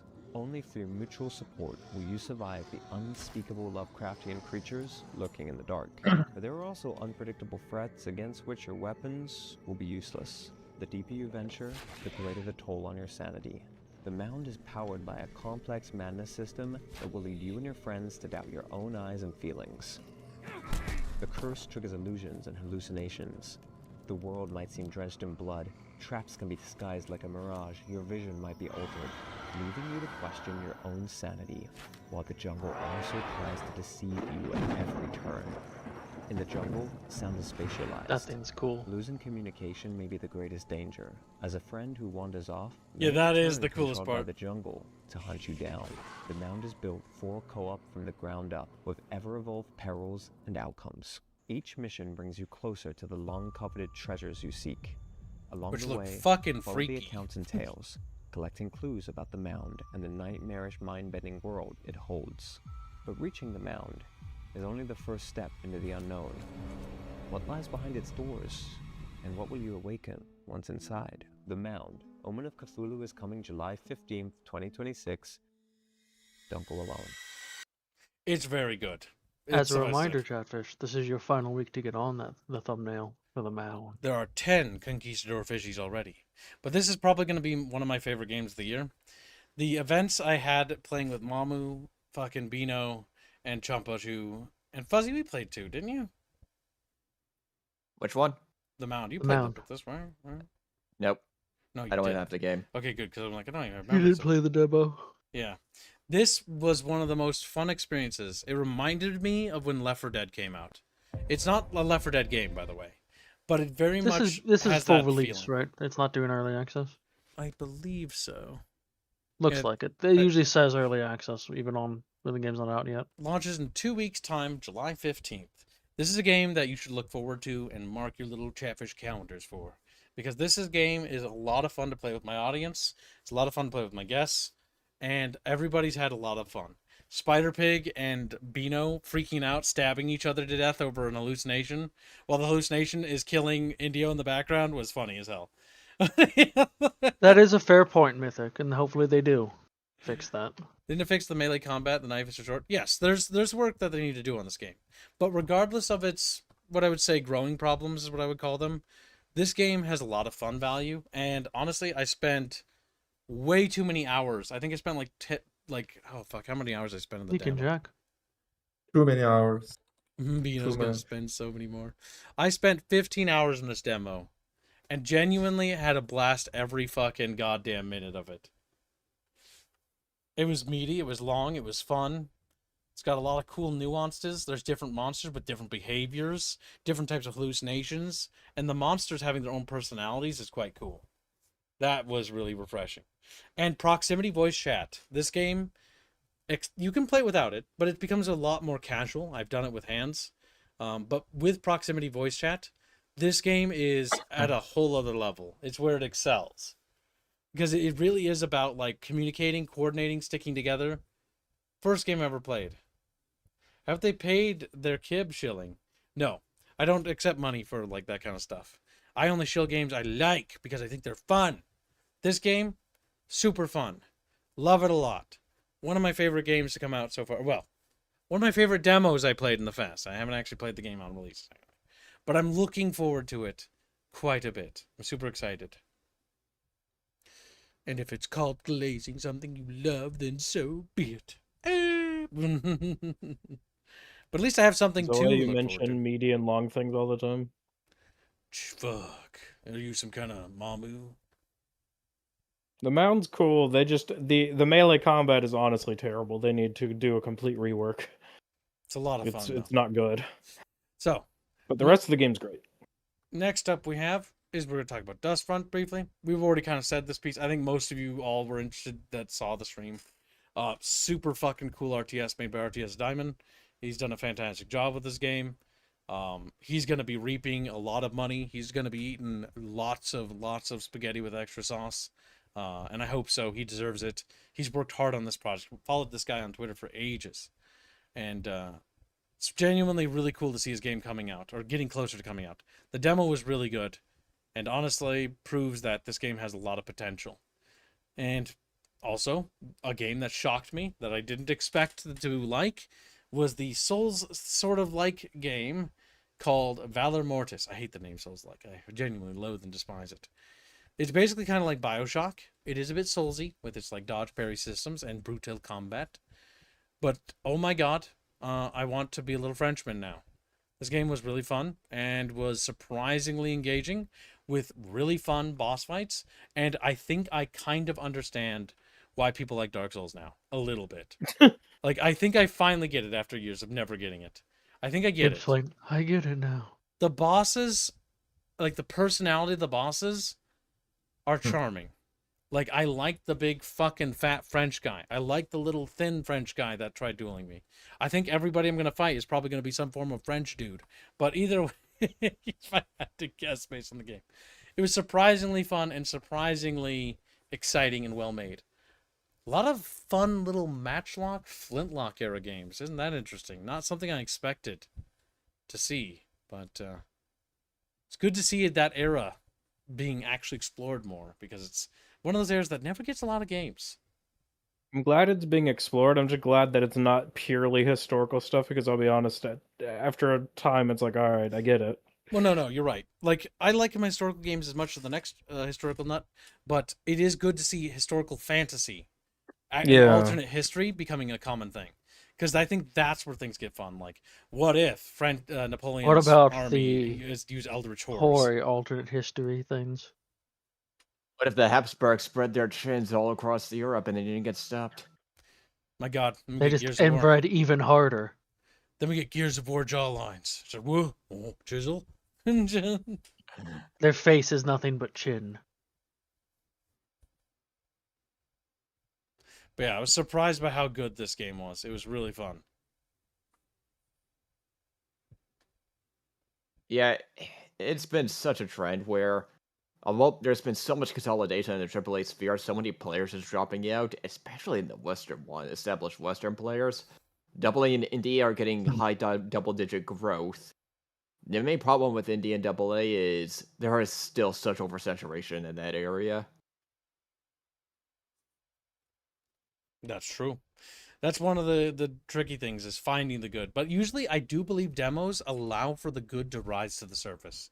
That seems to be one we learned from the Steam Fest. All the games that were, as Mamu would eloquently put it, stinky, have sank to the bottom of the bucket. And all the good games rose to the top because at the Steam Fest, these demos, this demo trend and this demo culture is allowing me to try games I would never have given the time of day. Like Mound, I might have tried. It looked kind of interesting. Valor Mortis, I will be kind of blunt. I like the Napoleon aesthetic, but I don't like Dark Souls games, and I was probably going to dismiss it. But then I tried Valor Mortis, and I was like, holy shit, I think I get it now. I think It I looks like these really games. good. I do like that combination of BioShock and with Dark Souls elements. Honestly, I'm probably leaning towards more the I like first person BioShock gameplay. Having like spells and stuff was kind of cool, yeah, or magic. Yeah, demos being a thing that Valve puts on their front store page, which is not cheap, by the way, is a very good thing. The return of demos is a very good thing for gamers everywhere because it allows us to see what's good, allows us to see what's garbage. Yeah. And one thing I've also noticed, and this is honestly some research I did well before any of this, what does the result we get of all these mass layoffs? Honestly, feels like a third of the Western game industry got laid off at least.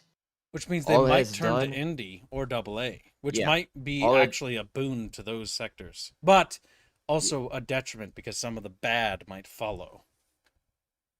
Yeah, it's mostly affecting a lot of the AAA rot because that's where you're seeing very low single-digit growth. I think 4% was the latest number I've seen at best.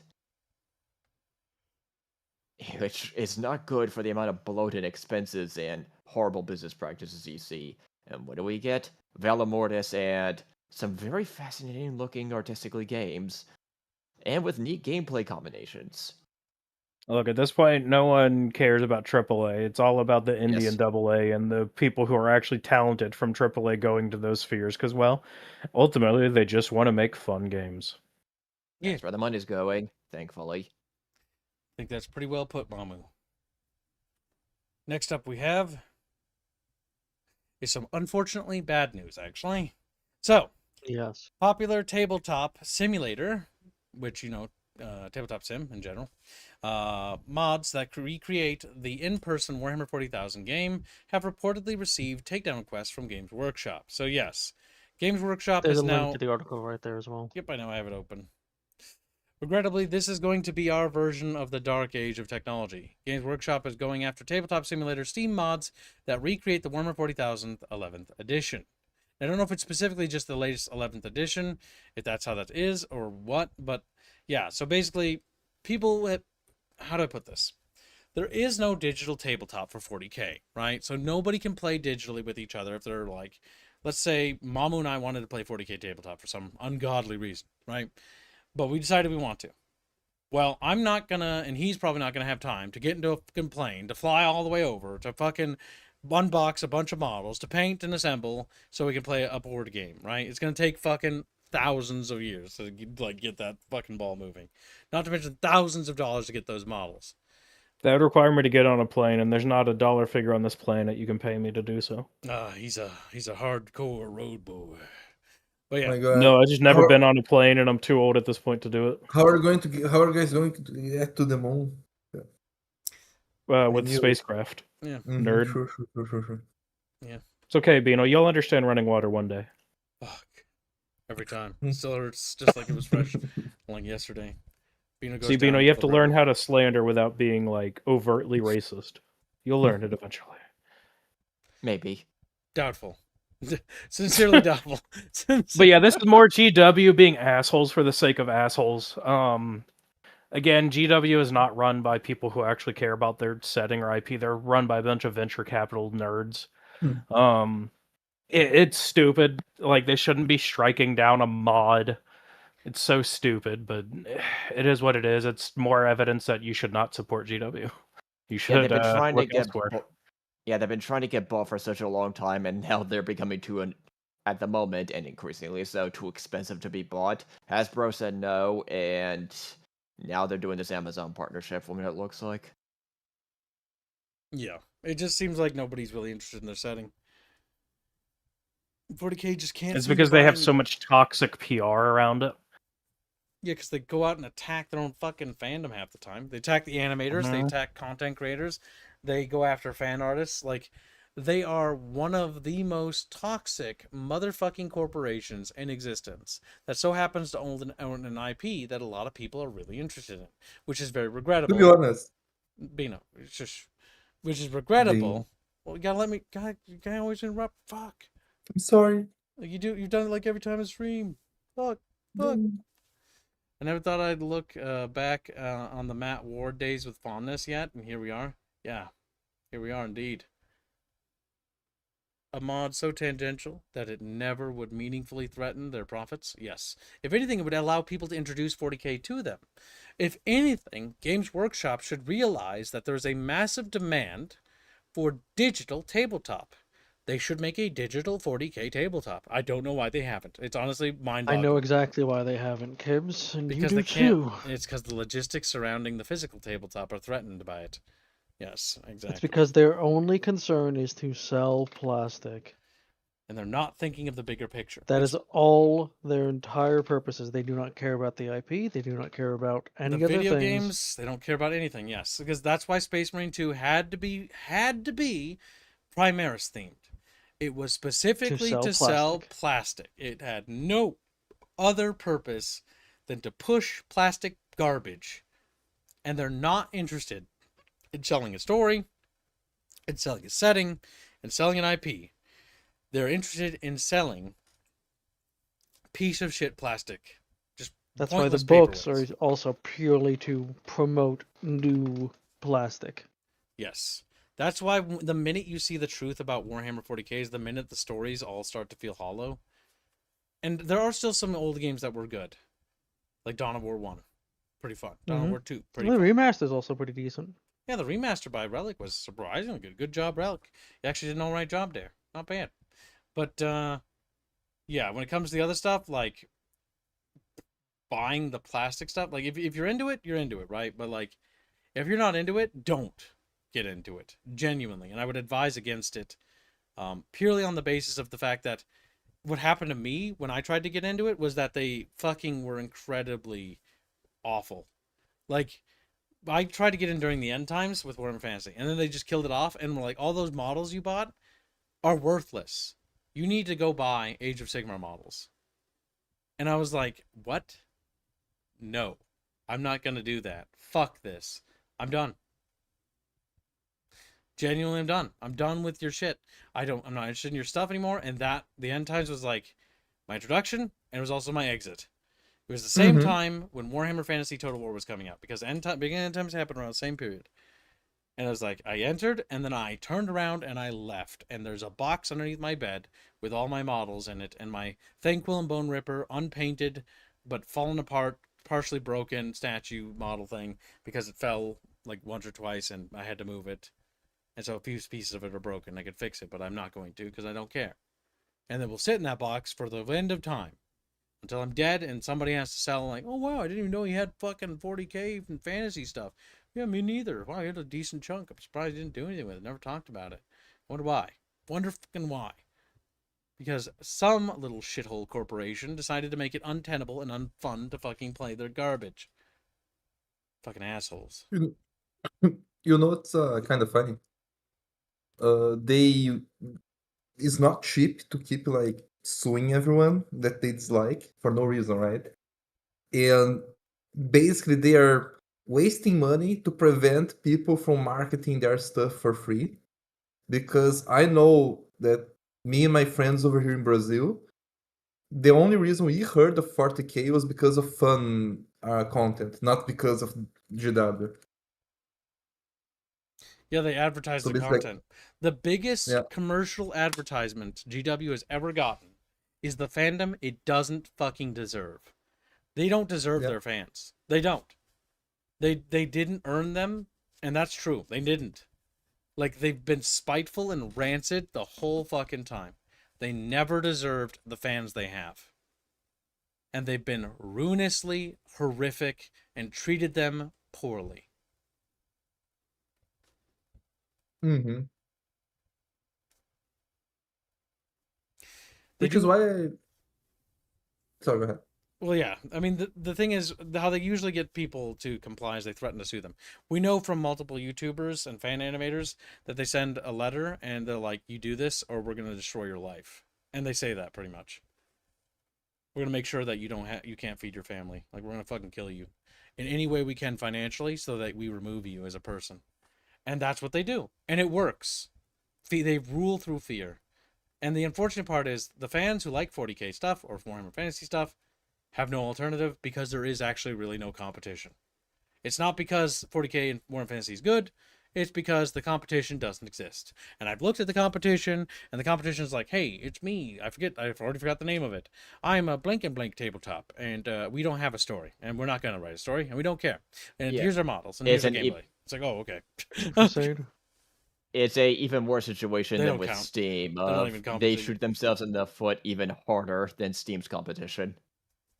Isn't that the one that like they created, like they were riding on the wave of GW's failure, and Trench then they're like, Crusade doesn't really yeah, count, in my opinion, and what I'm talking about. They're not really a factor. They killed themselves too quickly that they didn't matter. I'm talking about the actual competition, real competition. I can't even remember their names. Like, the closest thing I can remember is like Star Wars fucking Legion, which is like the closest thing.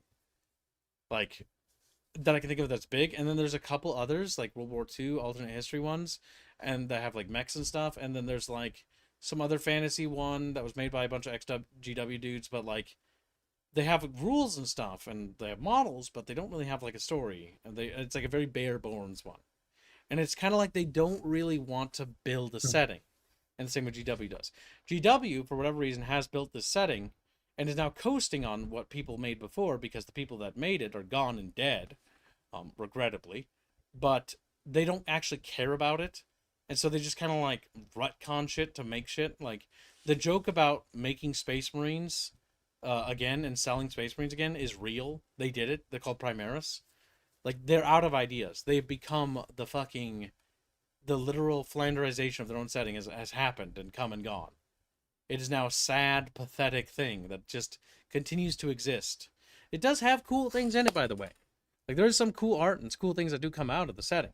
But it's always overshadowed, or it's always marred by the fact that it is living in constant shadow of GW's actions. Always. And that's why I can't get into Warhammer. Just like I can't stay into Battletech.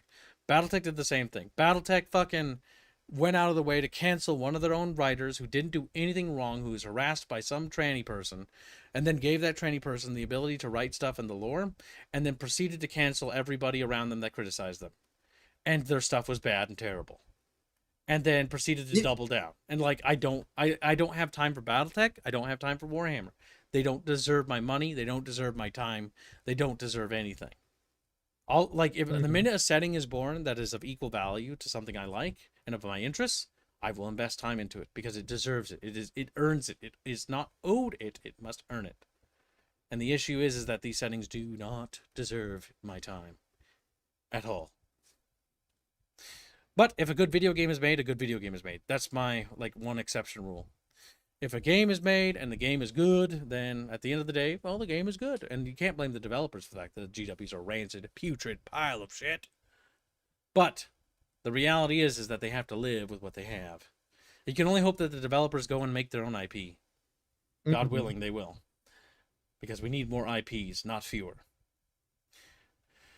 Let's see. Crispy Chaos says Conflict is the only one I've seen. Yeah, that's one of the other competitors. For stuff, BattleTech as well, but nothing that rivals 40k. Yeah, BattleTech's on the down under at the moment, and will stay that way because Catalyst Games Lab is they're just as rancid as GW as time turned out.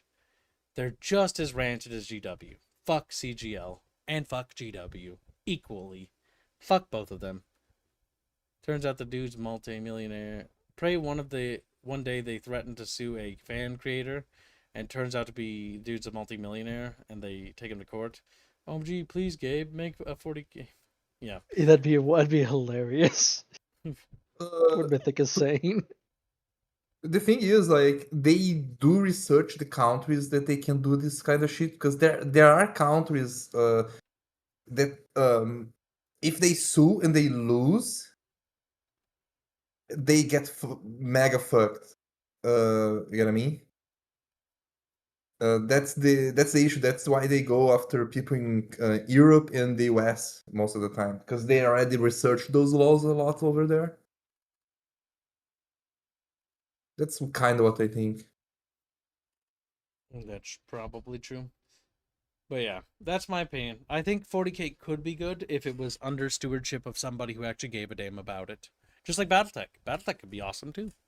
If the people running it actually So we just need to convince Gabe to own both of these companies, you're saying. Yeah, I don't think they're worth buying. I don't think they're there's a worth lot of money. I mean, thing is, in my opinion, it would be far more economical to just build your own setting rather than We just need someone in Valve to make a fan thing for BattleTech or Warhammer. Get, the companies behind those two things to freak out and try to ban or cancel them, and then Valve will just step in and put them in their place. To be honest, like we are overthinking this, because I'm going to be very honest. The fan animators, they fucked up when they accept the terms, and not. I don't say that they should have fought hold up. GW. No, hold on. No, Let me finish. Bino, stop. Oh my God. They didn't accept any terms. I already know because I've covered this issue in detail. No, and I've met these animators.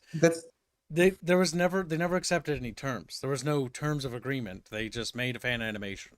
No. What I didn't mean, I didn't mean the term that they signed anything.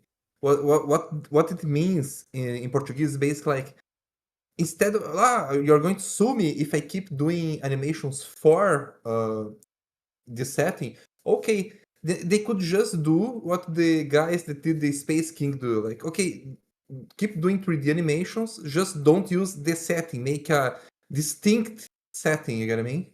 Do a Void War. Because but Void War got in trouble anyways. No, they did get they managed to escape it, but yeah. It's one of those cases of like, yes, but the issue is that these are fan animators. They don't know, like, they're artists. They're not thinking about being sued to death because they don't realize the thing they like. Like, you'd be surprised how many normies and regular people do not know that GW is as evil and as rancid as they are. They don't. They have no idea. Unless they look on YouTube. Most of these people don't have time to like comb through streams or podcasts or stuff like that, like you guys do, chat. Most of these people won't look at this kind of information from people like us or other people or anything, and they have no fucking clue that GW is as rancid as they are, or that Disney is as rancid as they are. They're like, oh, I don't get it. This movie sucked, but I don't get why it sucked. It was kind of weird. Maybe they just made a bad one. Maybe it just happens, and that's all they think about. Yeah, it's a multifaceted problem of, even though yes, we're in the information age, synthesizing and processing and fact-checking a lot of information, getting to what are the facts are, X happened, Y happened, and then I can get a take on that. That is a lot of time and a lot of effort. Even listen to a podcast and making sure that, hey, can I actually trust this person? What are his sources? That is a lot of work. Actually, information digging is a lot of work, and let's face it, most people don't have time for that. Hence why they usually go to, give me the bullet points, just let me watch this person. Yep, and or a fan let me just watch animator it. likes something and just wants to make art of it. Many fan artists will see a thing, make fan art of it. And I know from experience with both talking to fan artists and getting fan art and stuff like that, they see a thing, they think it's funny, they like it, they think it's cool, they make a thing, like, that's me sharing the fact that I like this thing, and I made this thing because I like this thing. And that's the end of the exchange. There was no ulterior motive. There was no, I'm going to monetize this and try to, steal sales away from Games Workshop. I made the animation because I loved Warhammer. And that was the reason. That was the only reason. And they get fucking destroyed for it. That's why don't get involved in GW stuff. If a good game comes out, if Dawn of War 4 comes out and it turns out it's the second coming of RTS, great. But if Games Workshop's like directly behind something, avoid. Games Workshop is the thing to avoid. They're the big stinker in the room, the big elephant. They're holding themselves from getting a lot of money, basically. That's the funny part. Well, you're probably thinking of they can potentially make more money, but the line as of right now is going up. There are some signs that it will start flatlining, but as of right now, line is still going up, and it's been going up for a long time, ever since the they're mainstream now. The lockdown era. Yeah, ever since the lockdown era ended, and they're getting all these Amazon GW is deals. the same as Wizards of the Coast. As long as there are sweaty nerds going to card shops, people are going to buy their product, which means they're going to make shit tons of money. Yep. Yeah. They're also mainstream, so they're going to, like, any actual major bad thing, they have to pull like a Force Awakens or whatever the fuck it's called, like whatever the bad Star Wars movie was. They got to pull a massive blunder for it to happen. And that's the only way. That has not happened. Because what's gonna happen is the same way with Star Wars. Is it caused everybody to look at, like, why did this happen? And they lift up the rug and then they see the rot underneath. The issue is that there's problems, but most of the problems aren't like critical, is what it feels like to the average person. And so until they pull up the rug and they see what's underneath, then they're gonna lose interest. But that's something bad, something massive has to happen. That has to be like a Dragonclaw huge disaster. says people actually don't buy their products anymore. No, they absolutely do. I can go to the nearest 10 card shops or game shops near me, and they're sold out of GW stuff constantly. Yes, I can concur that, because I can easily look into financial news and easily read the reports and everything, and the data on GW, their model sales have gone up. They've hit mainstream, which means there's going to be a long wave of they're hitting mainstream. Go up. They're not interested. Hold on. We're drifting away. We're drifting away from Dragonclaw.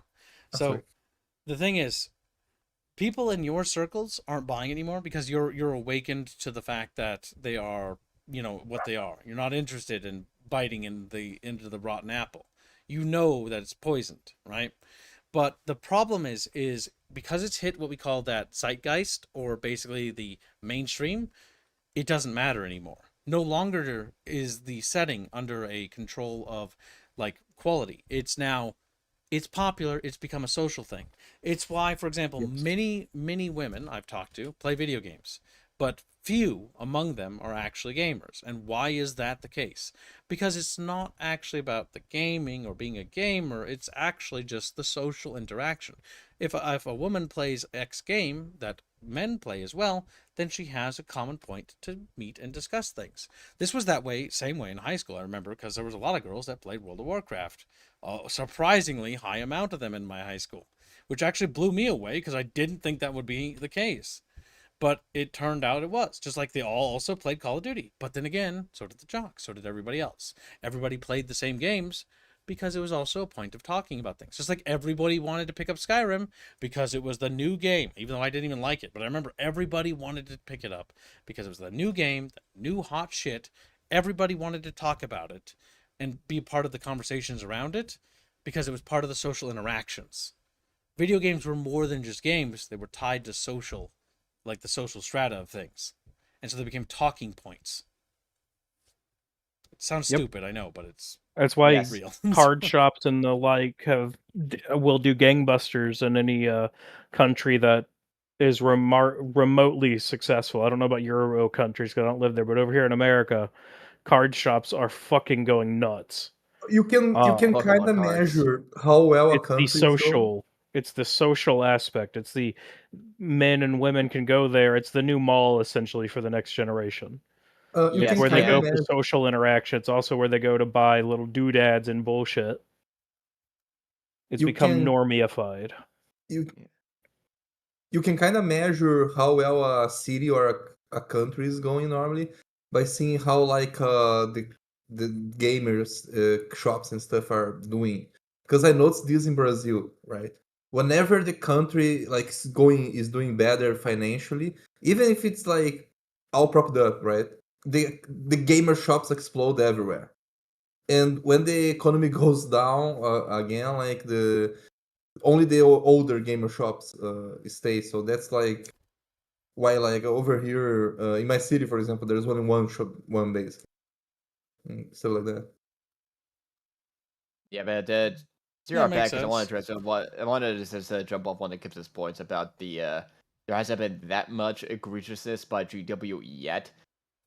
Let's take primaries for example. As just one example. Let's face it, in the grander scheme of things, it's not the offensive part to such a degree that it'll sink GW. Let's face it, yes, the models look worse than the Crusader Knight aesthetic of the old GW models. It is not of the scale of egregiousness that it will be Rings of Power levels. The closest we got as, in my memory, is Age of Sigmar.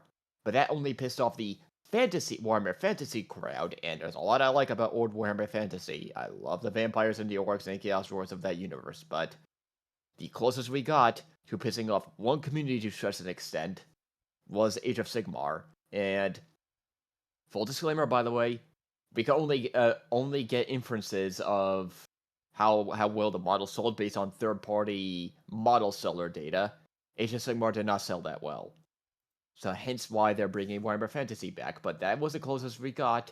But 40k is the big boy. Let's face it, as far as I can tell, 40k is the big one, and 40k has not done anything that egregious yet. Hence why, once it hit mainstream, model sales go up, because once those normies got in, and they went, oh, look, I see a bunch of Space Marines in cool, shiny, curved armor beating the stuffing out of a bunch of Tyranids. Mm-hmm. That's their entry into it. Yep. Their entry is also Space Marine 2. I like the game. Kibbs, I know, wasn't the biggest fan of it, but I had a lot of fun out of it. Many even reinstall it, but let's face it, if that's your entry into it, that is a good entry. Let's be honest here. So it's gonna be a long time before any kind of Rings of Power level correction happens. Von Felsenbart says there's also the marketing that they do. They never directly advertise in a traditional sense, but they endorse influencers. Yeah, because they can also pull the plug on them the minute they do something they don't like. And VTubers to shield their products with tourist-friendly lore. Yeah, the problem with VTubers is they are kind of a blight. Like, is the reality is how I view them. Like, they're not particularly good. Mostly due to the fact that they'll come in and they'll be like, oh, I want to learn what Warhammer is. Let's learn what Warhammer is. Okay, do you actually want to learn what it is, or are you just doing it for clicks? And the realistic answer, and it's going to be a hot take, they don't care. They don't give two shits about gaming or nerd culture. They're just going to repeat whatever the fuck you guys ramble on about that you wish people would talk about. And they're just going to repeat that to get you to simp. And that's it. And that's the reality of how that works. And I've seen it played out, and I've seen it coordinated, and I've seen it strategized. And it's one of those things that they do. It's just how they work on stuff. They don't actually care about the stuff that you and I care about. Like, for example, I'll be honest, I like 40K's aesthetic, but I don't like 40K anymore. I don't. Like, if a good game comes out and it's 40K and it's fun and it feels like it's appropriate for the setting, yay. But beyond that, like, if 40K makes a book, I don't care. I don't care about it. Because, like, the books are they're just bleh. They're boring.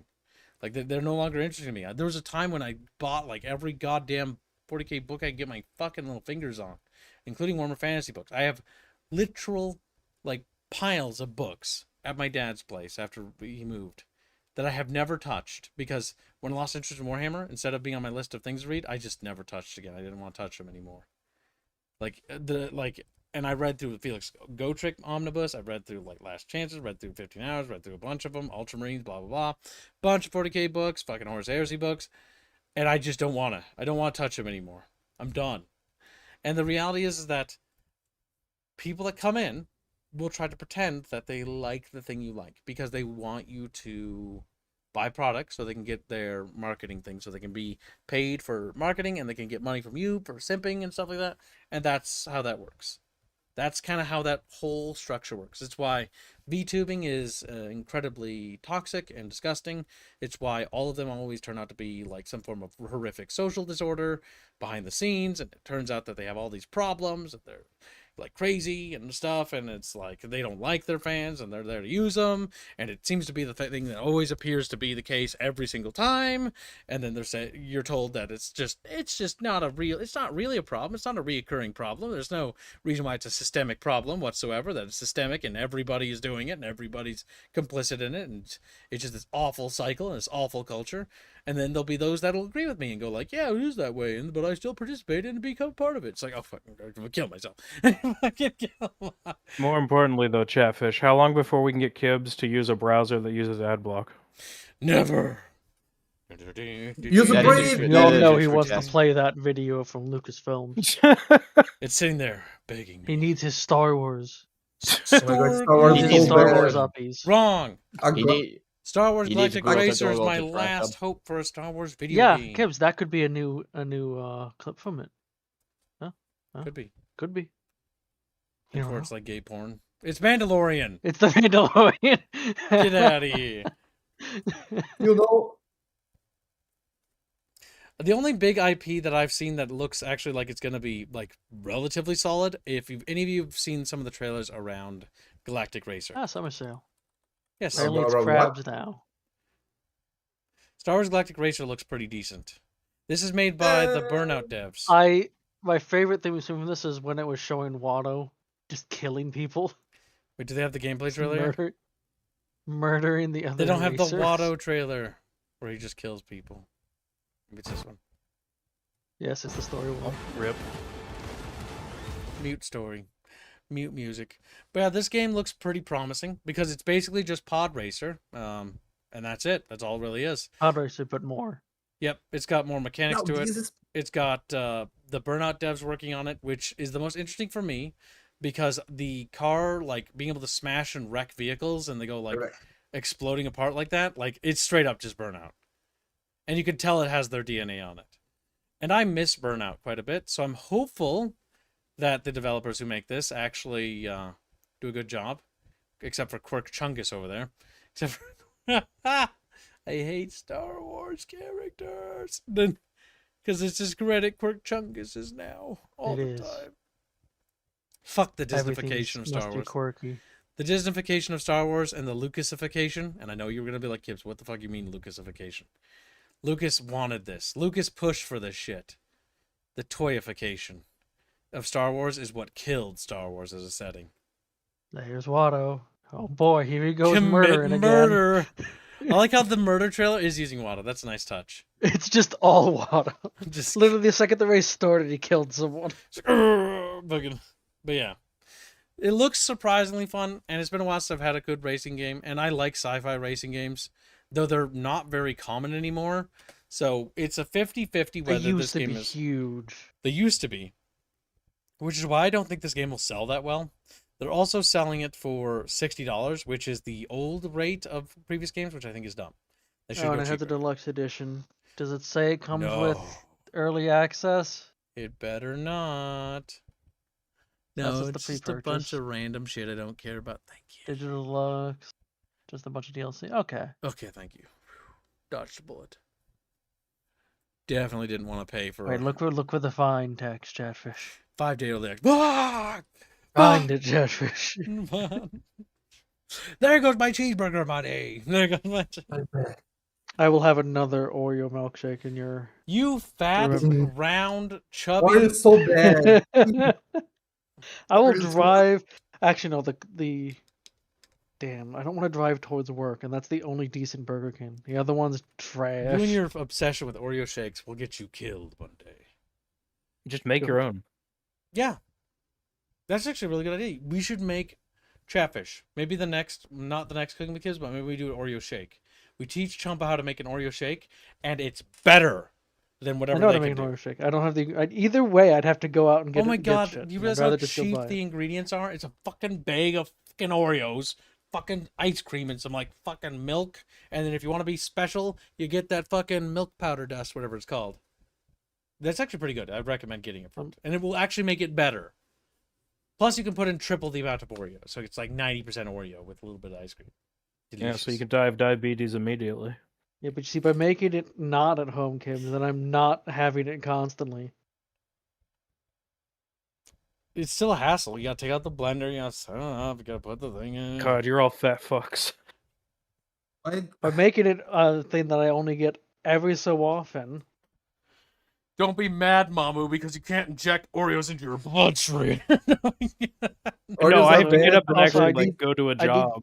I need to actually just get not just the Oreos because you don't want the cream. Why do you would think I just don't want- make shakes from home? Because if I did, I Because you're a would be fat fat. fuck and you sit there and No, eat it all I day. wouldn't. I That's said the I explicit don't reason do I it. don't make them at home, Kim, just so that I'm not having it all the damn time.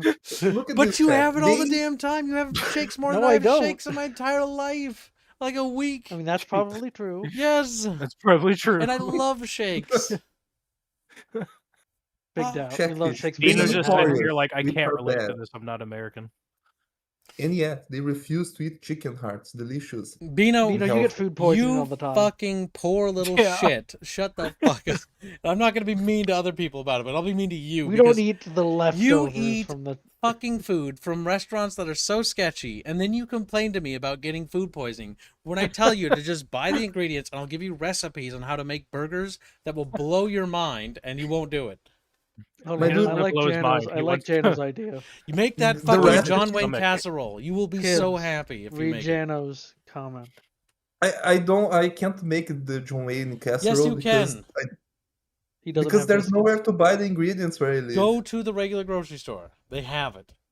Fucking They don't cheese. have it. They And if they don't probably have don't. It's cheddar Brazil. cheese, you can get a substitute for it. Like you can use other cheeses, like Monterey Jack, I suppose. They Jano have says how to make Oreo shake. Grab a kib, shake violently until he makes one for you.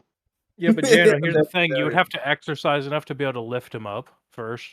Yeah, chubby. He's like, it's like wiggles Nah. away into his butt. And like by the end of your whole exercise regimen, you're gonna realize that you're now fit, and you're just gonna be like, "Nah, fuck off." No, I'll use a forklift. You'll break the hydraulics. Fuck. Damn. Mean. Gremlin Earth is lighter than a feather. Just what? Big But doubt. Kibs, you We're always talking about say you're Gibbs, not not Aerith. Gremlin Aerith. What's going You on here? always say you're not Aerith. Are you claiming that now you're Aerith again? Are you being Kibs is fruit of Aerith confirmed. What? What the fuck? What the fuck? What's happening? What's happening? What's happening? What's Chatfish? Because I had to hear that, please like the stream to make me feel better. Thank you. I don't know how. I didn't know where to put that in there, so I'm just gonna cram it in there. There's a little gap. If we're gonna be random and weird, then I'm gonna do a random plug for liking the stream. So Listen, you're the I feel one who better. has all that art commissioned. God damn. Commissioned, motherfucker. Half the time, the things that are commissioned aren't like me directing anything. You realize it, right? Like, 90% of the art is like Kib isn't involved in, unless it's like studio related, and even then, sometimes Robin is. Spaceport. And then you know what happens anyways? Then I end up taking over and fixing something or something because something's wrong. Always how this don't works believe- out. All the You're time. right. I can see it I in the don't believe- studio Kids right has to now. take over and I can fix all look the at it. Beano I things. can They're not see it. I can not see- enough spoon in them or something. Kib has to do everything himself. It's always the same. Damn. And then he winks at Chatfish. Oh my god. What do you mean by this? All right, chat. Next up we have is a baby delicious Arcanum stream. Remember, if we stay ahead of the daily goal, I might be happy. If we don't, I might kill myself. Also, Might. if we No make guarantees. No if we make the guarantees. weekly here, Chatfish, Albine will become Benno. For a week. Because we did Or is fail that a last month? week. For a month. I that was, promised. That I was promised for a last. month, That was it will be yesterday. for a They month. didn't do it yesterday, so we should be Okay, nice so to a week Bino. then. Yeah, Benno. Why? Because a week is pretty good. We got to see if we get like tired of it after a week. Then we can decide whether we want to do it some more. It's kind of like that one time. Bino, that I don't promised that your I was opinion on this lucky. doesn't matter. You're just a Benno to me. Damn. Now, no, beat up. He's just sitting there like Bennoing. Benno. That's right. He got quiet. He knows his place. Benno, he goes back to his little corner, looks back over his shoulder like, Oh, Cookie's set to win today. Nice. fuck. The I age was of just want Ghost to is say, you over. guys eat Oreos, and Oreos they don't taste good, my dude. Oh my god, he's still malding. That's because they're more sandwich than How about Cookie. you learn to fly first? There we go. Solved. It's like, What are you talking about? He's Brazilian. They invented it. Yeah, we invented the plane, my dude. Yeah, it's in their blood, just not sanitary water. Bino, if we have to go on another one of y'all, I will not get into another financial debate with you, Bino. I feel like that character from Jurassic Park. I will not be dragged into another financial His debate. quipping back and forth with the lawyers Gibbs was great in that. feels like Hammond. I feel like Hammond, the fat You're old a fat guy. British man? Yeah, I will not be Are you dragged just into British? another. And Bino is what's his name? I'll change the dialogue. The fat. I will not be fat guy. dragged into another aeronautics debate with you, Bino or Benno. Just fix the computer. I am terribly sorry for your problems, but they are your problems. I'm very terrible for you. I'm terribly sorry that you can't fly, Benno, but it's not my problem. Then he responded about how you haven't provided the proper infrastructure to allow his people to fly. Ah, yes, it's the white man's fault, I see. Catfish, if we make the weekly today, we can watch Jurassic Park tonight. What? Wow. Just, I like how easily influenceable you are. Like, we'll just mention a Jurassic Park thing, and then, like, To be fair, Jurassic Park 1's pretty great. it is the best movie. One of the best movies ever. Which one is the Jurassic Park where the guy has a raptor waifu, by the way? It's What? one of the new No, ones, That's right? the newer ones. That's Get out of here. Get out of here, World Bino. You can't. Get out of right here. there. That's what that is. I don't want that new age Jurassic World shit. Get that. Oh, we shit know out who of the here. target audience for the new ones are. Bino Fuck. just wanted the Lhasa Usi. Sorry. If Chaffish The makes the Velociraptor. daily, we What's could that, say Cloaca? Benno. Benno. The It would be, wouldn't it, actually? Good Velociraptor, point. yeah. Yeah, it would be a cloaca. All right, chat. We'll see you in the next stream. It'll be starting shortly. You be good little fishes. If you don't follow me over there, I'm gonna fucking end my life. So if you decide to go to bed instead, and you wonder why there's no Kip stream tomorrow, it's because I killed myself. Because I expect to see all of you over there. That's illegal. I need access to bank accounts first. If all of you aren't over there, if one of you decides that I'm only interested in the Bunchcast, I'm going to end it. I'm going to end it right now. Fucking Lord. And if I you can end see it you. right I now- can see you in the back. You're trying to leave. Get back here. Gibbs, this is a toxic relationship. Get back here. I will- It is. Gibbs was I would claiming think If you so. leave, I'll he kill just myself. I don't Yeah, think just so. that threatening to makes kill sense. himself. I'm experimenting with people don't new age content follow creation. him. It's how to get. I'm trying to get like high retention for late night streams, and my new idea is to threaten Gibbs them. wants to be the new controversy. Okay, well, Gibbs has to get boned on stream, I guess. The new retention. Well- Okay. Oh my god. No, Bino. Well, you know, we know where to send you now. Benno, no. He's like, Benno's on his way to America. But he can't take planes because he's scared. He doesn't know how to fly. So he's got to like climb through the jungles like, ooh, ooh, ooh. I think this might have dragged on far too long. All right, chat. We'll see you in the next stream. For those that don't follow me over there,